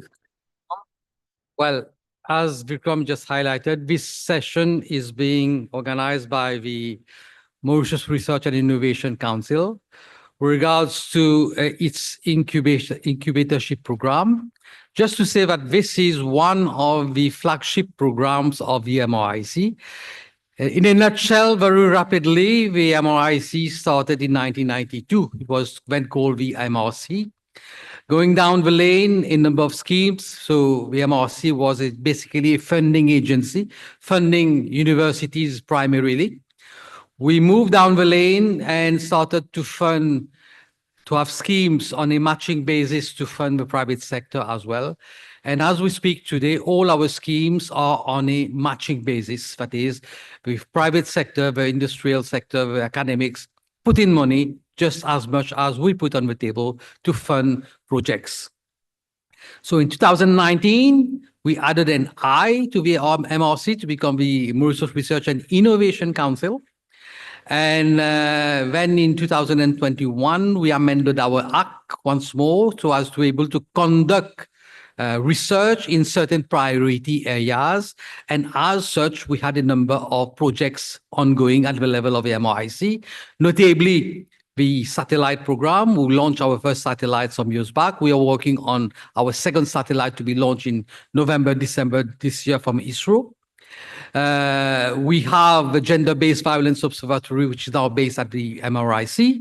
So these are the projects, some projects that where we conduct research, not to duplicate with what other institutions do. And indeed, we are also the focal point for the Global Innovation Index. And I was highlighting just before, we are ranked 55th and first in Africa, but indeed a lot to do. And also, indeed, the NSIS program, which we were going to emphasize for this session, the National SME Incubator Scheme, since 2017 was a budget measure, and we have been implementing this scheme for a number of years now with success, more than 400 projects under the scheme, with around 50 startups coming up, with a funding of about 60.5 million rupees. Actually, we have 6 incubators with around 50 projects ongoing. We want much more, much more. The more we have in terms of incubators, the more we have in terms of incubatees, the more will be the success in terms of startups that will come up. So we need government policy actions on this.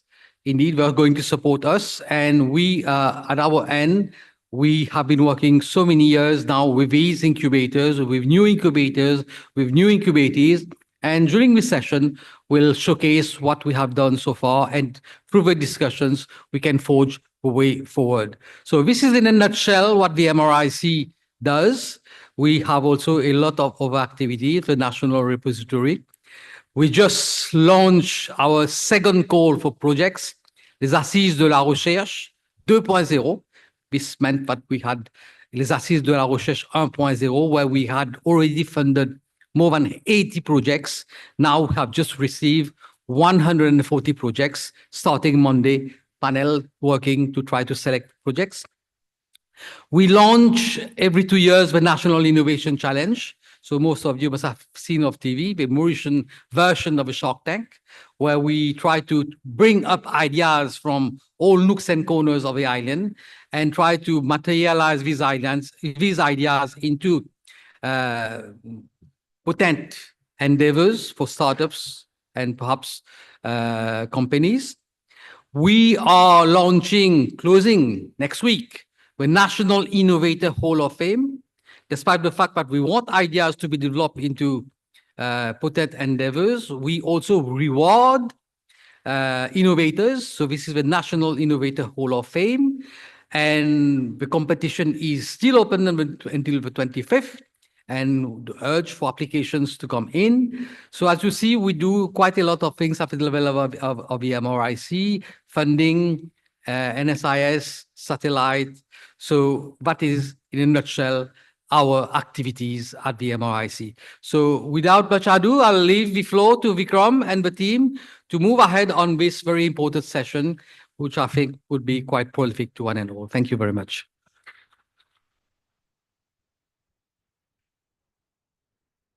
Thank you, Professor. So, as I said, we have now the pleasure to invite our success stories to give you a sort of a 5-minute TED-style talk, and they'll have 5 minutes to present, and maybe we'll take one question because we are very short in time. And after these I think we have 4 presentations. We will go to the panel. So please, the first presenter is our colleagues from ADI. Where are you guys? Yes, please. They will be presenting their project on how they could create craft products using ravenal and textiles. So, our colleague.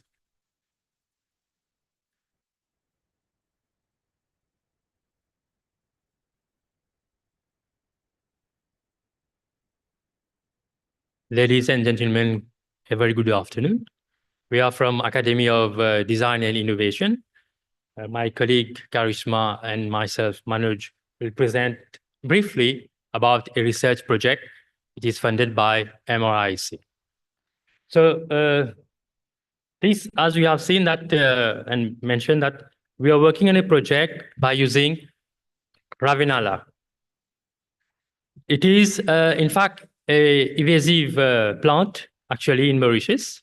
So we have been working in collaboration with National Park Service Center, NPCS, of Ministry of Agriculture.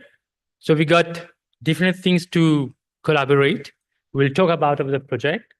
So basically, how this project came in, because we have seen, as we are artists and designers, we try to find new materials. And what can be done with the new materials, this is the main objectives. This project is part of the circular economy, which is one of the top priorities of the Republic of Mauritius.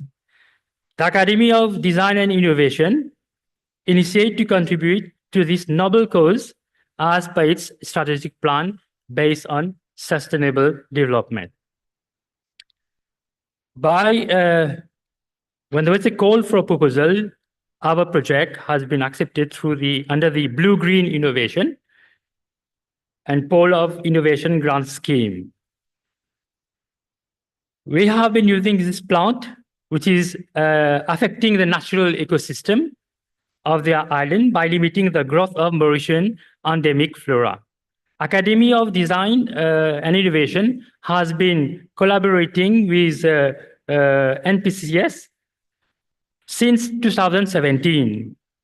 And what we have been doing, that the staff and students have been collaborating with this organization to embellish this Le Pétrin Nature Park. Yeah, if you need your pointer. Okay, if you need. Okay.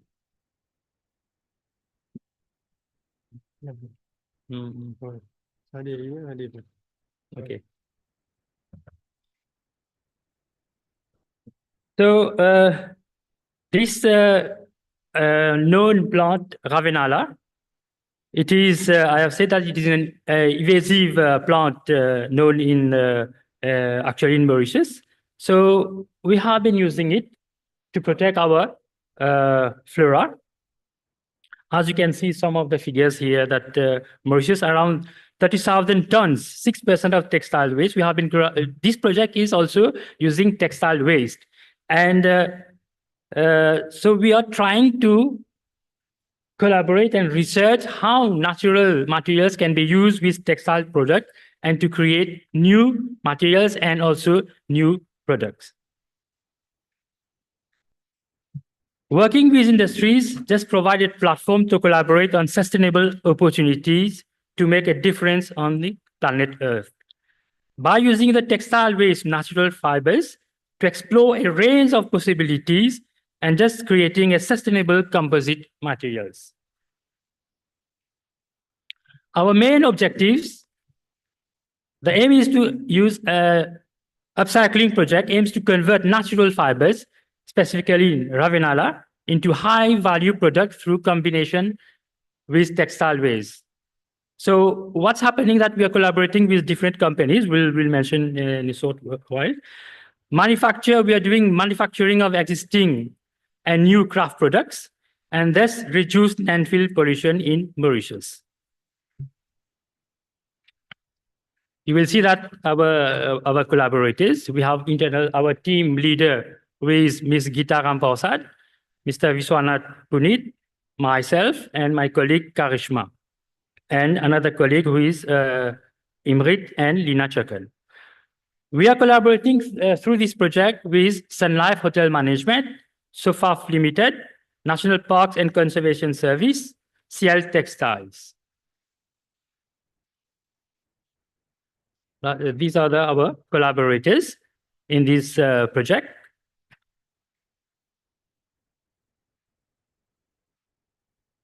Okay. So as you can see that these are the different materials provided by our collaborators, Ciel and SOFAP. The raw materials from NPCS. These are the different phases of our process to make new products. We are actually in the prototype product development.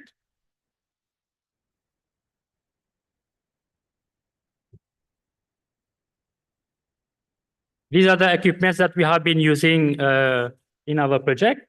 We have the fiber extractor, we have rope making machine. These are the research and prototyping, the basic. Actually, this is the first stage.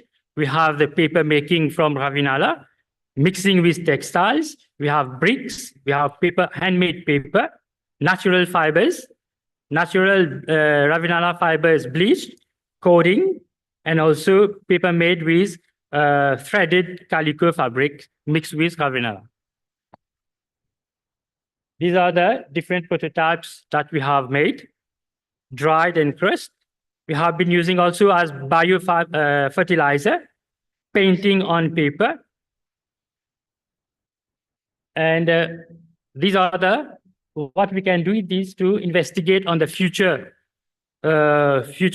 projects, potential fabric making using Ravinala, composite materials, composite for coral farming, invasive plants. Normally it affects our ecosystem, and research also on natural dyes that can be used by the Ravinala plant. So this project represents a proactive measure to mitigate carbon footprints in our environment, a crucial effort amidst challenges like biodiversity, loss, and pollution. Aligned with government policy and proposal priorities, the initiative explores green production potential across diverse products. So thank you very much. This was just a brief expose of our research.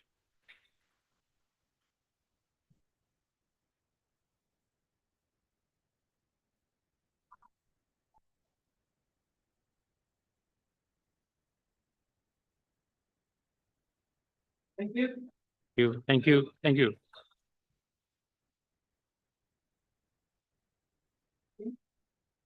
Now the pleasure to invite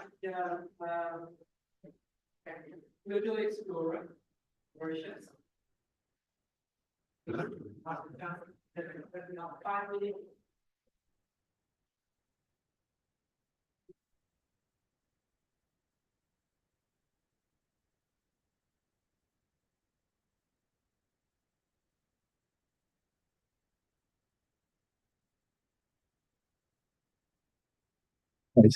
Good afternoon, ladies and gentlemen, distinguished guests, and all protocol observed. Allow me to introduce myself. I'm Carlos Batantinaven, also known as Andy. I'm currently pursuing an advanced certificate in sports, recreation, and fitness management at the Polytechnic Mauritius. Before diving into details, let me share a bit about my background. I'm a professional in communication, tourism, and hospitality industry, working as a professional tour guide and trainer, as well as corporate event manager on major cruise ships on Europe. I'm thrilled to share with you today my journey through this project, aptly named Dodo Explorer. Join me as I take you through the timeline of a heartfelt endeavor and fun, crackling inspiration behind all this. The Dodo Explorer idea initiated initiative has arisen in response to the post-COVID environment with the aim of revitalizing the tourism industry, which is a crucial part of our economy, in the mission to establish a lasting legacy for the future generation by transforming our approach in tourism. The Explorer represents the fresh concept for tour operation, focusing on promotion of the industry through more sustainable and eco-friendly way of exploring the country. In line with the UN Sustainable Development Goals for the tourism industry, we advocate for sustainable tourism that is not enhanced with that only enhance experiences, but also educate guests with our rich cultural heritage and the remarkable flora and fauna. Given the serious impact of climate change, it is vital to support responsible tourism practices. En parlant du dodo, notre oiseau emblématique disparu dû à la colonisation de l'homme sur l'île est devenu un symbole de notre potentiel de réinvention, d'avancement. Avec les derniers développements scientifiques, on a pu cerner l'ADN du dodo, d'où la rumeur qu'on pourra voir le dodo à l'horizon de cette décennie. C'est une puissante rappel qu'avec la détermination, nous pouvons accomplir des choses incroyables. Pour y parvenir, nous devons rester engagés dans l'amélioration et l'apprentissage continu. D'ailleurs, vous pouvez également consulter le site web du projet au fur et à mesure que nous progressons vers l'élaboration d'une nouvelle vision pour les voyageurs qui promue de l'activité touristique responsable. Coming to the benefits of the SIPD journey, engaging in SIPD program provides to be immensely beneficial as it guided us in developing a thorough business plan, and we also gain insight into how to prepare securing financing and the corporate laws relevant to our project. Furthermore, we receive essential tools and software to assist in crafting our business plan and conducting research of our initiative. While we receive unwavering support from our lecturers for our project, which include continuous monitoring, guidance, and access to a workplace for our research at the center, that encouragement has empowered us to advance and turn our ideas into a more tangible project. Car le programme de pré-incubation nous a permis de bâtir un réseau et de favoriser les relations entre tous les participants. Certains de ces projets sont bénéfiques pour mon initiative liée au tourisme. Par conséquent, le networking est devenu un outil puissant pour améliorer notre efficacité et notre innovation.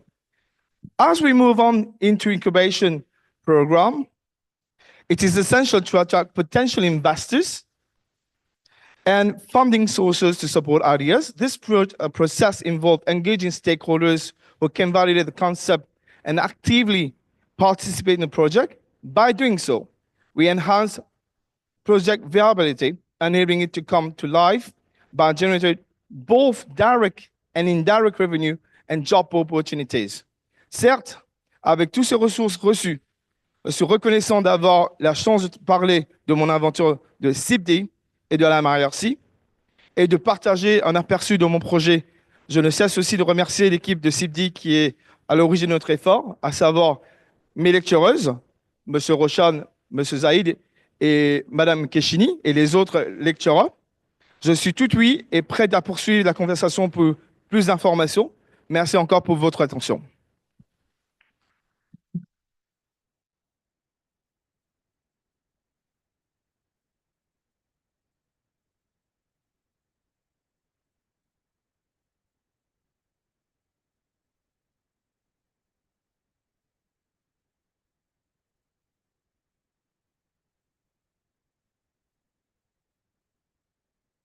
Non.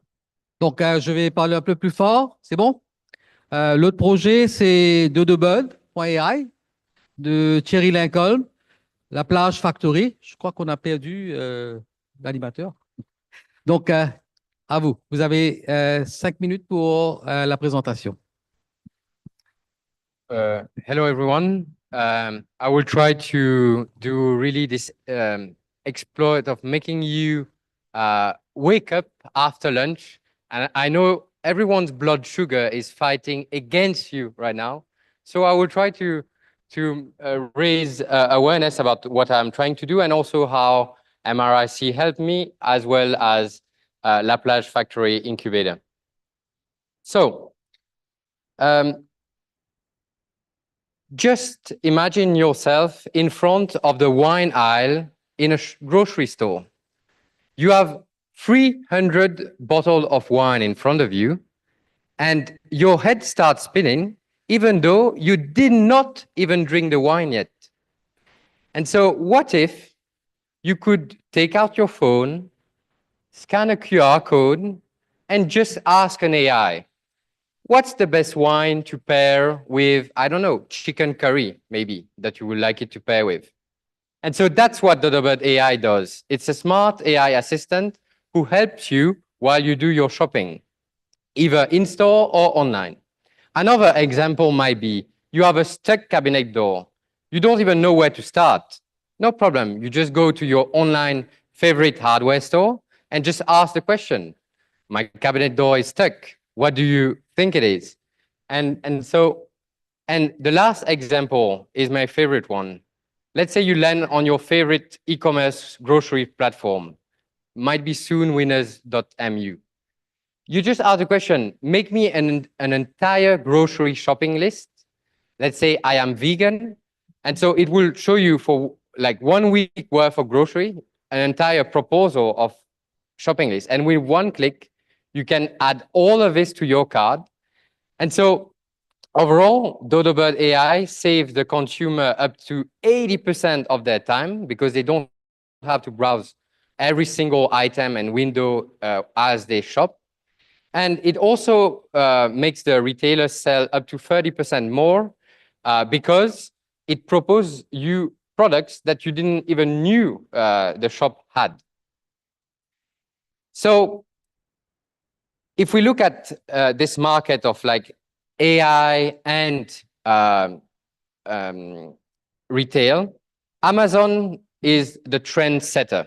So Amazon already uses AI and generates 1/3 of their revenue using products which were recommended through AI. So if you take their revenue in 2023, that's $500 billion. It's 170 billion USD generated via AI. And so our mission at DodoBird AI is to democratize those technology to many, many more retailers. So just to give you a glimpse at this market. So we have about 1.5 million retailers worldwide who has digitalized their retail operation, who has an e-commerce platform.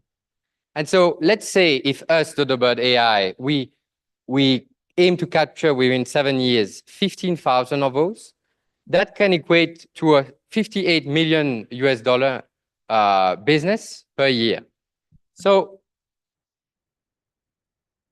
the team is composed out of myself, Thierry. I am a data scientist originally. I conducted some research at Stanford University, and also Mark Gris, head of engineering, who supervised the data engineering aspect of this project, and Noor Sherif, which is the marketing and sales brain. And so we really do believe that we have like a well-balanced team in order to really bring this project forward. And so basically, I know that the audience is primarily made of researchers and academics. So my basic ask would be today, if you could help us, if you know some retailer who are willing to purchase that solution, who might be interested, let's connect. You may scan this QR code to message me.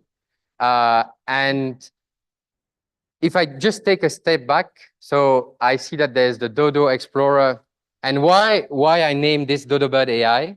So when I came back from Stanford University to Mauritius in 2020, I talked to students from University of Mauritius. I was at an event and then I managed to meet some students. And I was asking them the basic question, do you think that it's possible to build a huge tech company out of Mauritius?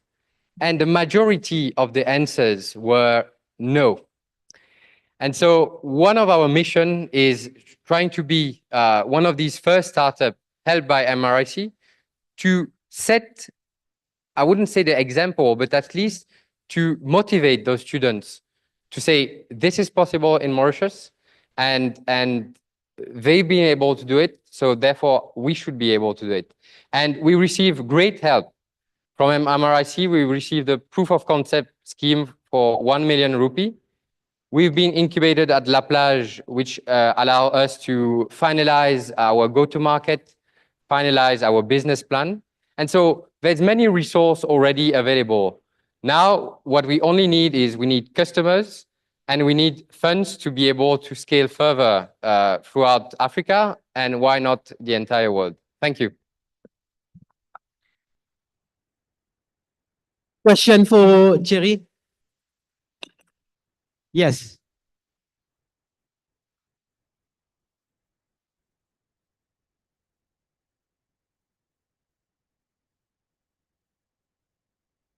Hello, everybody. My name is Disha Holly Bisunas, and I wanted to ask you a little bit more about the research and the issues that you've come across when you came back from Stanford, and what are some of the challenges that you've met during the research that you've done? Yeah. Thanks for the question. So I was in academic research. I would say that, well, the scope was kind of well defined and all. But when you start your company, of course, what we are building is using a lot of R&D, research and development. So the challenge is that we are building AI models, and these AI models require data, right? And so when you are a data-driven startup, you need to have data. And so how do you get data? You need to meet customers, and you need to convince customer to provide a service, and this service needs to be trained on their data. And so especially here, I think that there's a great fear of sharing any form of data. So that was one of the challenge. So we gained trust of one retailer in Mauritius, which shared in a way this. So, but I guess that this data challenge is across any field of study, even here in Mauritius. So I also welcomed the initiative of creating a national data, no, it's not data warehouse, but it's like the open data platform. The only the thing I see is that the data is not updated. It has been launched, but now it needs to be cured and cured. But I mean, everyone's talking about AI currently. And the real issue is that many companies, they want to implement AI, but they didn't collect the data to be able to do so. So I think that overall, for Mauritius, one priority should be put towards collecting, storing, and empowering companies to use and exploit those type of data. Yeah. Thank you, Thierry. So thank you. A big hand of applause for Thierry. Now we welcome the last but not the least, Miss Elodie Deveau de Marigny from Blossom Factory Incubator. She will be talking to us about her startup, AromaCare. Bonjour à tous. Quand je dis cosmétique, quelle image vous vient en tête? Un joli flacon? Une pub glamour? Une marque que vous aimez depuis toujours? C'est normal. La cosmétique fait partie de nos routines, de nos petits rituels. Mais parfois, entre promesses et réalité, on s'interroge. On se demande, est-ce que ce produit est vraiment bon pour moi? Est-ce que je comprends ce que j'applique sur ma peau? Et si on reprenait le pouvoir sur ce qu'on consomme? Et si on redonnait du sens à nos gestes de soins? Je m'appelle Élodie Morel. Je suis née à Paris, mais je suis mauricienne de cœur. La cosmétologie, c'est mon univers. Je l'ai étudiée, je l'ai explorée avec passion. Et surtout, j'ai appris à lire entre les lignes, à décoder les étiquettes, à comprendre les formulations, à rechercher la vraie qualité. Et puis, je suis devenue maman. Et là, tout a changé. J'ai regardé autrement les produits que j'utilisais, sur moi, sur mes enfants. Je ne voulais plus de compromis. Je voulais plus de transparence, plus de pureté, plus de sens. C'est cette envie de faire mieux, autrement, qui m'a poussée à créer AromaCare. Aujourd'hui, je me vois comme une artisane du mieux-être. Je formule avec intention. Je sélectionne avec exigence pour accompagner chacun vers une beauté plus simple, plus sensée et plus respectueuse. On n'a pas besoin de 30 ingrédients pour prendre soin de sa peau. La peau est intelligente. Elle sait ce qui est bon pour elle. Chez AromaCare, je sélectionne avec soin des huiles végétales pures, des huiles essentielles, des hydrolats, des actifs bruts et efficaces. Je suis en recherche permanente des meilleures matières premières pour répondre à des problématiques réelles: imperfections, stress, douleurs, pigmentation, fatigue. Je suis aussi fière de proposer un produit innovant à l'île Maurice, l'huile de magnésium, que je fabrique localement. Un soin précieux pour détendre le corps, favoriser le sommeil, soulager les tensions. Un geste simple, mais puissant. Et parce que le bien-être passe aussi par l'essence, je propose également une gamme de bougies naturelles à base de cire de soja, parfumées avec des parfums 100% naturels, subtils et de haute qualité. Elles sont pensées pour créer une ambiance douce, saine et apaisante.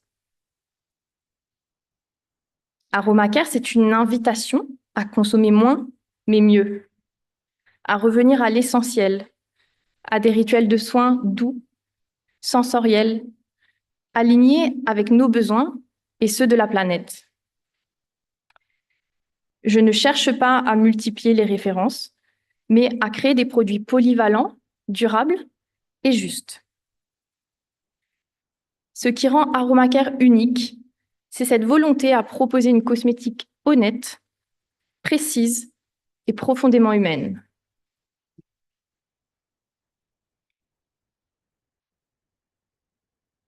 AromaCare, c'est une petite marque indépendante, mais portée par une grande conviction, que la beauté n'a pas besoin d'artifice, qu'elle peut être simple, respectueuse et alignée.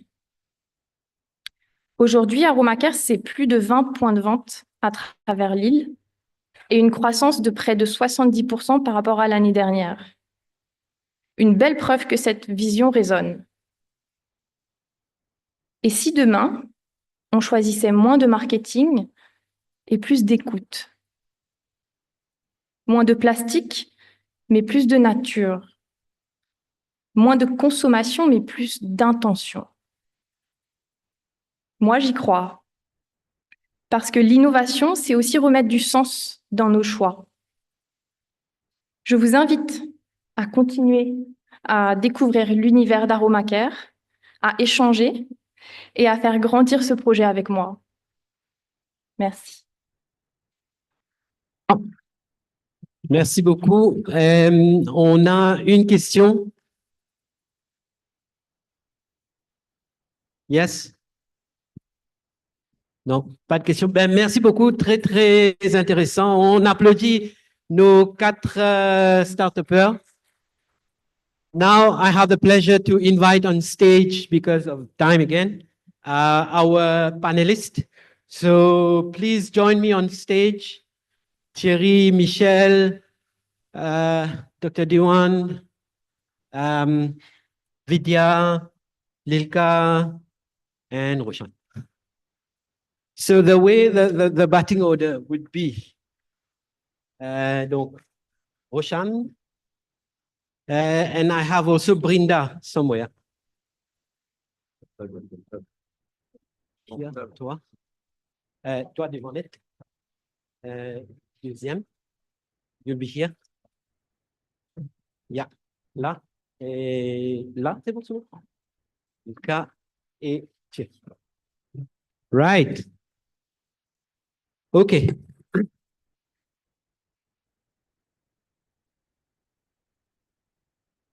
All right, ladies and gentlemen, we have seen what is being done.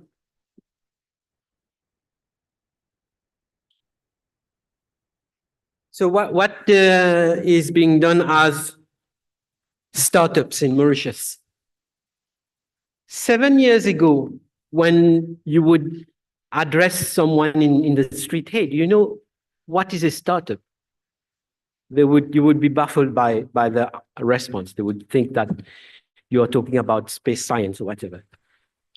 But because at that time there were efforts, but they were all sort of around all over the place. So the MRIC, which currently is under the aegis of the Ministry of Tertiary Education, as you know, has started an initiative, the National SME Incubator Scheme, which sort of defined for the first time a special public-private partnership aimed at fostering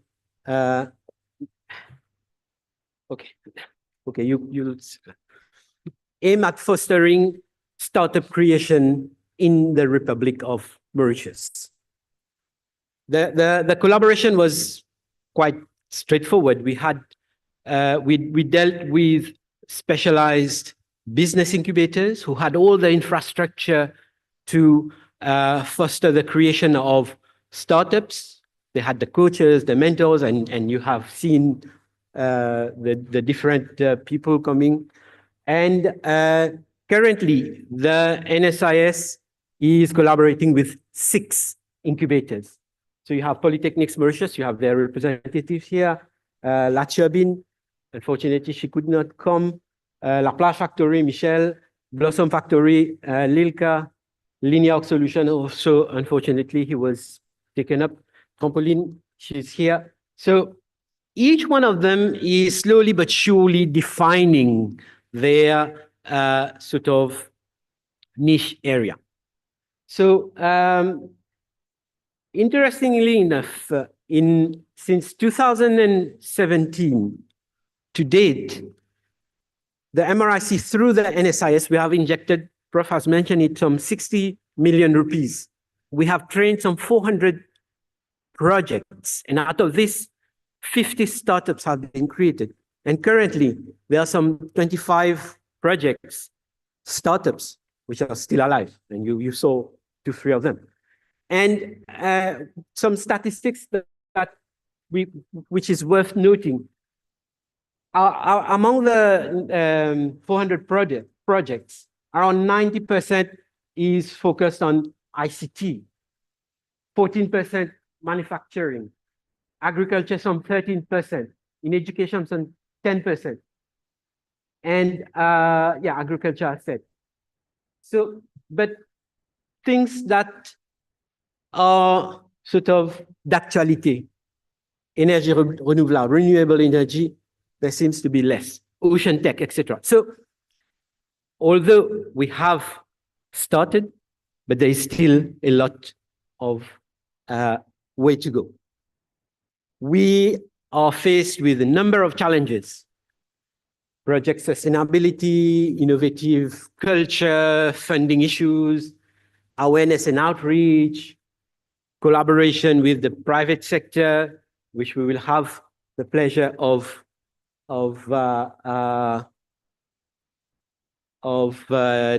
talking today. So these are some of our successful startups, but there are many more in the pipeline. So with this, ladies and gentlemen, I am Dr. Vikram Biswanath.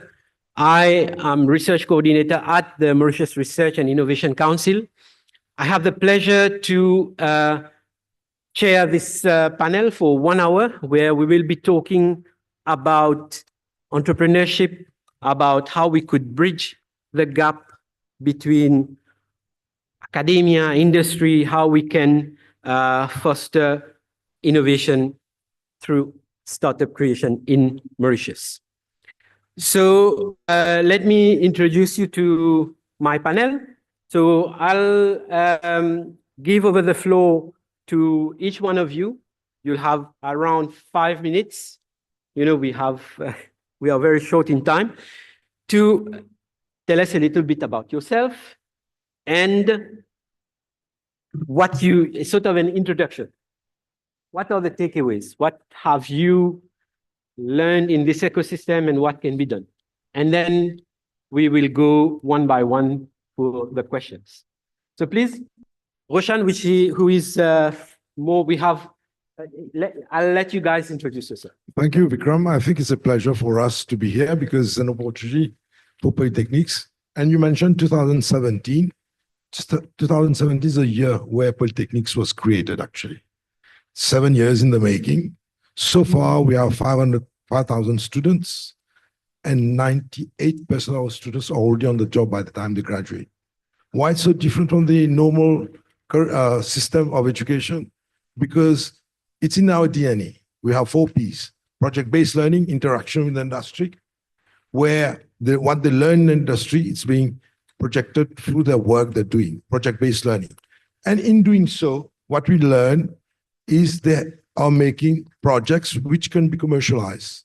And yesterday, we had 100 projects that were showcased at polytechnics, and some of them have interest from the private sector where it could be implemented. And based on that, 2 years ago, we started a pilot project of incubation at Polytechnic itself. And I have my team here. They're all here to applaud me here and to say support the startups. One of our startups presented today. And we are here to encourage startup within the education system itself. They have ideas, but they need support. So all our programs with startups are from pre-incubation. My backgrounds have been consulting in the Latin America, Afghanistan for we startup. One thing I found common, we have a lot of these entrepreneurs with ideas, but they don't get the right support, mentorship. And you'll be surprised to see how many people are willing to volunteer to provide guidance and support. It's there. You need to go out and reach out the market. So I'll let the others speak and I'll join in with the challenges and things that we can do for this country. Thank you. Thank you, Roshan. Hello, everyone. Good afternoon. So I'm Brenda Ramasourmi from the Faculty of Agriculture of the University of Mauritius. So glad to represent the university today. So mainly my area of research is mostly in agribusiness and sustainable agri-food value chains. Since, let's say, I would say around 2017 as well, I've been, most of my research projects have been geared towards with research objectives geared towards commercialization. For those who were here in the morning, you must have heard about the EcoPEC project, where the objective of commercializing eventually one of the outputs was already there in the research objectives. So it was in fact in line with what was fostered by the university since 2017.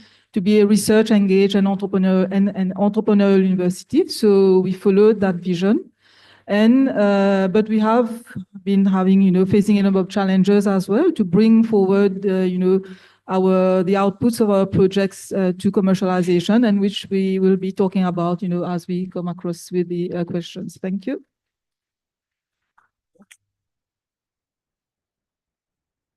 Le son est pas terrible. Merci, Vikram. If we could please in English. No, I know, but I start in French, so thank you. Good afternoon. So I'm Michel. As you can see, that was me 8 years ago, so I should update my LinkedIn profile probably. So the topic of the day is how to bring research to, or innovation at large to market, and that's going to be my intervention. I prepared something for you as an incubator with my experience so far with the NSIS. Alors, first of all, the ecosystem is moving in the right direction because we see more and more quality projects and strong entrepreneurs. And it's very clear across the board. Actually, we have one sample here, Thierry. We even have applied research. So you've seen Dodo Bird from the AI R&D, but we have Professor Schmidt with Nocations applying the memetics theory on knowledge management, which is very interesting as well. And this morning we had a sample of people who managed to pass not the valley of death, but the incubation program. So there are many ways to define success, but the first criteria is when you have something you can land in the marketplace, so somebody can buy. So that's the first criteria. That's not the end of the game, but that's clearly a criteria. And we had like 7 projects today that are cool, like people can buy. Now, I'd like to remind everybody here about something that we have all to face. That's the cycle of innovation. Of course, you start with an idea, but people have idea, even AIs have idea now. But if you want to put something to market, you need to pass through a series of steps that everybody has passed. Google has passed it, NVIDIA has passed it, everybody. So from idea to prototype from first product that we call MVP in the jargon, minimum viable product. And then you need funds to scale. So that's the sequence all the time. In Mauritius, thanks to the MRSC, the government, that beautiful NSIS private-public partnership, we can say safely that we have not cracked the code, but we know how to incubate project, meaning we have the prototypes, we even have sometimes the MVPs when the guys and the girls can fund their MVP. But now it's the valley of death. And that's my message today. In this country, we can't fund projects to go further. So they stop, most of them. And that's a pity. So we try to contribute to solving this by organizing events like we did the last month. It's an ecosystem event. We call that growth and innovation because innovation is cool, but growth is not bad. And these guys need 2 things. First, access to market. And I put that before access to funding because the people who fund startups, they are in the venture capital. They take risks. So we've co-created an angel group called Mo Angels. And my hope at the time was that we would have private people, or individuals like you and me, willing to invest in startups. And yes, they do, but they do only for startups who have managed to get clients, meaning they have done their first go-to-market. And very, very rare are the startups who can fund themselves, so the people, plus the prototype, plus the MVP, plus the go-to-market. That's very rare. So that's the biggest issue we have in this country. So we need to fix access to markets. So the good news is we're working with, I can see they have here with Business Mauritius. So big companies could help in supporting startups, especially in the context of Mauritius, because we do have very cool brands, international brands. And if startups could exhibit a reference, a first paying client, plus some brand names that people know, then they have better chance to get angel funds. And the second, of course, is access to finance. So angels are not really angels. They are keen on investing and taking risk, yes, but they are not giving you grants. So they expect the returns. So they look at the fundamentals. And everywhere in the world, that game is de-risked. So that's my second call for the government, is we need to de-risk angel investing. And we know how, by the way. There is a mechanism in place that's called Catalytic Africa, and that basically is a pairing mode. So angels I invest 10 in NVIDIA's company, and Catalytic would grant 10 or even 13. So it's a very beautiful mechanism. So voila. Okay, Michel, thank you. So I think we are kicking the debate. Lilka? So thank you. I'm Lilka Katari. So I'm the founder of Blossom Factory. So you heard the beautiful pitch of Elodie before. So I think I would like to set it a little bit in context. You know, a lot of people are talking about women entrepreneurs and how this is really part of an inclusive policy. And I think it's right to say that incubator hubs are unique space for fostering innovation and research. But when you're dealing with women entrepreneurs, you need to adjust the right lens.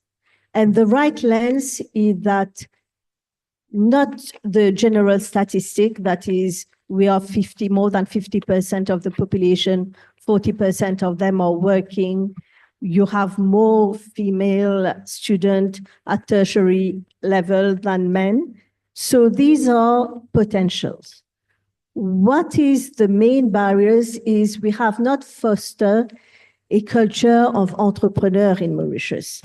And when you look at what is happening among women who want to jump on this wagon, very often they start having the idea, the first phase of entrepreneurship, but very often they stop there because there are so many barriers for them to grow and scale. So what we are trying to do at the level of Blossom Factory is really acknowledging, first of all, that there's a gender gap in this journey of entrepreneurship when we are talking about women entrepreneurs. And we are providing a safe and humble ecosystem for them to find alternate financing, access to market, and also preventing them to drop out from this journey by giving them the bigger picture.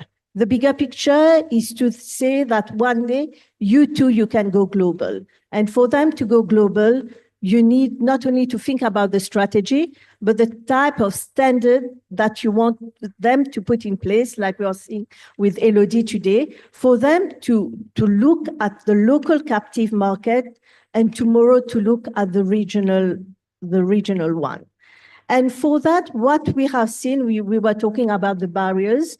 One of the barriers that were actually where all the ecosystem around MRIC can help is like at the first step of entrepreneurship, when you are devising the prototype, when you are trying to find innovative labs, what are the type of research that is available for them to go to market or try to find alternate local materials or things like that.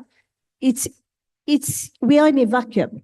We are in a vacuum, and I'll take two simple examples for that. One is one of our incubators. She wanted to have like a sustainable packaging, and you know, if you want to go global, packaging become a standard.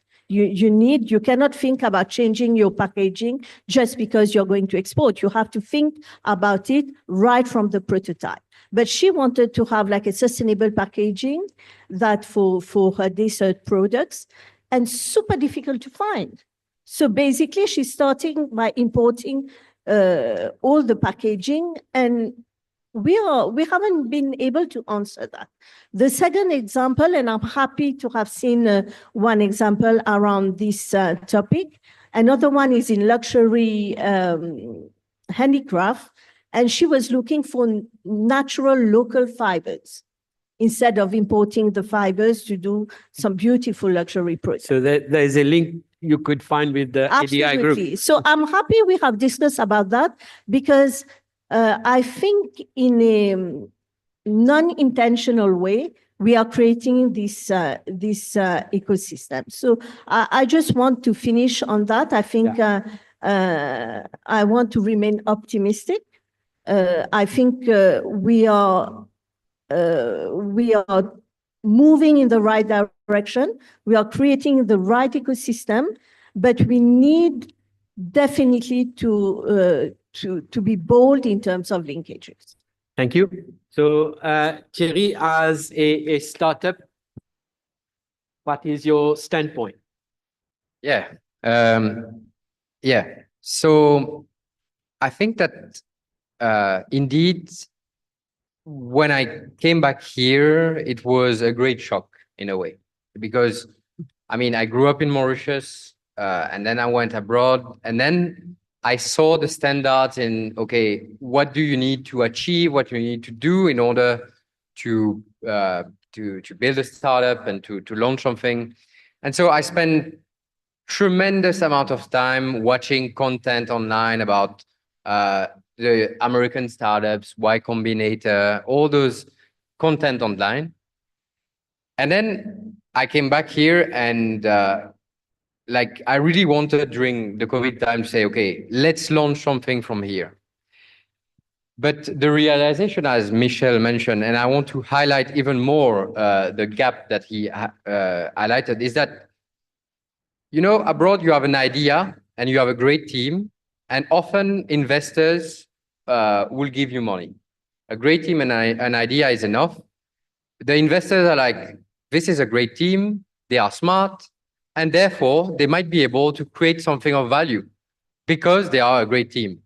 And the idea, let's say, okay, well, the idea is something, but as we mentioned, everyone has ideas, and now you can get even more amount of idea with ChatGPT and all. But here you need to go through the prototype phase. So thankfully, again, there's MRIC and all, you can build a prototype. But a prototype, then you have to try to sell it to a customer. And so that's where the difficulty really starts. Because like many Mauritian companies, they don't really want to take risks with a startup. And an American friend of mine gave me an expression. It said, everyone behaves in a CYA mentality. And I was like, what's CYA? And he said, cover your ass. Okay, so in Mauritian company, everyone acts like they abide by the audits, they abide by many rules, and they just always see the foreign solution as like much better. And you are the Mauritian solution, and therefore you are not the expert from foreign solution, and therefore they don't really consider you. So you have your prototype and you have difficulties to sell it, and you didn't raise the fund yet. And when you go to investor, they would ask you, we need to see customer, we need to see traction, we need to see customer. But you have this problem of like, okay, the customer, they don't really adopt. It's not the mentality, it's not the culture of adopting startup solution. Abroad, see that, let's say, I don't know, a big corporation like Total, they would do press release. Total now works with X amount of startups. That's fantastic. I don't know, like Google empowers X amount of startup. They adopted, they acquired X. So it's like company display a proud to work with startup, and here it's inexistent. So I think that there should be a move towards that. Yeah. Point taken, Thierry. We are running a little bit out of time. So let's hear it from Vidya, who is from the private sector, and maybe Vidya. Thanks, Vikram. Thanks for having me. Good afternoon, all of you. I'm Vidya Monigan from Dayforce now, just rebranded to Dayforce, but we've been in Mauritius for about 25 years. We are a product company. We are a software company. We are an ERP specializing in human capital management. We like to think that we are the most innovative HCM product company in the world. Gartner ranked us about the top 5 in the world alongside Oracle, SAP, Workday. But these other guys have been around much, much longer than us. So they have, I would argue, all the technologies than we have. We have 1,300 people in Mauritius. We have the largest engineering team. These are the guys who do, you can argue, R&D or product development.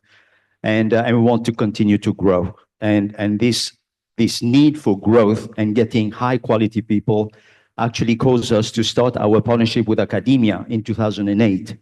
And we have been a very strong advocate. We put our money where our mouth is. And we've invested in an innovation lab at University of Mauritius in 2021. And then we invested in an immersive media lab at UTM. I think some of you guys are probably in the room, using metaverse to kind of re-engineer how we skill people at universities. We're also working with UDM. We are sitting with them to revisit their MSc business engineering degree. I would say the reason we went to the university is primarily because we talk a lot about the mismatch between academia and industry, and we invest a lot of money. We provide a lot of coaching, mentoring from our engineers to the students. They come and spend time in our office. And we also run hackathons with them. So very often, when I get to meet people on the outside of the fence here, and very often, and we heard this from the minister this morning, etc. They say, "Hey, we need to encourage companies to engage more with academia." And I think the real issue is not that they don't want to partner with academia. The real issue is that they are not innovative enough. I think that's a big challenge in Mauritius. I think people and businesses, regardless of their sizes, they don't really think about innovation as a top agenda for their business.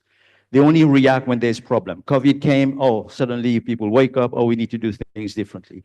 I think once we raise the bar within businesses becoming a much more innovative company, they will automatically come to the universities instead of trying to get the universities to encourage them. And sometimes they do a lot of lip service things, but it's not sustainable, doesn't actually deliver value. Our engagement with universities is not just we try to be nice to universities because we want to invest, because we expect a return on that investment.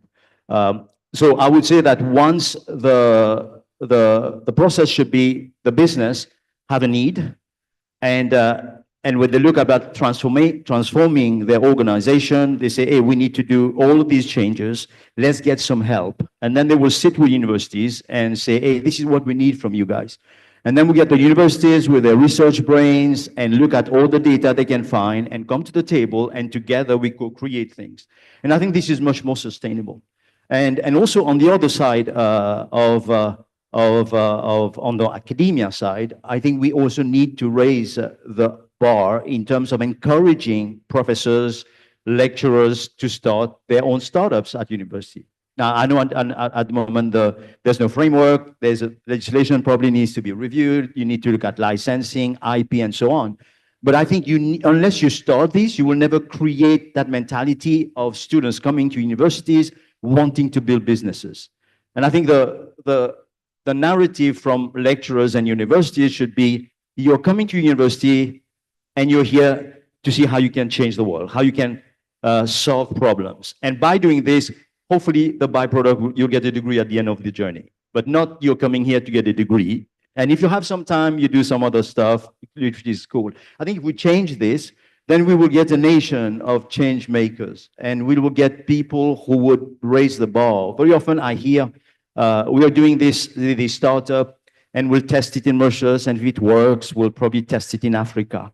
I think we need to be bolder and say, okay, we're doing this startup and we're going to take over Europe. We're going to take over Asia. I think let's broaden our horizon and not just think too small. We come from a small country, but to your point, I think we need to build something that everybody will get the attention that, hey, something interesting, exciting is happening in Mauritius. Yeah.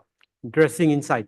So now, after having listened to us, Dr. Manish, you are for us, outside this world. Given, so what are your thoughts? Yeah, not too much outside, still connected. But I must admit that I can't understand French, so I missed 2 presentations which were held before. Coming back to see what we heard from incubation centers, enabler and specialized incubator, startup, and industry stakeholder. We from India's example, from what we have learned and built the ecosystem nationwide, I would reflect from that perspective. We have found that seeding incubation centers in institutions of research pays well. The reason is that the startups or incubatee who come and incubate there, when they want to test their ideas and develop the proof of concept, they need some extension of resources, facilities, and expertise. That becomes very handy and accessible to them within the walkable distance or within that compound itself. And that's a interdisciplinary strength that they get right away. And what also we have seen is that entrepreneurial ecosystem is very infectious in nature. If you are a startup and you are driven to solve a problem, there you will find somebody. There would be somebody also who would kind of find that equilibrium or equations would match, and they would go extra mile to support you and come together to formulate. I think that is how the startup teams are get formulated. Incubators, champions find that reflection in their incubatees. At the same time, I think we should not expect everybody to be entrepreneurial in nature. So it's just a fraction of person who would have that risk appetite and aspirations and enabling attitude and support function around that. So we also have funded and set up incubation centers outside the research institutions. For example, management schools, the B schools, because they bring in the business dimensions, hospitals, which provide the medical expertise and problem statement identification. The other thing from the discussion I would also like to emphasize is that the strength of the solution which a startup intends to put forth for commercialization, it's the technology, it's the concept. If you have that a solution as a robust solution, I think industry would be happy to look at that. Investor would be happy to engage with that, because solid base would have eventual customer acquisition potential. But if you are shallow, then I think that element is lost. And there again, the presence of local expertise, access to high-end equipment, infrastructure, people, mentors, I think that comes through that incubation center network and ecosystem. So I think that is where I look at things from. I'll stop here and then maybe come back. Excellent. Thank you, guys. So, right, quite very interesting. Let me sort of sum up of what we've heard, what has really sort of struck me. The culture of entrepreneurship or innovation. And interesting, what it's, normally when we started, the quality of the entrepreneurs was not that high, but slowly but surely we are starting to catch up. Interestingly, what Vidya said, and which I didn't quite know or focus, is that businesses also, they might need some help in terms of innovation. So culture of innovation. So what I'm going to do is I'm going to sum up the main points, and then I will ask you guys, those who want to respond, one minute sort of proposed solution. Okay, so let me finish. So there is also another big issue which Michelle mentioned, the seed funding, the how you can help the incubator to go to market. Then Thierry mentioned about recognition, Mauritian startup, especially now in AI. So how do we tackle that? Lilka mentioned about women entrepreneurs and their own difficulty with how the society is. And what is interesting, which Dr. Manish highlighted, and I see that really interesting, is that startuppers are like infected people, so it's better to connect to more infected people so that we could grow like this. And I think this is a very good sort of parody to this. So let's tackle this issue because we have shortage of time. Culture of innovation, culture of entrepreneurship.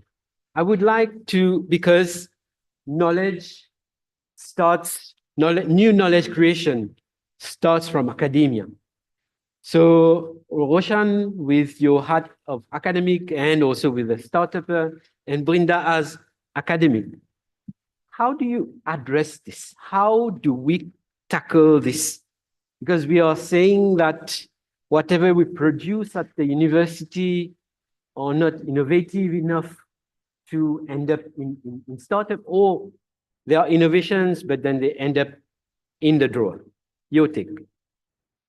You have, let's say, 5 minutes. Okay. 2.5. Maybe one thing I'll agree with Manish is entrepreneurship is overrated. It's not for everyone. And what we do at Polytechnics is we have a funnel-based approach. Not everyone that submit projects go into incubation. We have a selection process that we go about. And the interesting thing is, a lot of these incubators in Mauritius is private sector. The only one that is in Polytechnic is one, let's say, government-based, and the initiatives coming from private sector. And incidentally, in 2002, the first incubator was launched by National Computer Board. It was there. MRC launched it, but didn't work through eventually. The ecosystem, I think, wasn't mature enough. Some point that wasn't addressed during this conference is what the role of donor agencies. We have crossed the threshold of our national income, like per capita income, that we are not eligible for funding from international agencies. I think this is something we need to work with and see where the funds are. Government is putting in funds, yes, it's not enough. As Professor Bowron mentioned, 0.28% of the GDP is not enough when you compare from the industrialized countries. When we look at the figures from Manish, we are nowhere close to what they are showing. The numbers count. And the irony is, Skype started in 2003 in Estonia, 1.3 million people, same as Mauritius. And this month, I think next month is closing down. It has its own product life cycle. So innovation is happening. New technology is taking over old technology. It's like Shumpita mentioned, creative destruction. New things, new innovation. And one of the crucial aspects of Polytechnics, what we have, we work closely with industry. All our program that is being developed is in consultation with the industry. All our program that is developed meets the needs of the industry. That's why 98% of our students graduate. By the time they graduate, already have a job. And it's not enough, I guess. The numbers itself, as the minister mentioned, we need to have more. Okay. Thank you. Brinda. Yes. Thank you. I would like to react to what Vidya said previously. So at university, yes, we do have a lot of innovative projects, but unfortunately, what we need, and I would like to make a proposal to MRIC, would be to identify what we call champions. You see, as academic staff, we have so many things to do at the same time. We have to teach, we have to publish papers, and then if you have now to engage in full time in trying to commercialize the outputs of our research, it's not doable.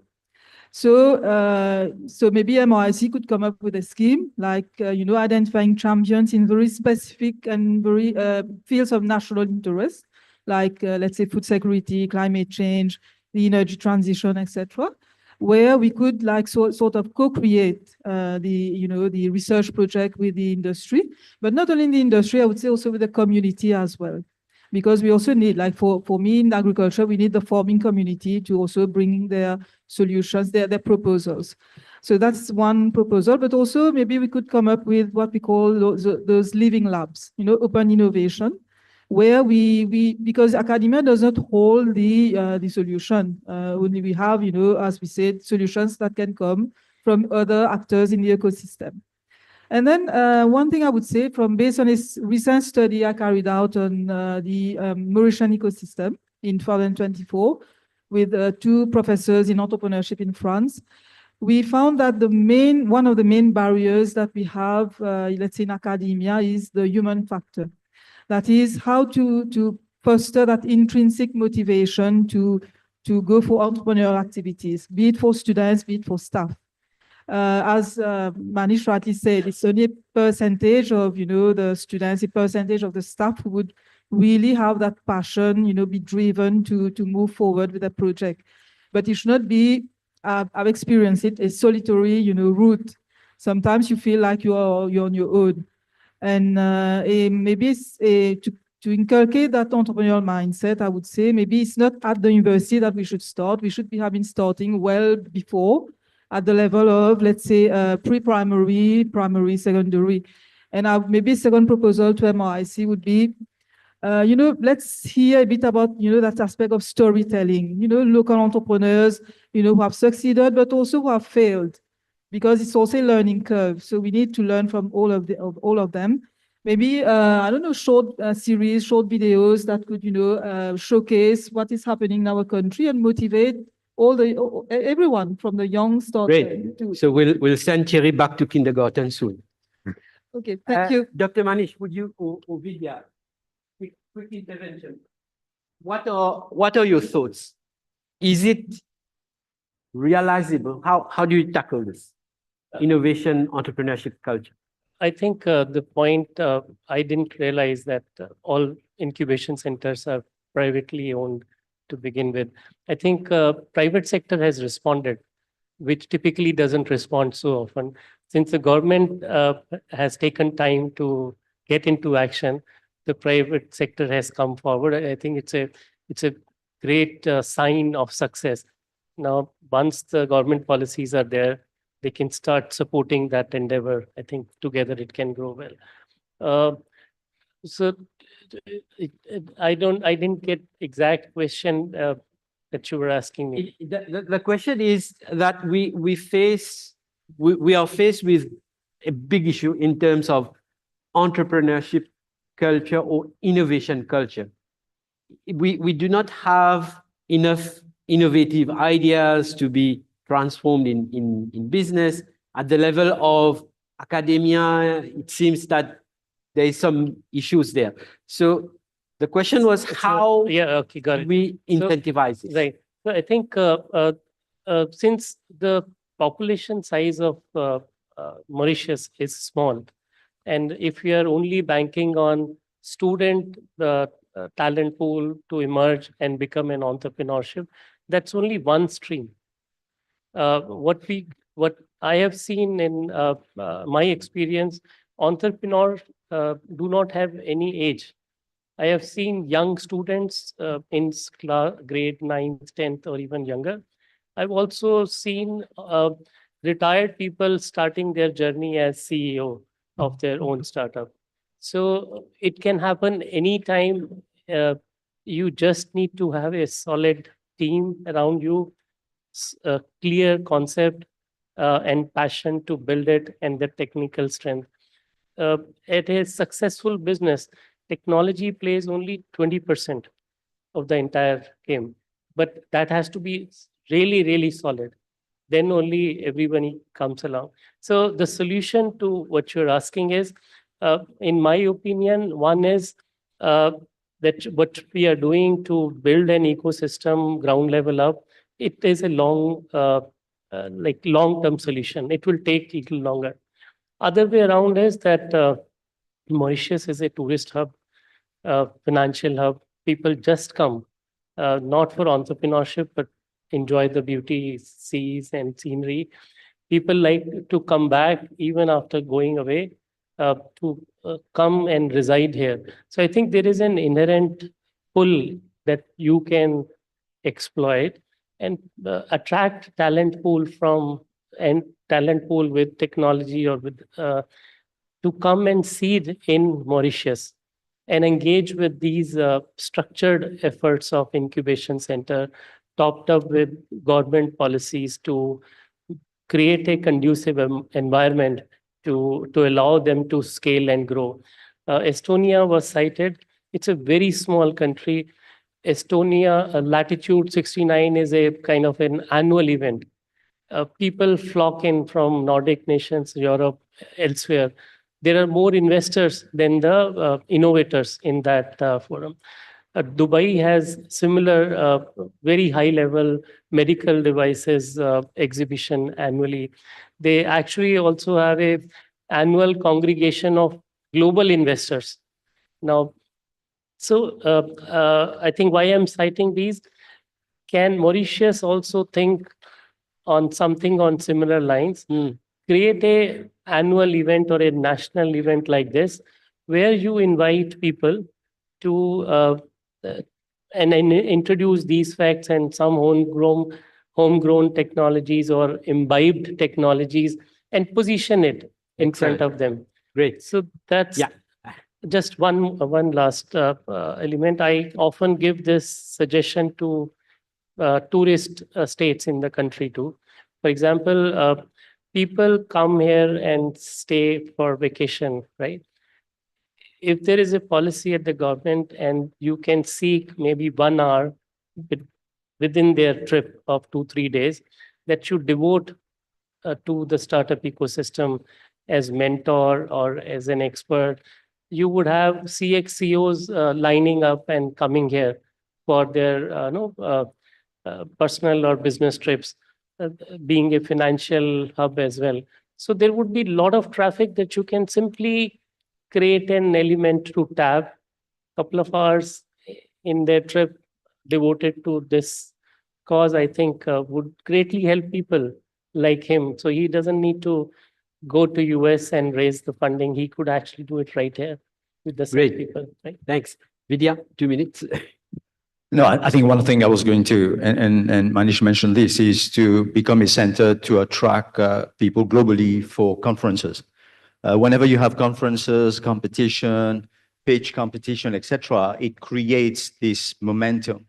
And I think I will encourage universities to do it more often. I would encourage maybe different universities come together. One thing I see here is that everybody tries to do their own thing. They have limited resources, limited infrastructure, fewer lecturers. Why don't 2-3 universities get together and share infrastructure, share researchers, and so on? I think we will achieve much more by looking at this way. Yeah.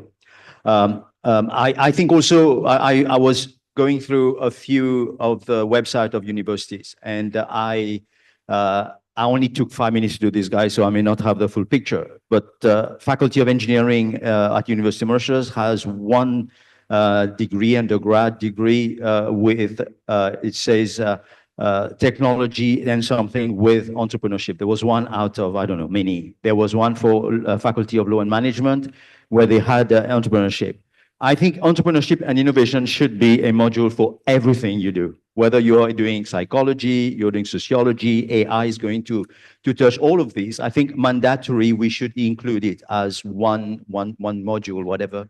I think this will raise awareness how to think like an entrepreneur. I think the ecosystem also is getting more mature with incubators and accelerators. We need to make it easier for the young people to get in, because sometimes I hear that it's very difficult sometimes for them to strike a deal with some of the incubators. I would encourage the incubators to probably join forces. There are maybe one specializing in one more than another.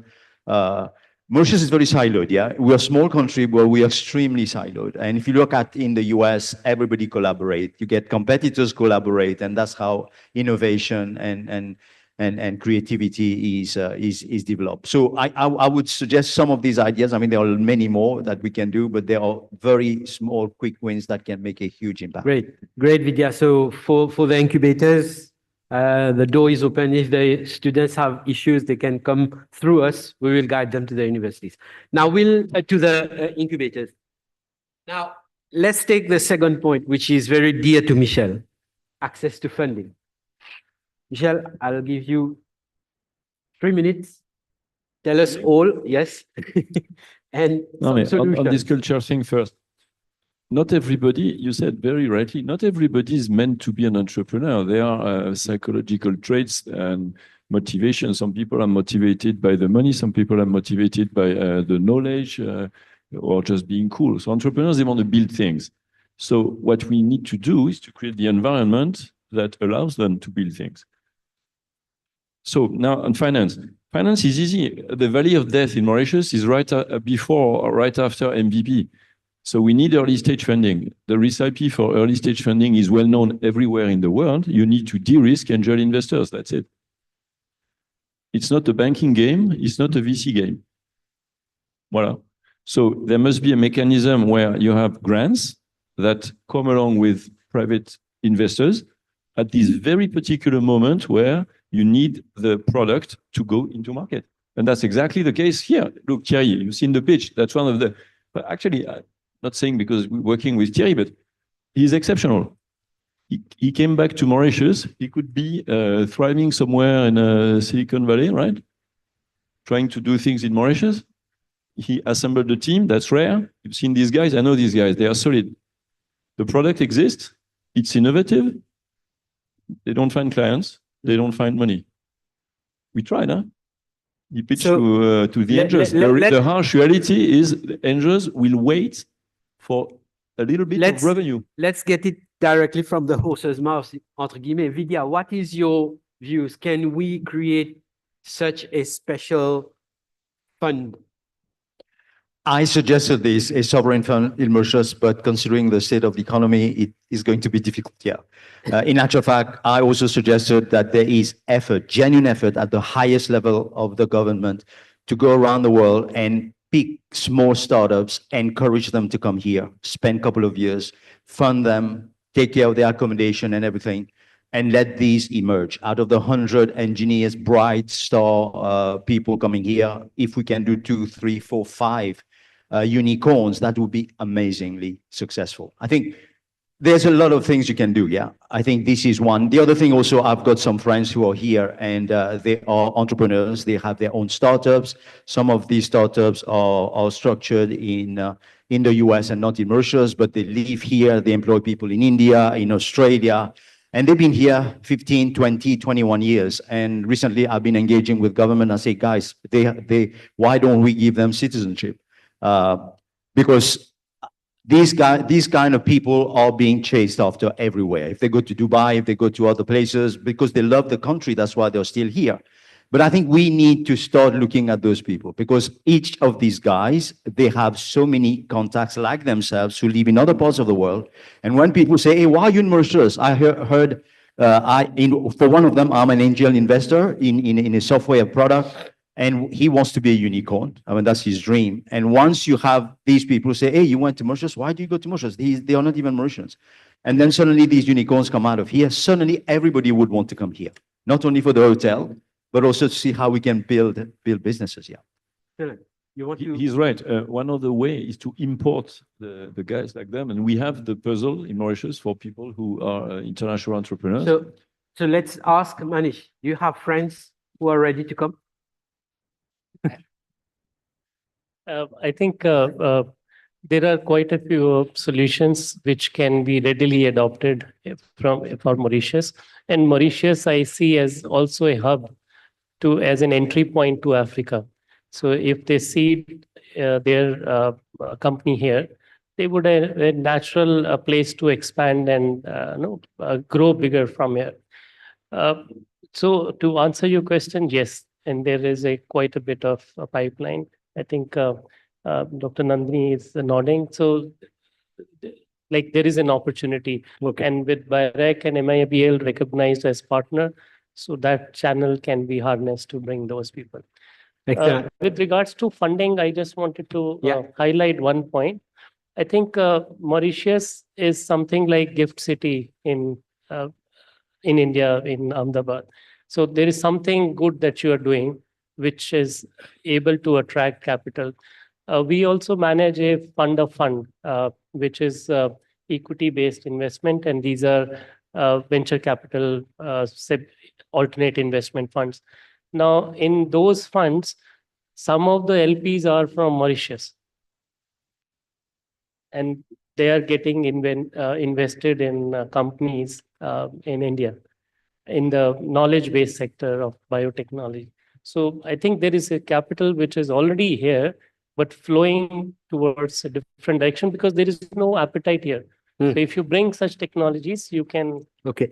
So quickly, Thierry, and then we'll ask Lilka a few words. before Yeah. we move on to the other topic. To that point, the fact is that there's 700 billion US dollar of capital hosted in Mauritius. And when you look at almost every single fund, VC fund in Africa, oh, Mauritius, yeah, we are based here, but you will never see them here. You have to go to exhibition in Cape Town and all.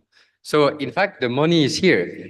And you know what's frustrating as well as a Mauritian? You drive past, let's say, all the residential complex, from $1 million, and you're like, all these people. So we know that like 70% of investment currently in Mauritius is like a property sector. And you're like, we never get to meet those people. Maybe they are playing golf. And like, if Mauritian entrepreneur could have a chance to meet those people, maybe they would be interested to be angels to our startups here. And even the mandate when they domiciliate those big funds in Mauritius couldn't be the mandate to even have the opportunity for Mauritian startup to meet them, like as a requirement. Okay, you host your money here, we are absolutely fine and we love it. But would it be possible to introduce Mauritian startups to these funds? Yeah. Great, Lilka. Yeah, what I can see actually is there is an urgent need for a better public-private dialogue, not only at the level of academia and industry, but between policymakers and private players. So that's what I see as an urgency. Now, I think one of the things that I've noted, I mean, you're right to talk about the vehicles. It has been even put forward by Mastercard Foundation, like we are not leveraging enough on these channels. So this is one point. But the second point that I think maybe because we are a small country, and I'm maybe repeating myself because I said it many times, we need to adopt a clustering approach. We won't be able to pole of excellence everywhere. We need to pick our battle. And then maybe if we decide at a policy level that these are going to be our clusters of excellence, maybe we can create the right linkages. Maybe we can enter better on the African market. And this is a call for action that I want. I mean, we cannot go in all directions. We need to attract global talent, global capital. But in terms of strategy, we also need to be choosy on our battles. Okay, great. So unfortunately, we are running out of time. I would kindly request each one of you 1 minute conclusion before I think we can take 1 or 2 questions from the floor. So let us start from, okay. So let's open the floor to discussions if you are okay with that. Would you guys like to add any specific points? Okay, so let's open the floor to questions. We've all heard about a very small excerpt of the ecosystem. What are the issues? What are your thoughts? Questions, please, for, yes. Nitin. Chabi.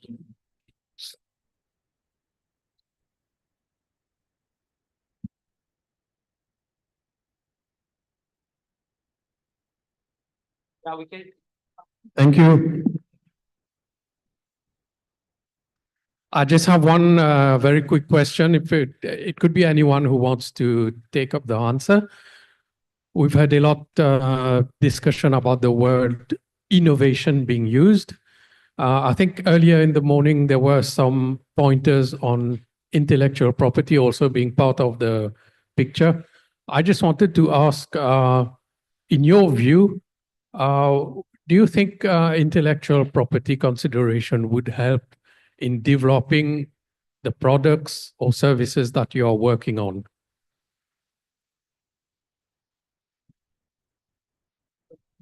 I think if you have an IP, that creates a hurdle for you to get outcompeted by the other company. Investors would look that wherever they are investing, that business should stay there for some time and able to scale. And having your own IP is the basic strength that you stand tall in the market. Thank you. But maybe to add to that, well, I have very radical views, and I can cite many people who share those radical views regarding this IP thing. Usually you see entrepreneurs, they spend a lot of time building up their IP. The fact is, it depends on which industry you're trying to launch an innovation in. If you try to launch an innovation in AI, in technology, in IT and all, for me, it's a total waste of time to build an IP. What the real IP, the real protection is the speed at which you can conquer the market. That's it. And we see repeatedly that, let's say, even if you take the Kodak and the Polaroid example, Polaroid, they launched this fantastic camera, you can print the thing and all. Kodak did exactly the same thing. And then they went into a war regarding IP. And ultimately, actually, Kodak had already conquered the world with it. And they bought back Polaroid afterwards. And that's how they ended the conflict. So in fact, Kodak won, and it was because of the speed. And so speed is the real protection in IT and AI. In other industry, well, we can make a case. Another question? Okay. Yes. Okay. Okay. Thank you. It's not a question per se, it's just a comment. Just to build on what the lady mentioned earlier on, and I think we've got a big problem in Mauritius. We are trying to do too much with too little.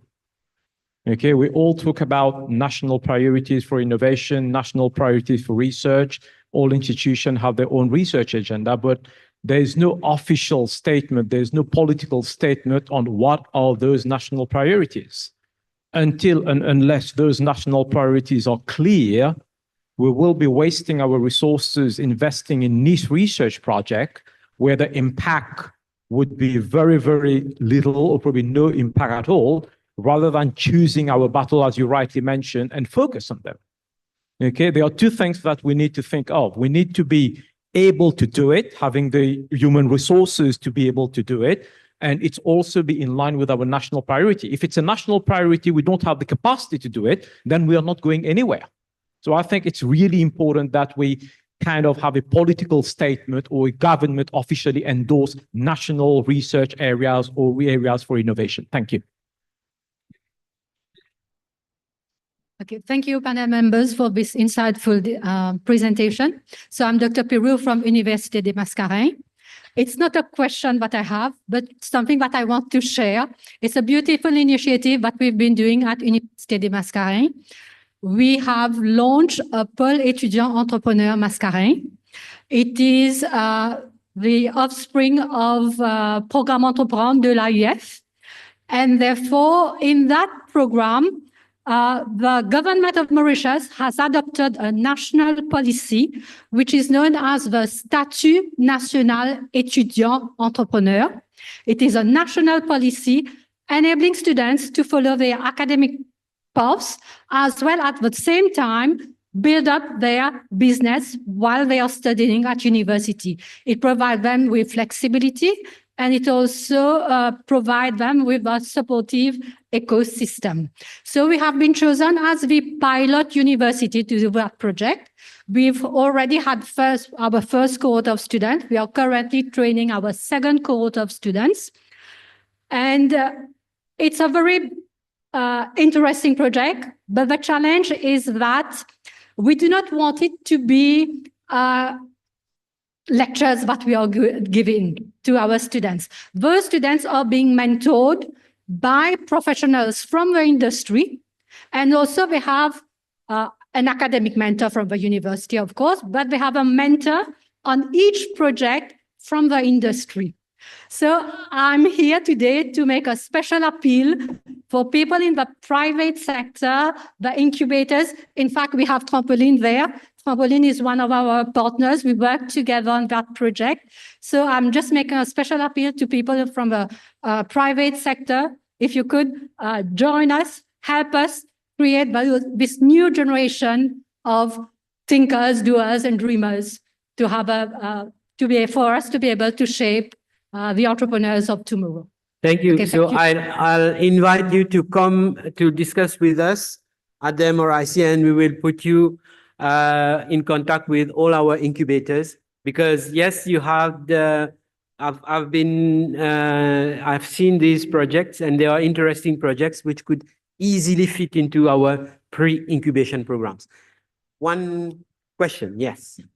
I thank you very much for stressing again on this issue of funding, especially when we are past the proof of concept scheme and we need to scale up and we need investment. Thank you for stressing that. But then I also want to say that we don't need to really reinvent the wheel. There are policies and there are models we can just copy from outside our coastal zones to mimic and do in Mauritius. We have like one thing that I know that EDB was doing not so far off was to try to get foreigners to come here and retire in peace and put $35,000 in a local bank, or have a retirement revenue of 1,500 USD that comes monthly. So these was things that was here to attract foreigners to come here. But then why not go one step further? Asking these foreigners, yes, you can have, you can retire, live all your life here in Mauritius, but we have, as this gentleman said, also startup. If you participate in this startup, you have such and such advantage. And this startup is what? A startup is a means for you for fructifying your revenues, is having return of your investment. It is much better than just putting $35,000 in a bank. That's one thing I wanted to say. Also about the academia, pathway and university. What I don't understand is why don't we have spin-offs? I mean, when you're an academic person, you have research achievement and you see there's potential for commercial deployment thereafter. Why don't we have an environment which is favoring university spin-off? Then what will happen is that the lecturer don't have to commit time to giving courses or correcting papers or scheduling students. They just have to start their startup, and the university is going to have actions in it. Yeah, so let us, we are short of time, so let me ask the question to Brinda and Roshan. What's your take on this? Why don't we have enough spin-offs from the university? What are the blocking factors? I think this will be more addressed to Brinda, because at universities, we have these projects, research-based you mentioned, and the limitation is more about in terms of time. How do you allocate the time for research? Because research was promotion-based papers. At Polytechnic, we are still in the pre-incubation state. Next batch, I think, will be the incubation state, where we started this program 2 years ago. I think your idea, your point is valid, because if it's not working with the university, there's no other alternative. I think the setting needs to be created. I think this would be one take for the recommendation for this exercise. Yes.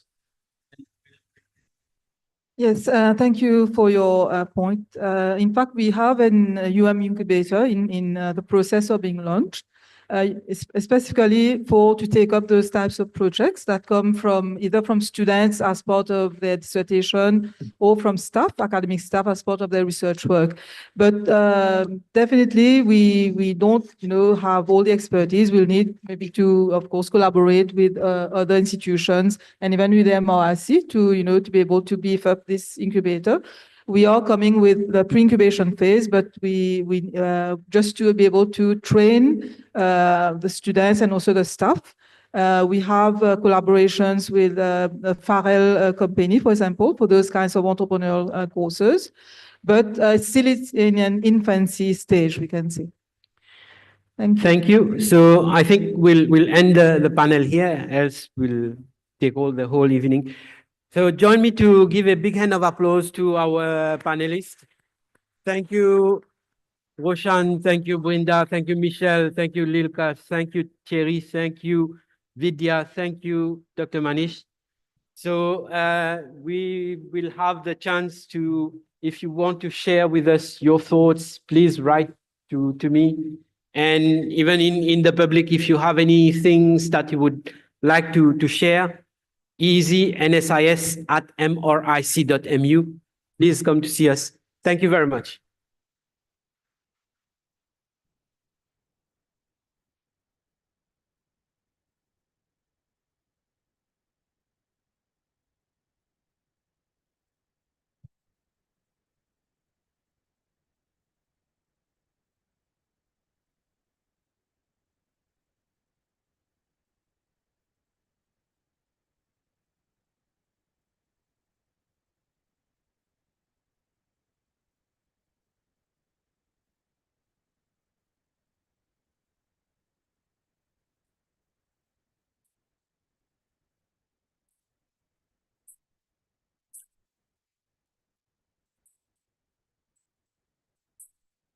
Just a reminder, we'll have 10 minutes break, and then the next session is starting. Next session is starting in 10 minutes. Thank you.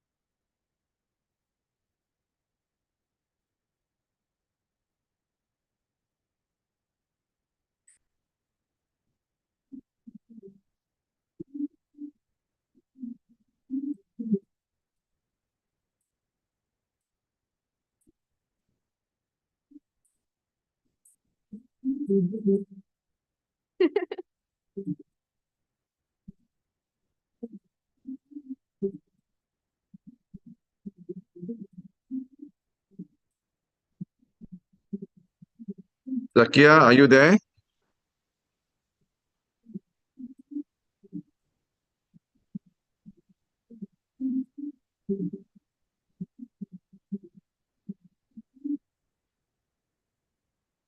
Zakia, are you there?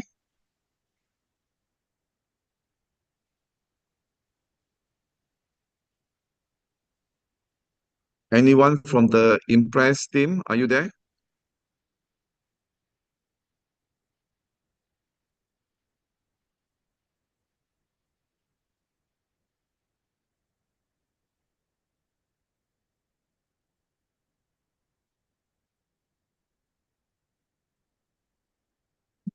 Zakia, are you there, Zakia? Anybody from Impress team?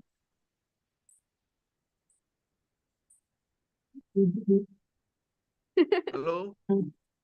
Zakia, are you there?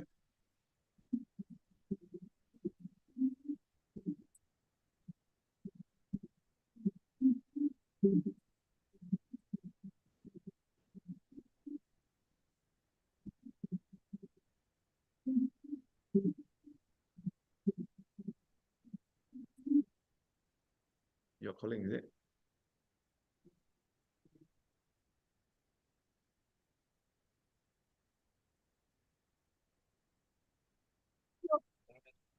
Hi, Zakia. Yes, good. Can we test the sound? Because yes, I've been talking to you and you are laughing away and you're ignoring me. Okay, can we test now before they'll come back? Now, huh? No, thanks.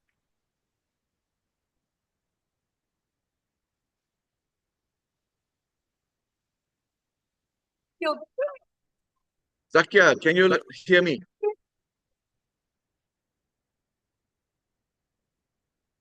Can you hear me? You are muted. Impress is muted. I cannot hear.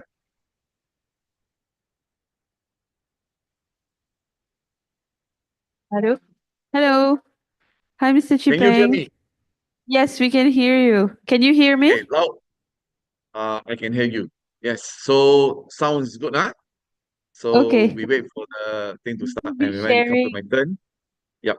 No, I'm not sharing anything. We supposed to talk only. Yeah. Chop, chop, chop. No, we're supposed to talk. It's not a presentation. It's a panel.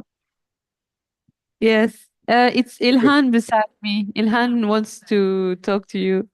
Hello, Mr. Okay. How How are are you? you? Long time no see. Chop, chop, chop. Yeah, chop, chop, chop. Yes, yes. And you still remember me, huh? When are you coming to KL to visit me? Inshallah soon. Inshallah. Okay. Have you decided where to do your master? Just one moment, yeah. Okay.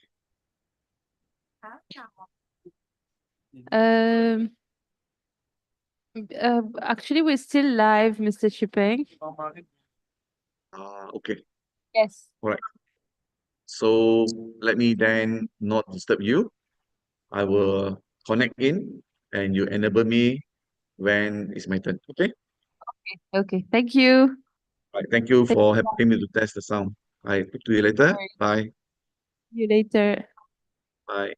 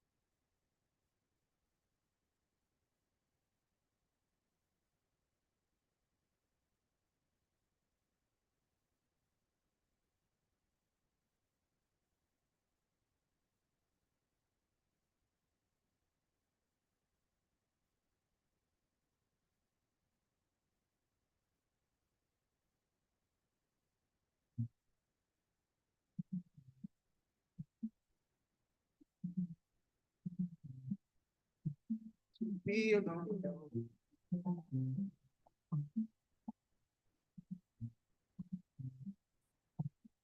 Be alone.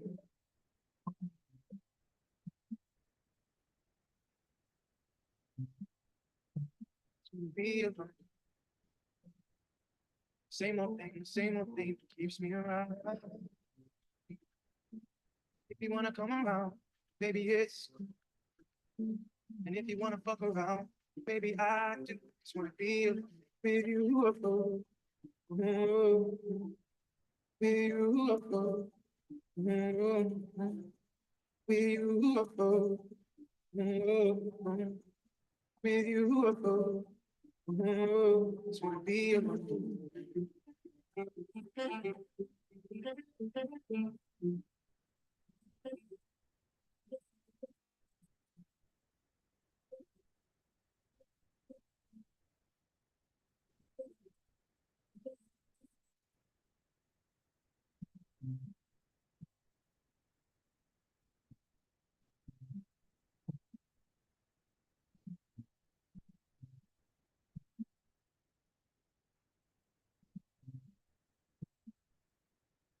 Your name again. See so many of them call. Want me just play pretend. All your girls, they just wanna have fun. But it's the same old thing that we all see. Same old thing that keeps speaking, but I just wanna be alone. Just wanna be alone. Same old thing keeps me around. If you wanna come around, maybe it's cool. And if you wanna fuck around, maybe I do. Just wanna be alone with you alone.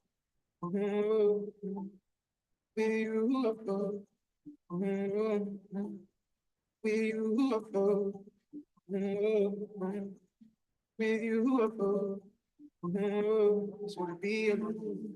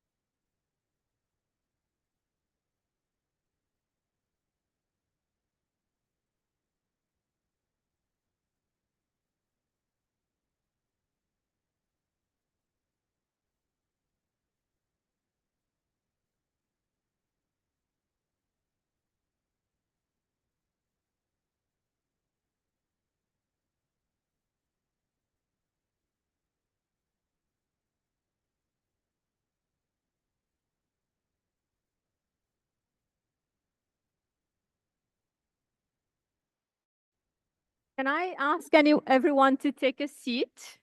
All of you who are here.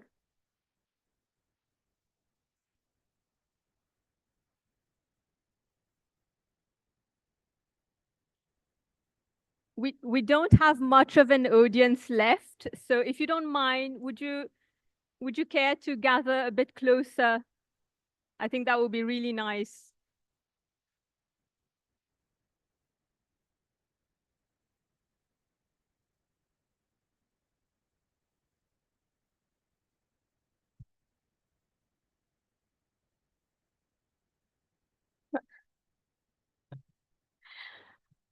Okay, so I think we'll just start because it's very late. It's a Friday afternoon, and we do want to get through this day. It's been a very long day. It's been a very long week as well. I will probably just quickly ask the panelists to join us on stage, and I'll do the introductions as we go, just in the essence of time. So Dr. Manish Dewan, who's joining us, Mr. Ruben Munya from Ciel Textile, Mr. Ram Mutlia, from the EDB, Drishti from the MCCI, Mehul from Bioculture, and Marie Janssen from Middlesex.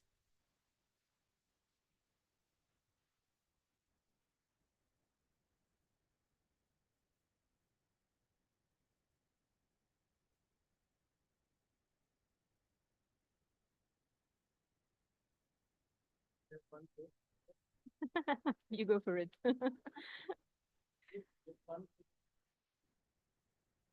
Yes. So do we, can you check if there's we do have someone joining us online? Good. Okay.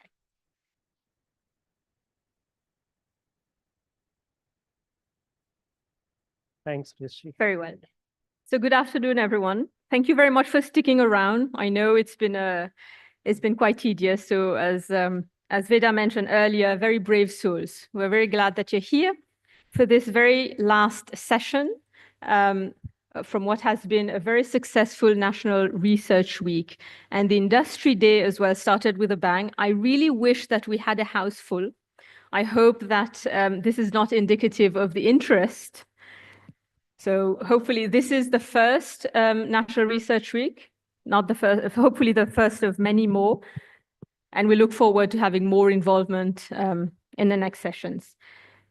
I'm Zahira Ibramji from Business Mauritius, so the industry side of things. I'm very grateful for being involved in this session. I'm particularly grateful because I trained as an actuary and I moved from corporate to academia when I was in Australia. And then I moved to Mauritius for a sabbatical, hoping that I'd be able to find industry-funded research. And my research was flood insurance.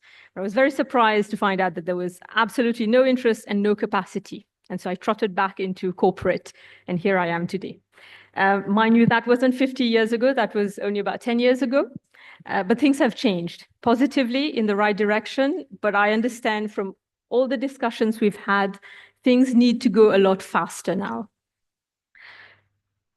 For the first time, public higher education institutions in Mauritius have come together under the one banner. We should not forget the contribution of private higher education institutions. And we're very happy to have with us Marie Janssen from Middlesex University. She's the Pro-Vice Chancellor of Middlesex University.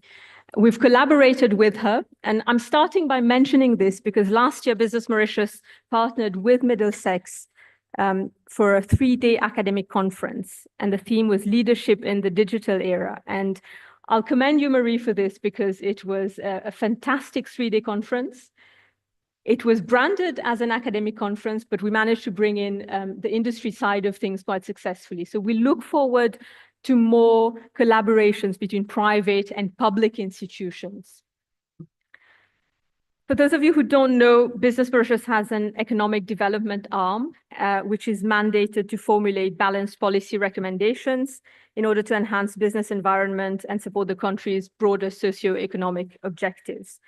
And of course, we play a role in effectively and consistently bridging that gap between academia and industry. The minister, I think, mentioned earlier that Business Mauritius is involved in with the public sector to develop a national internship platform, which is meant to be a one-stop shop connecting the industry with students, both local and international students, in order to access internship opportunities in Mauritius. Mr. Nanku pointed out earlier a lack of, I'd say, focus on national priorities and bringing forward the need for innovation and research and development as a national priority. It is true. Hopefully, we're heading in the right direction. We all know what the state of the economy is. I don't need to go through the figures with you. Labor costs are rising much higher than productivity. Exports, are reducing. There's an increase in our trade deficits, and to add insult to injury, now we're involved in the global tariff wars, and our exports are facing the 40% increase. And I'm sure Drishti Ramdani, who's the Secretary General of the MCCI, will be telling us more about his challenges that lie ahead. And government has also presented in its program, in its 5-year vision, that we need to shift towards an investment-driven and productivity-based growth. And they've pointed out 5 main key lines of action. I won't go through them, but one of them is the need for a new framework for innovation and R&D. So it is there in the government program, and then it is up to us to take them to task. That's all I'm going to say. The responsibility does lie with us to a certain extent. Our academic institutions are stepping up. We have brilliant researchers, but we also have forward-thinking businesses. And far too often, they're not in the same room, let alone on the same page. So there is a need for a more concerted approach for linking industry and academia. Bold and innovative ideas have definitely stemmed from academic research and disrupted traditional business models. But I have to stress that more often than not, it is the industry needs that translate into our national priorities. I will not take more time. I have introduced Maria, I have introduced Drishti. When we're talking about strengthening traditional sectors through transformation and accelerating industrial growth, transitioning into smarter industries, we turn to Ciel Textile, a legacy player in the textile industry. And we're joined by Ruben Munia, who's the regional head of HR at Ciel Textile, who reckons over 20 years of experience in the textile industry, not just in Mauritius, but in India, Bangladesh, and Madagascar. So we look forward to hearing from you. I'm not really sure, but I do hope that all of you here have heard of the UNDP's SDG Investor Map that was presented a couple of years ago. The World Bank doubled down on this with their CPSD, the Country Private Sector Diagnostic Report, just over a year ago. Why I'm mentioning these 2 reports, they've both highlighted the need to drive growth in emerging sectors if we want to stay ahead of our game. Emerging sectors, naturally, we'll think about biotech. We've got Mehul Bhatt joining us from bioculture. He's also the Chief Strategy Officer at Rogers Group. And Mehul will be sharing about the value and complexity of academia and industry partnerships, especially in light of bioculture's investment in Franklin Biolabs, which I understand is a spin-off from the University of Pennsylvania Research Labs. So we look forward to hearing from that. Unfortunately, Mr. Girish Bhaktawant, who's a leading figure at the EDB for the industry, could not join us today, but he's sending his right arm, Mr. Ram Jotlia, who's manager of industry specializing in light engineering from the EDB, the Economic Development Board, who will be sharing with us his industry perspective from a public sector side of things as well. And last but not least, we're joined by Mr. Chi Peng Tan, who's the CEO of Technovise International. He's based in Singapore, so he's joining us online. Mr. Tan, good afternoon, or good night, good evening. Good evening. Mr. Tan has over 40 years of experience and is a distinguished business and technology leader across Asia and Africa, and he's been instrumental in promoting Industry 4.0 and 5.0 frameworks in Mauritius and in the broader African region. So we look forward to have him contribute to the conversation. And to guide us, we have Mr. Dr. Manish Dewan, who's a trailblazer in the Indian biotech transformation sphere. He needs no further introduction. So without much further ado, I'll let you lead the conversation, which I think is moving away from a panel discussion and more into a bit of a chat and sharing experience. So thank you very much. And Dr. Dewan, over to you. Thank you, Zaira. Thank you very much for helping us knowing our panelists a little bit more. And I think we just have about 25, 30 minutes to connect and hear and reflect. In our opinion, each of us, our opinion, how is the industry moving, excuse me, towards the next revolution, we call it 5.0. And I see Tan's background as leadership 6.0 and PIMS. So he's already moving to the next stage. So let us through this dialogue understand with the changing dynamics of the industry, the newer player coming in, disruptions happening through, let's say, AI, ML, and suddenly new set of businesses emerging. The traditional, conventional industries suddenly see that they are competing against those which were nowhere there. We have sudden emergence of several unicorns all across the sectors. We spend time since morning talking about innovation, creating new high-value products, industry looking at places where we can source in such innovations or instrument some of these developments. So let's hear from each of us from our respective centers, university, corporate side, university who has footprint both in Mauritius as well as UK. From one side is private, other side is public. International corporate from textiles and from bioculture, which is like more as a service provider for high-end research in pharma, biopharma side, and probably some other cosmetic industry, not as yet. So cosmetic industry still has to evolve and move to 6.0, I believe. And the industry association, the investment facilitation through the ADB. So I think it's a fair bit of a mix from perhaps all relevant stakeholders. So Mehul said that he wants to move a little early. I'll open the floor with Mehul. You help us understand that you work in a very, very niche specific sector, and not everybody works with monkeys, for example. We get to see them in zoo or in open grounds, try to shy away, move around. But you bring very high value to them and connect with a sector which is, again, like high value product, very IP driven, high outcome, blockbuster potential. So how do you see that sector utilizing Mauritius as a base? And from this base, is there anything that you think innovation can be contributed to your business? And if not, that what needs to be done that can level up the game? And besides footprint, you also gain in your corporate side. Over to you. Thank you so much for that. And so I'll quickly do some introductions and then tell you a little bit about the company and the business sector that we are in. So my name is Mehul Bhatt. I'm the head of strategy for the Bioculture Group. Bioculture Group started in 1984 at the intersection of biomedical research and biodiversity conservation. So obviously, a lot of people in this particular room know that Mauritius is one of the largest exporter of monkeys or non-human primates for medical research. I think that's a known fact.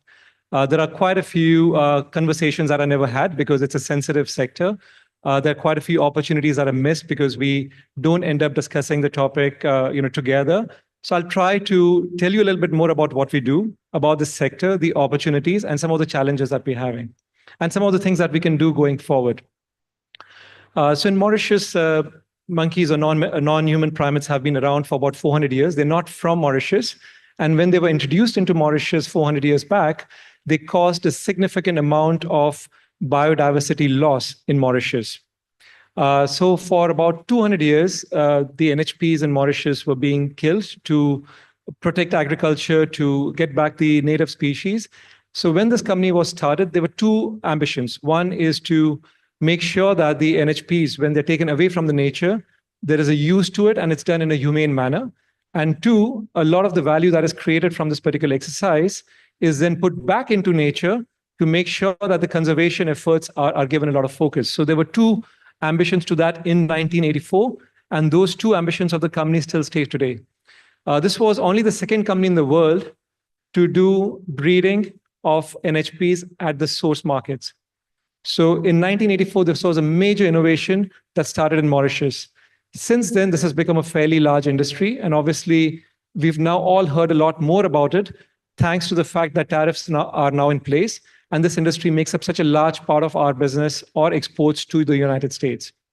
Our company has been always trying to be at the forefront of innovation and also trying to do more and more to integrate more of a value chain with our customers' value chain. Because we have very few customers. It's the big pharma and the big biotechs. So we try very hard to integrate with them.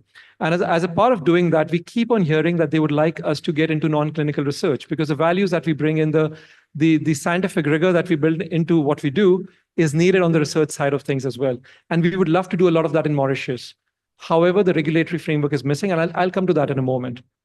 So what we've done over the last 2 years now is we've now acquired research facilities in the United States.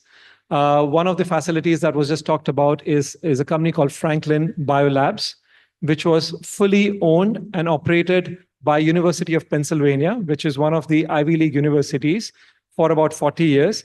And it had a cutting-edge program for CRO activities in genetic medicines and rare diseases. So since October 1st last year, we are now the majority shareholders of this particular company. University of Pennsylvania is also a shareholder of this company. So let's just pause for a moment, right?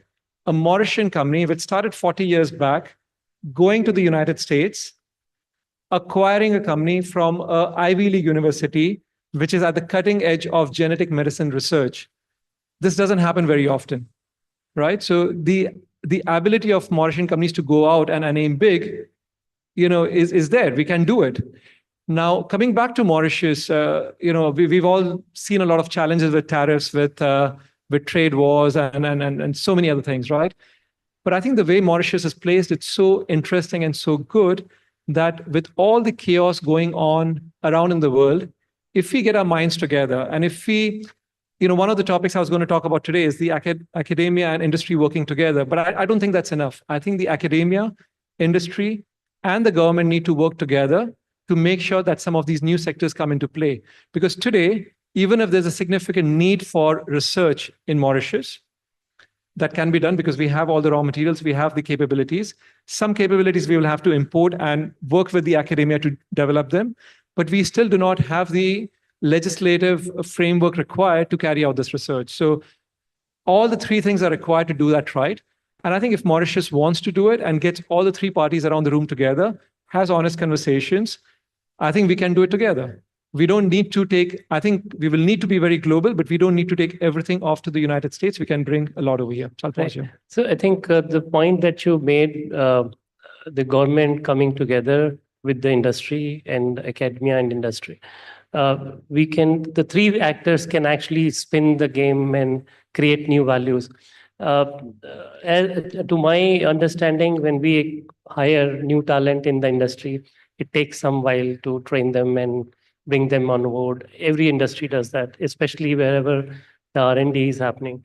So the talent that you would be acquiring from, let's say, University of Pennsylvania or elsewhere, those would also be trained in that fashion. What would it take if you were to, let's say, train some of the Mauritius talent to that level? As Marie said, that once you are settled in Mauritius, you would never like to go back. So if some people from there wants to come here, and become the trainers to train the next generation. Would that be a possibility? And do you think government can play any conducive role around it?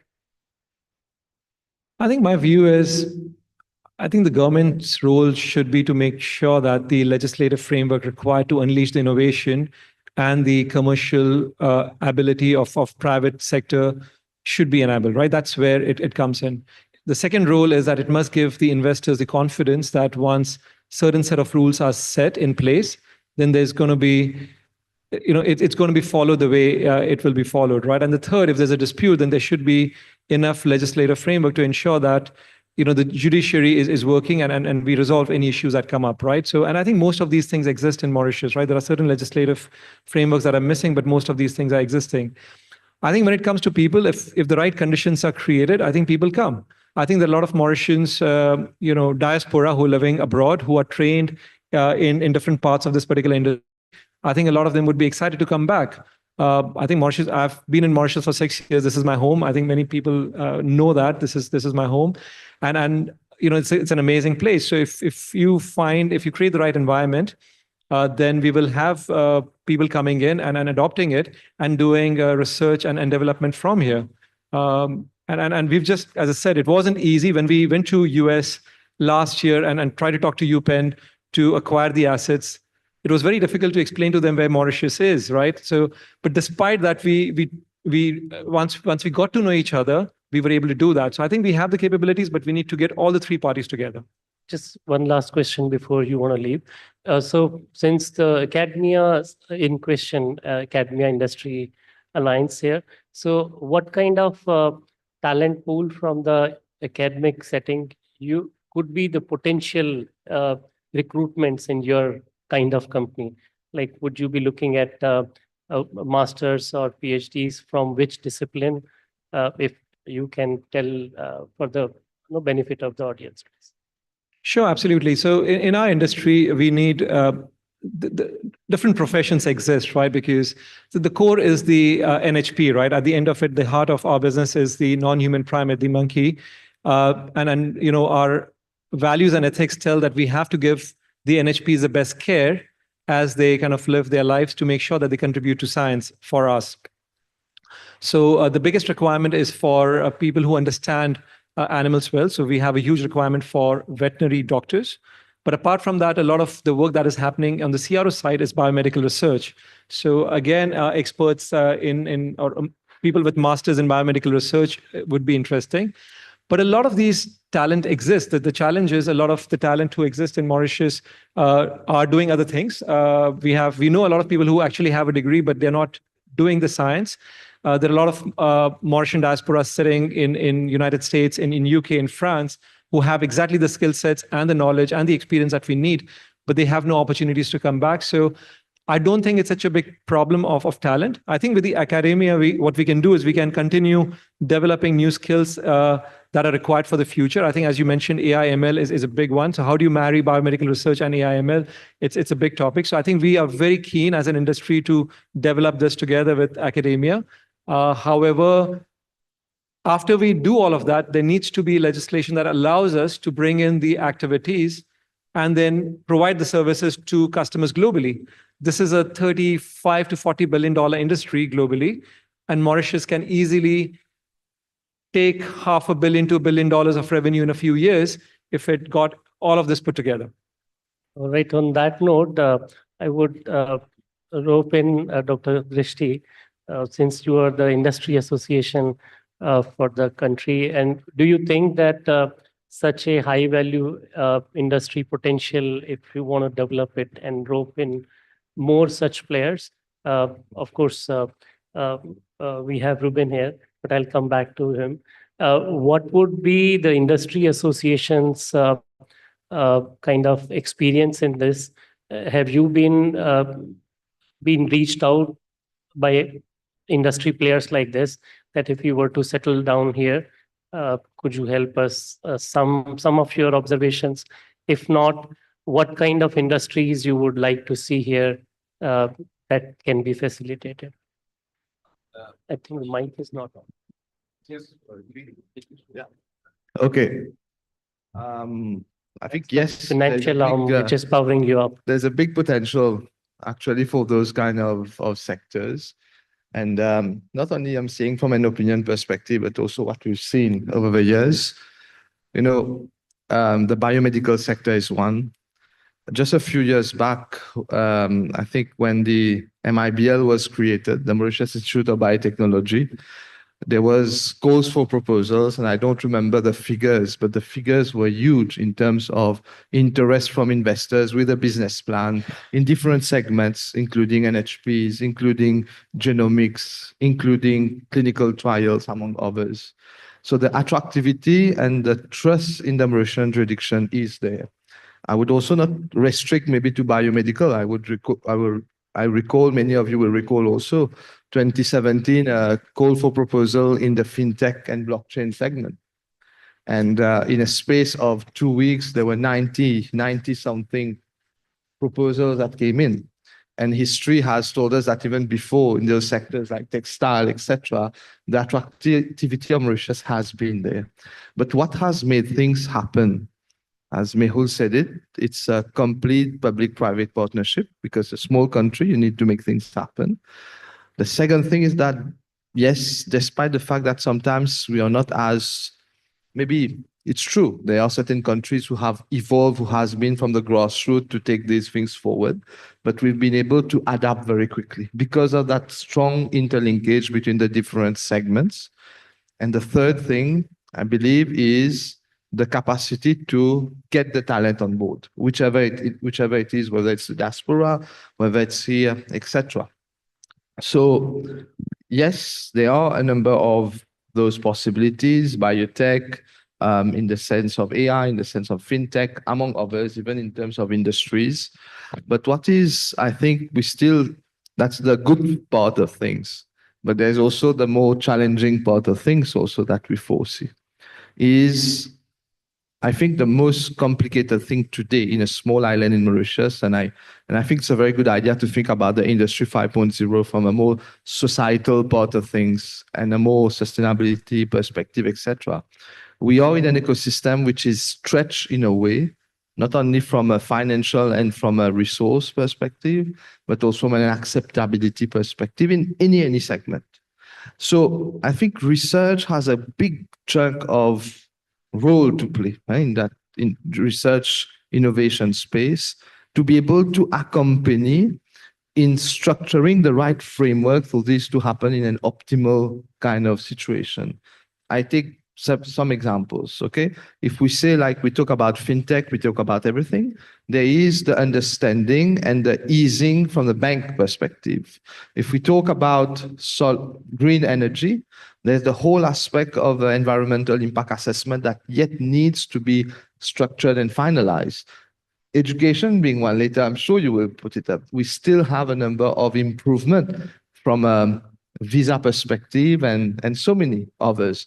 So I won't go in all the details, but I would end in saying that the new sectors, Mauritius has, you said it, very good positioning, known visibility, a known sense of compliance and recognition.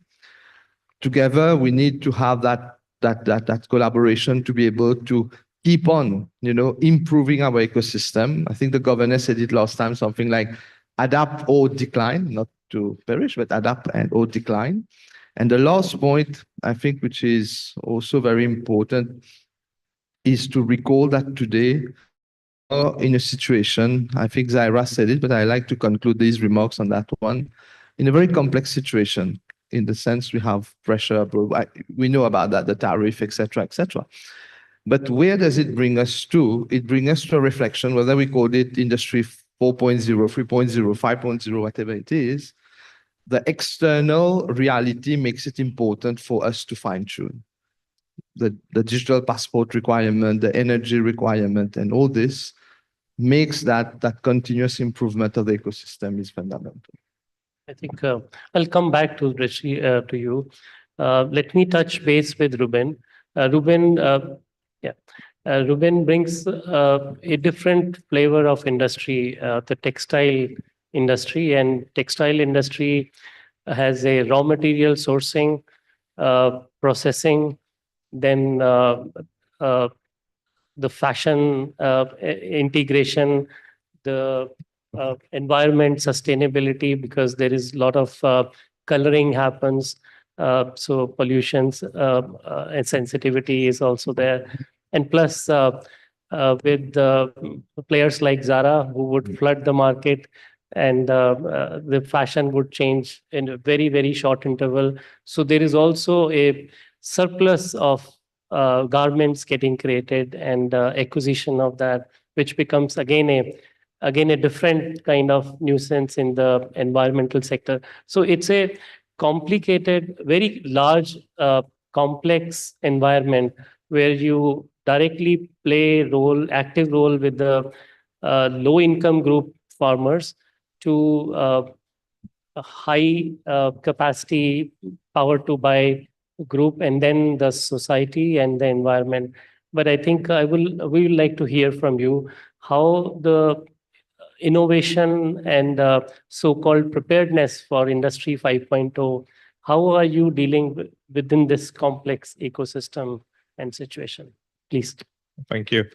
I just want to kickstart that the textile industry has traditionally known to be a high polluting industry, and where its impact on the whole environment and ecosystem. But there has been a movement now towards more sustainable practices, sustainable manufacturing, which has required a lot of innovation and technology. If I may interrupt you, for the sake of the audience, if you can also tell the group's activity, how large it is, what does it do? So Shell Textile operates in 4 countries, from Mauritius, Madagascar, India, and Bangladesh. It exports approximately 45 million garments every year. And today, Shell Textile work with mainly the top brands like Ralph Lauren, Hugo Boss, Tommy, with 19 production sites. And we have also 22,000 people working in our factories and in our offices. How many in Mauritius? In Mauritius, we have today 4 factories. 4 factories, 2 garment making and 2 what I call producing the raw material, the fabric and the yarn. There has been a shrink in Mauritian operation since post-COVID. The challenge has been one, the workforce. Second thing is the rising cost of production, which has constantly increased over the last 5 to 6 years. And this is where actually an acceleration technology can help us to keep our savoir-faire, and also it's a highly competitive industry. This is where technology plays a massive role in supporting, and innovation is really key for us.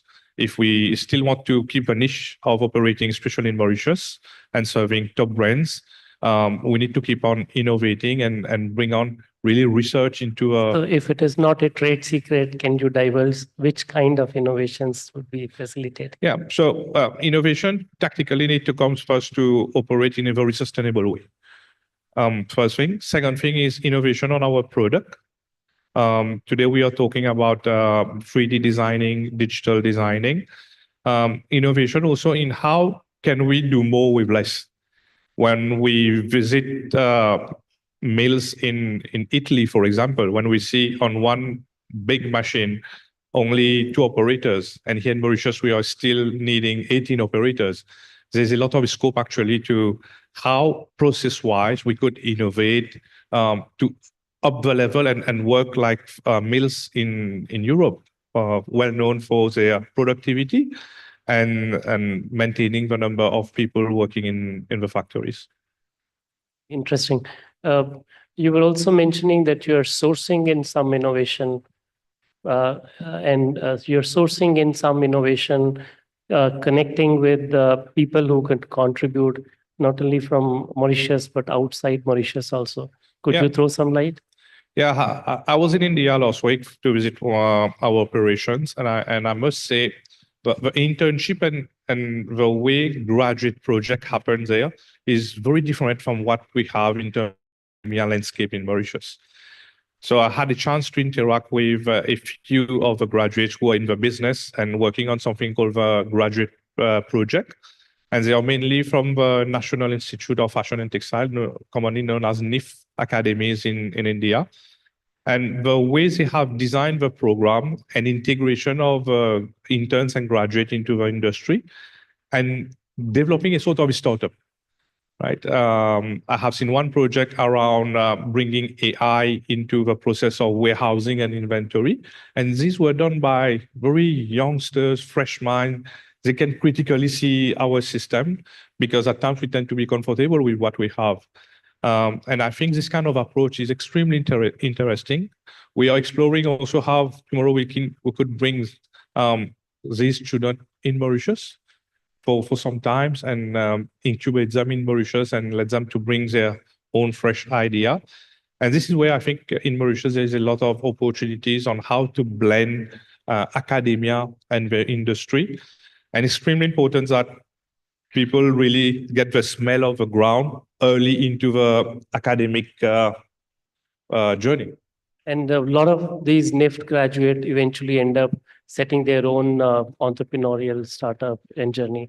I think this kind of immersion activity would train them and prepare them as industry-ready graduates from the academy. Exactly. I have seen quite a lot of them startup entrepreneur mindset, actually. And this is key.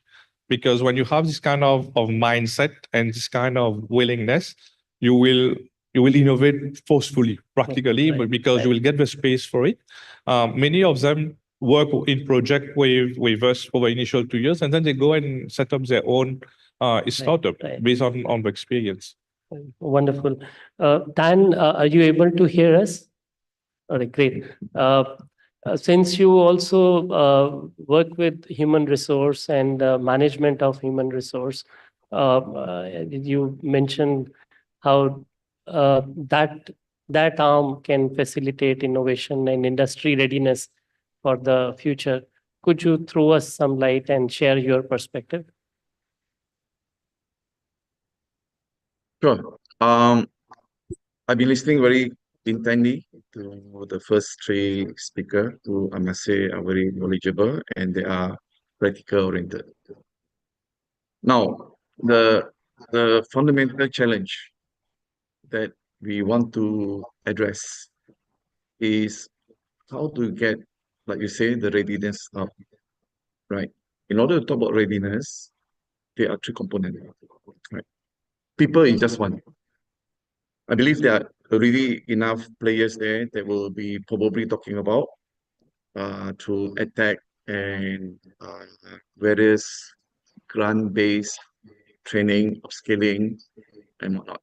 But maybe I should share what some of the Far East countries are doing. Maybe that will add value to the discussion because then we put everything into perspective. Now, last year, and by the way, they're going for election 3rd of May. Yeah, Singapore has published Smart Nation 2.0. The Smart Nation 1.0 was 10 years ago in 2014. Now, the critical thing that Singapore is looking at is how to bring three things into it, right? The first thing, trust. Without trust, I think it's very difficult to move even the tripartite that Mehul is talking about, right? There will always be counter-argument what needs to be done. Secondly, they move on to something called security. Given that whatever has happened, tariff or non-tariff, that has been predicted actually. How do we bring this into the very fabric of everything that we do? Obviously, the third one is community. No man is an island. Unless, like Mehul say, we address the societal value in doing so, then tipping point 2025, which is predicted by World Economic Forum, will happen, right? So from the perspective, my humble opinion is this. I believe everything starts with the person you look in the mirror, right? The leadership component. So how do we bring this about? So my view, to understanding what change, then we can adapt to it. Industry 4.0, machine centricity. We bring together biological, digital, and physical, right? And by the way, Industry 4.0 is still around, right? Because when people tasted the forbidden fruit, every mega program that deal with Industry 4.0, 60% productivity improvement, right? So how do you take away that particular very seductive idea, right? Then how we came. So we start talking about redundancy. We start talking about resilience, and we start talking about sustainability, and we're bringing SDG into the fold because of sustainability. Therefore, from being machine centricity Industry 4.0, we go to Industry 5.0. There is human centricity. Now, did they work out?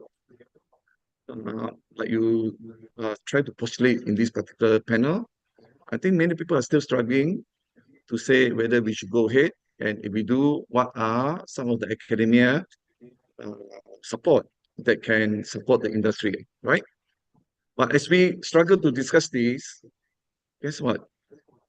From human centricity, we now start talking about human technology, right? Which is Industry 6.0, which is laden with AI. How do we use AI? We talk about ethical standards and all that. So let's come back to what Singapore is doing in last year or so, right? So trust in what? Trust in to be able to come up with a framework, ethical standard, to enable Industry 4.0, 6.0 to coexist and deliver. So from the perspective, we are talking about a few things. I listed down just in case, because we overrun by 1 hour.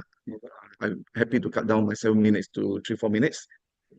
Let's go back to simple technology like drone, right? I think the textile industry can benefit from this. I think medical industry can benefit from this, where we have to deal with the environment. It's not human friendly, right? So those are that. Then the last thing I want to do before I pass back the floor to you, Chair, and thank you for bringing me in earlier. Medical, I think is one of the biggest critical elephant in the room today. So what Singapore and the rest have done is to look at this very carefully. Element of self-help comes in. So how do we then make all these things, including my profile, my health profile, into the kitchen, into the eating, into the gym, in the live workplace? Yeah, so that kind of element is being brought in. So Singapore is doing well. Of course, Japan is way ahead of the curve. Are you back? Time to you, Chair. Thank you, Mr. Chan.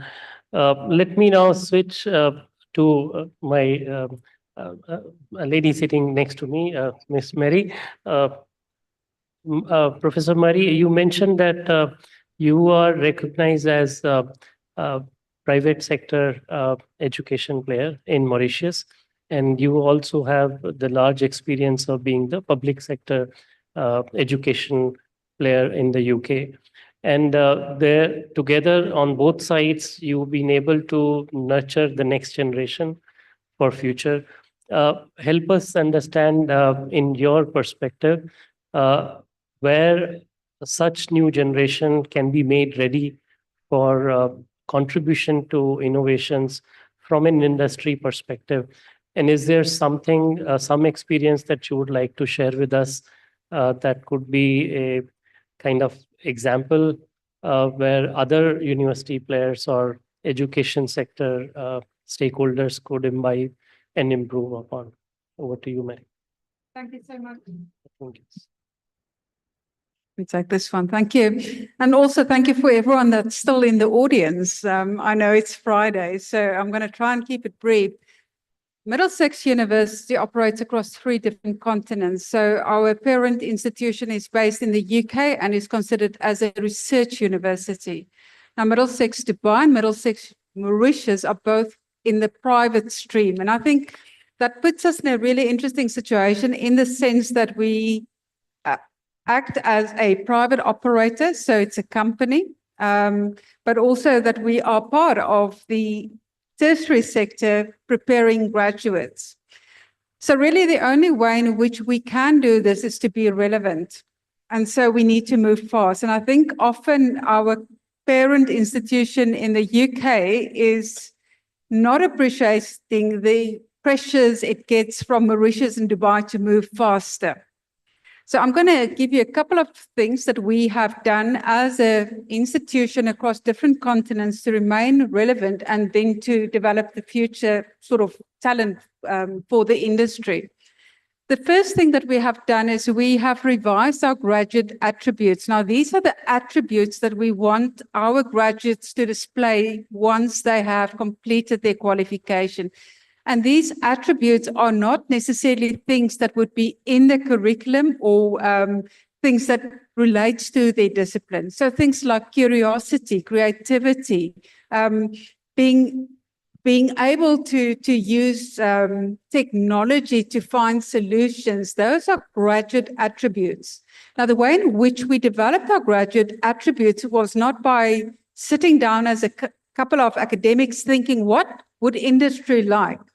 In fact, what we did, we went to industry and we said to industry, what is it that you want to see in a graduate? Now, once we have developed those graduate attributes, we actually then incorporated within the curriculum. So one of the things that we've been talking about today is the importance of entrepreneurship. Now, that is a graduate attribute. And so one of the things we would do, for example, at the start of an academic year, we would typically have a big idea competition.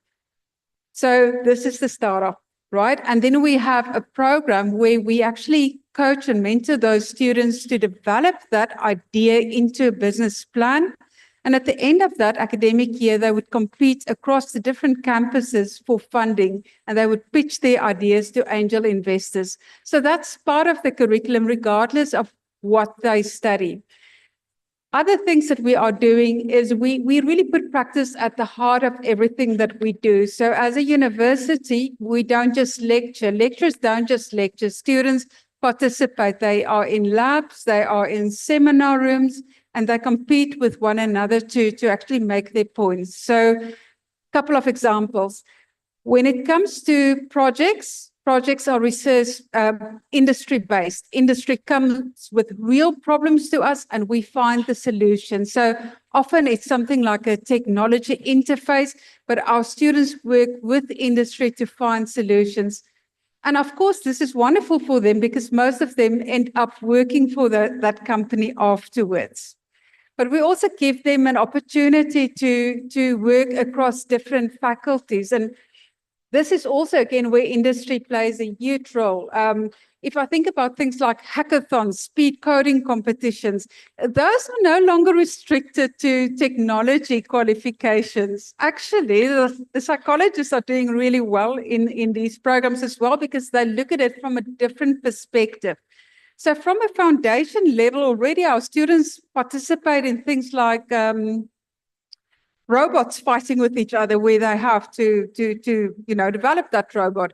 So we do a lot of cross-faculty sort of interactions with students as well. I must also say that we are very, very blessed in Mauritius to have industry players that want to get involved. And so I think often it's just a matter of finding the right fit for industry to come in. So for us, we have a lot of industry experts doing lectures, guest lectures, or having CEO coffee chats because our students need to know what is required out there. So we bring this in from the very start of their studies. The other thing that, of course, we have to do is we need to move really, really fast. So in September, we are introducing a new program in artificial intelligence and data sciences, which we worked on as 3 different campuses to make sure that this is something that will create international mobility. This is important for Mauritians. When they go to university, they want to have that mobility. A lot of our graduates are leaving the country, and there is a brain drain. We need to know that, right? So we need to bring in students, we need to bring in talent, but at the same time, we need to enable students to compete internationally. So I think if I start talking, we're going to be here until Saturday. But yeah, I know I'm a professor.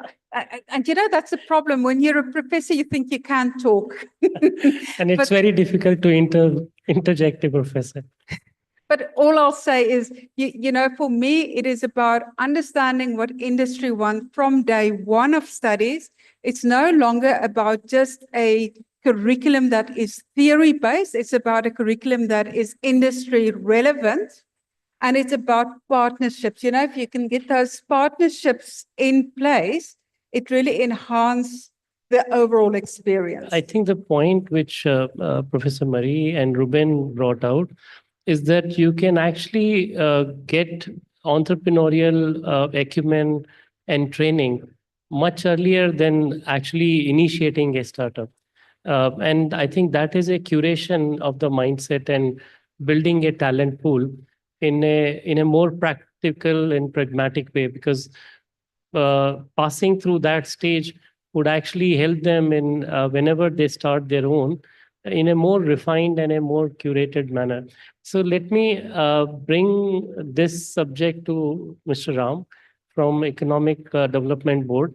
For instance, would you be happy to have some students doing apprenticeship in your department to understand how the investments are flow especially from people from the finance sector or IT sector? Is there any provision, or is there any like approach that they can reach out either formally or informally? Just like Marie said, that they also invite people to provide lectures and training. If in office it cannot happen, can it happen other way around? Definitely. Thank you very much for this question. In fact, we are reopened, right, to interaction with training centers, with universities, with enterprises. We are in daily contact with enterprises, except that they are mostly talking about their problems and solutions. And we are expected to bring solutions, and this is where we try to be creative. And I think this issue of innovation is very important at all levels, at SME level, at middle enterprise level, and also at national level.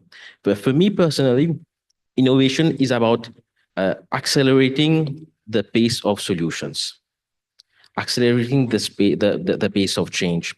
If today the GDP per capita in Mauritius is around 10,000, 12,000 USD, we need to think how do we double it in the coming years, right? To double it, so first of all, we need to be innovative. We need to move into more value-added activities. We need to be productive. So this is the bottom line. And we need, as one gentleman in the audience mentioned earlier, we can't take any horse. We need to choose our focus. We need to choose which area we want to move into and focus on that. My friend Distri knows it very well. You know, one of the areas where Mauritius, for instance, at national level gets a lot of money is in the area of bunkering, right? Sorry. Bunkering, ship bunkerers, right? So out of the 35,000 ships that goes around the island, because we are in an island, only 3,500 stop, unfortunately. All right. But from this 3,500, we generate 20 billion Mauritian rupees. 20 billion. So if I double the capacity of my port in 1 year, I double my turnover, my GDP from bunkering. And to get that 20 billion, I need only 3 or 4 billion investment. So how can we generate 3 to 5 billion investment in 6 months' time, so that in 1 year down the line, I double my capacity? So I think there is innovation that has to happen at all levels, right? And when we are talking about Mauritius and we are talking about the African market, right? Connecting with Africa, we have the AFCFTA. We know that there is an interest for many enterprises in Mauritius to move into Africa, to connect with Africa. We also need to think about what are the innovations or the technological innovations that SMEs in Mauritius require in order to upgrade their game, in order to connect with the African market. And this is where research is required, innovation is required in order to get the new technology. And sometimes we face the situation whereby enterprises in Mauritius, when they are in connection with Europe, they find that the equipment is very interesting, is perfect, but it costs a lot because it's not affordable. And on the other side, when they connect with countries such as Taiwan or China, the equipment is much more affordable, but the dials are all in a foreign language. The manuals are not in English or in French. We can get a technical person for 3 months or 6 months to train, but afterwards, how do you get the spares? Is the company still going to be going around in three or 4 years down the line? So it comes back to this same problem.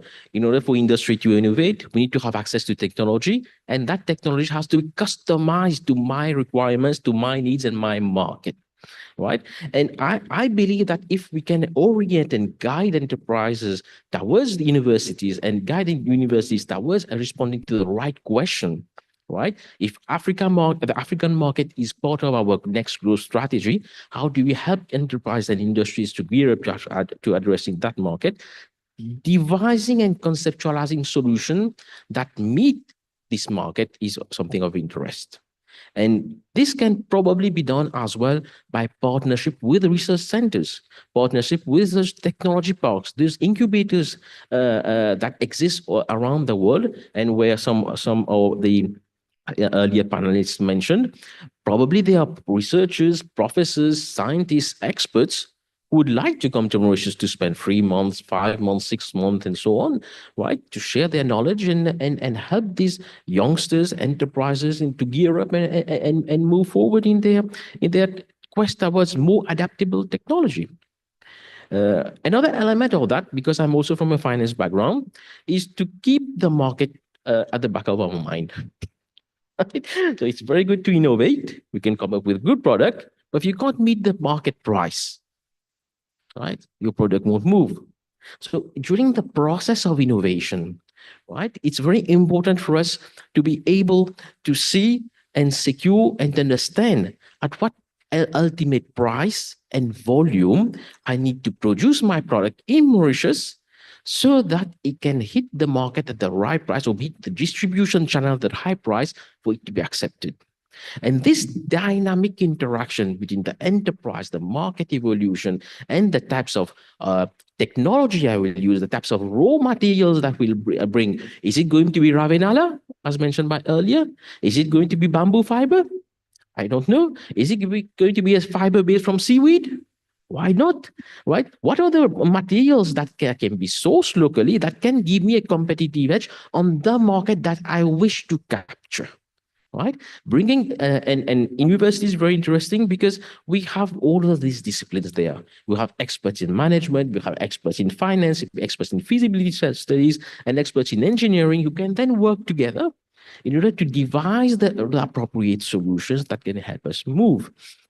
And well, to complete it, I was talking to one of the audience members, right? If you've got a technology and you've got a new product, right, it's always very difficult, in fact, acting on your own, right, to find partners, collaborators, solutions, and funding agencies or funding partners.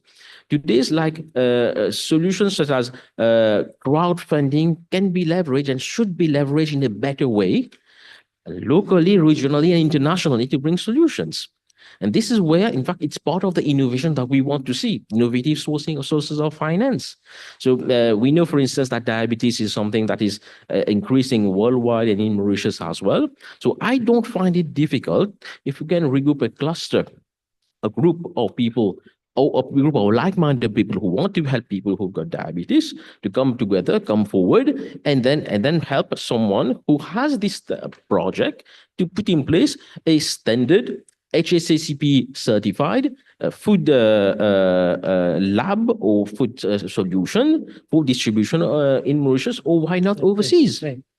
So I think innovation can happen at multiple facets, even in the processes, adoptions, sourcing in of talent pool, like getting professors besides students. Marie also echoes that sending students to UK or bringing faculty here, just like you are saying.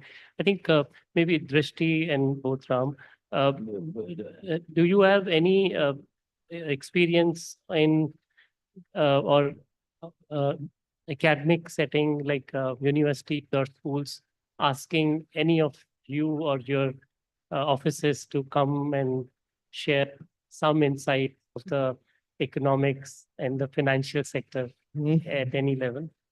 Maybe I'd like to take Just this, wanted to understand. this very quick point.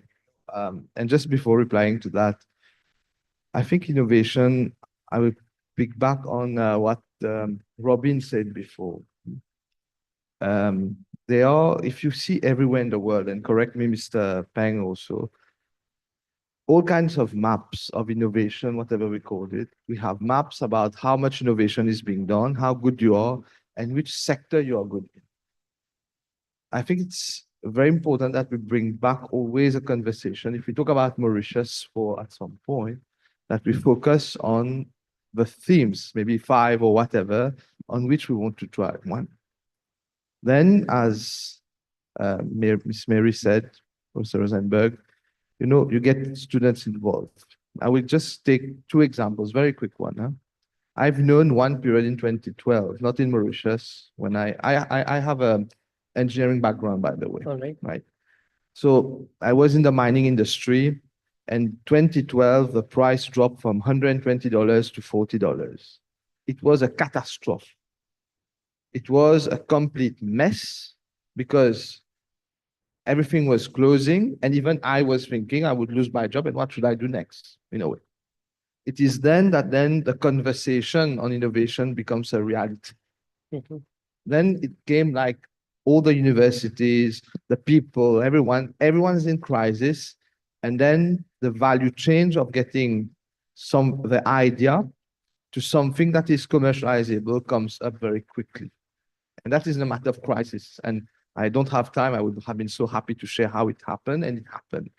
But then in Mauritius also, yes, you see that. You see when, for example, I recall a company in a bagging system. They had to do bagging, and every time they do the bags, 50 grams more, 50 grams left gets in, and they need to have some kind of a PID, a proportionate integrated delivery system in an automate to be able to deliver on that. So they seek students who are very much versed and who are doing whatever master's, PhD there. So these are things that happen, but is it called innovation, or is it called university industry linkage? What happens? I think we also need then to think of a next step where, when you integrate, that there is a funding for going the next step, not only to provide a solution to an existing happening, but like you said, for example, in the textile industry, the new automation, the new products, you're talking about algae, for example, that should be, if we think, should not say that, could it be? We say that, look, there has been so much talking for some time. Algae for that stance is something carbon, etc., can be done. We have to deep dive, and then we need to put that effort, everyone's focus, saying for 3 years we have a plan and we deliver on it. If we fail, we fail. Everyone fails. But I think that's a process also that we need to think of. Thanks, Christy, for summarizing it. And I would not repeat that. So probably I will stop here. We had wonderful discussion, I think, from all perspectives, from diverse industries, academic setting, where a private sector playing equal role or even a more agile role in educating the next talent pool. From industry association and the policy for investment driving and a push for industry to move towards newer adoption, more sustainability, and societal good, and that sensitivity for circular economy for long-term growth. Thank Tan from joining us from Singapore. Somehow the voice was not so clear to me. Perhaps the audience would have got the message, but it's kind of little was echoing at the.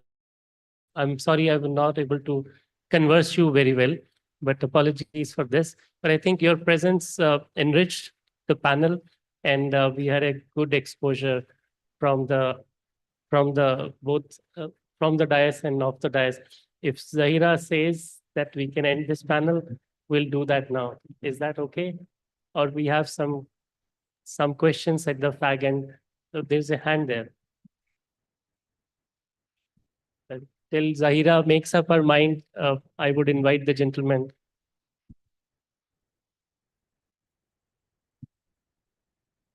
Thank you. My question is to Mr. Tan. Tan Xian Sheng Ning Hao.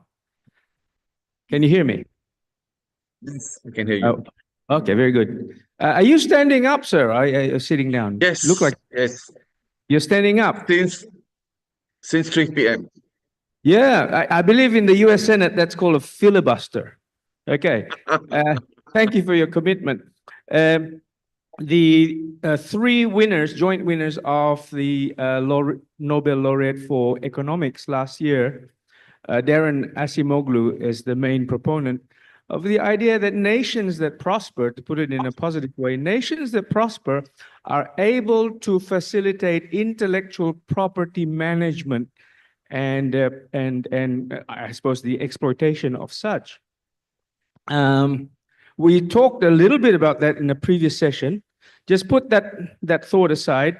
One of the greatest things I learned in Singapore when I did my graduate studies in political economy was the rise of Guangzhou as a small dragon within the big dragon. And I'm sure all Singaporeans had to sort of go through that paradigm pedagogue.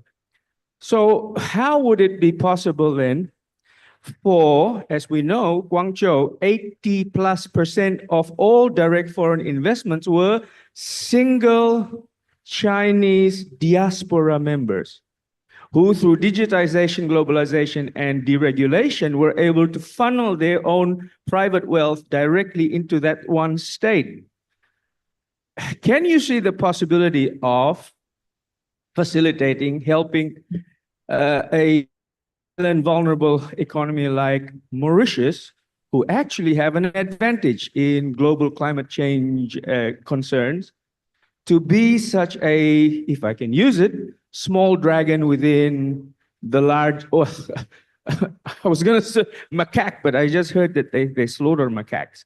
A small sort of dynamic feature within a greater IORA economic Sir, zone. if I may interject, if you can restrict your comment to the specific question. Yeah, I'm almost there. Thank you very much.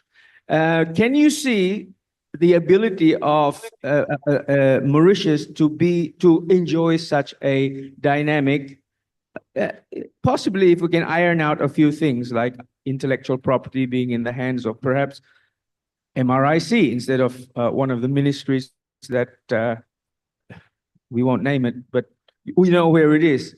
How can good skills in Singapore can be transferred here for such wealth creation? Thank you. Thank you. I'll give my answer to 1 minute. Let's don't talk about Mauritius or Singapore. Let's talk about India. India is predicted to be the major economy, fastest growing in the next 3 years at 6.3%. China is 4%. So the investment not necessarily need to come from Mauritian diaspora. India is such a good friend of Mauritius. Even managed to get Trump to agree with our Chagos deal. So I guess where it comes from is this. You mentioned about Guangzhou, but you didn't talk about Shenzhen, right? Where the investment was from Singapore, and the Singaporeans are totally screwed, pardon my French, in this deal.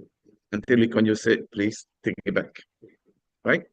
Now, Guangzhou is being funded, but you're right, but totally Chinese, because the underground wealth is incredibly a lot, right? Now, let's come back to point before the chair take me off. Can the Mauritian diaspora fund the Mauritian growth? Short question is, these are very smart people. What is the value proposition? If there's a value proposition, there will be it. Can the Indian from India do it? I think your chances is higher there, right? But last answer. Can we mobilize Singaporean to invest in Mauritius and bring it up? I think you invited Lee Kuan Yew in 1979. And what did Lee Kuan Yew tell your NBC director that this is confidential, right?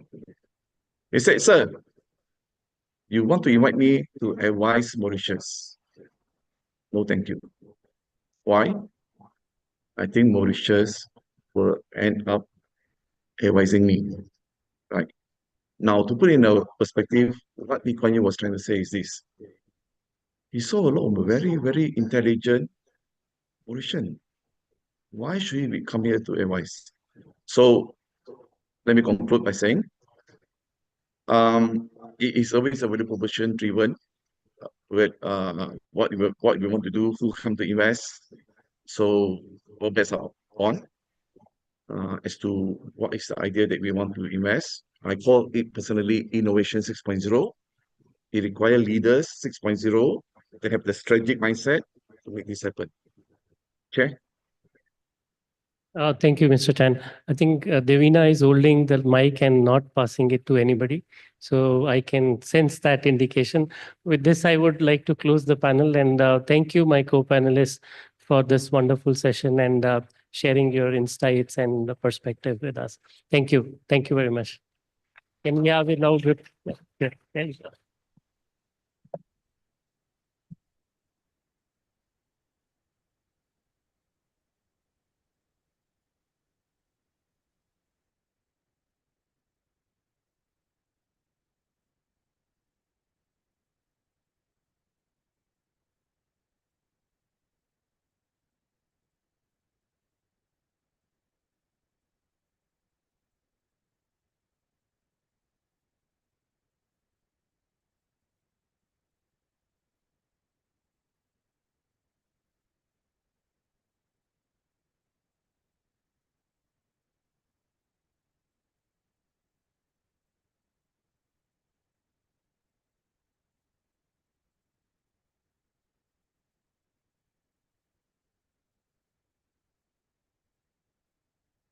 Just a few words to thank you all for your presence, the courageous ones, waiting till the end of this session. Indeed, we had a very busy week starting from Monday and culminating with this academic industry partnership relationship session.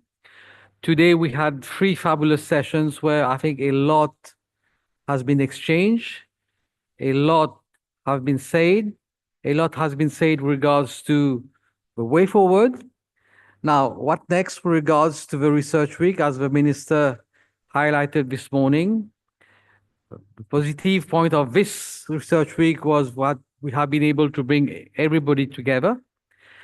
And indeed, we look forward to future editions of the National Research Week, most probably naming it International Research Week by next year. Let's see how things goes.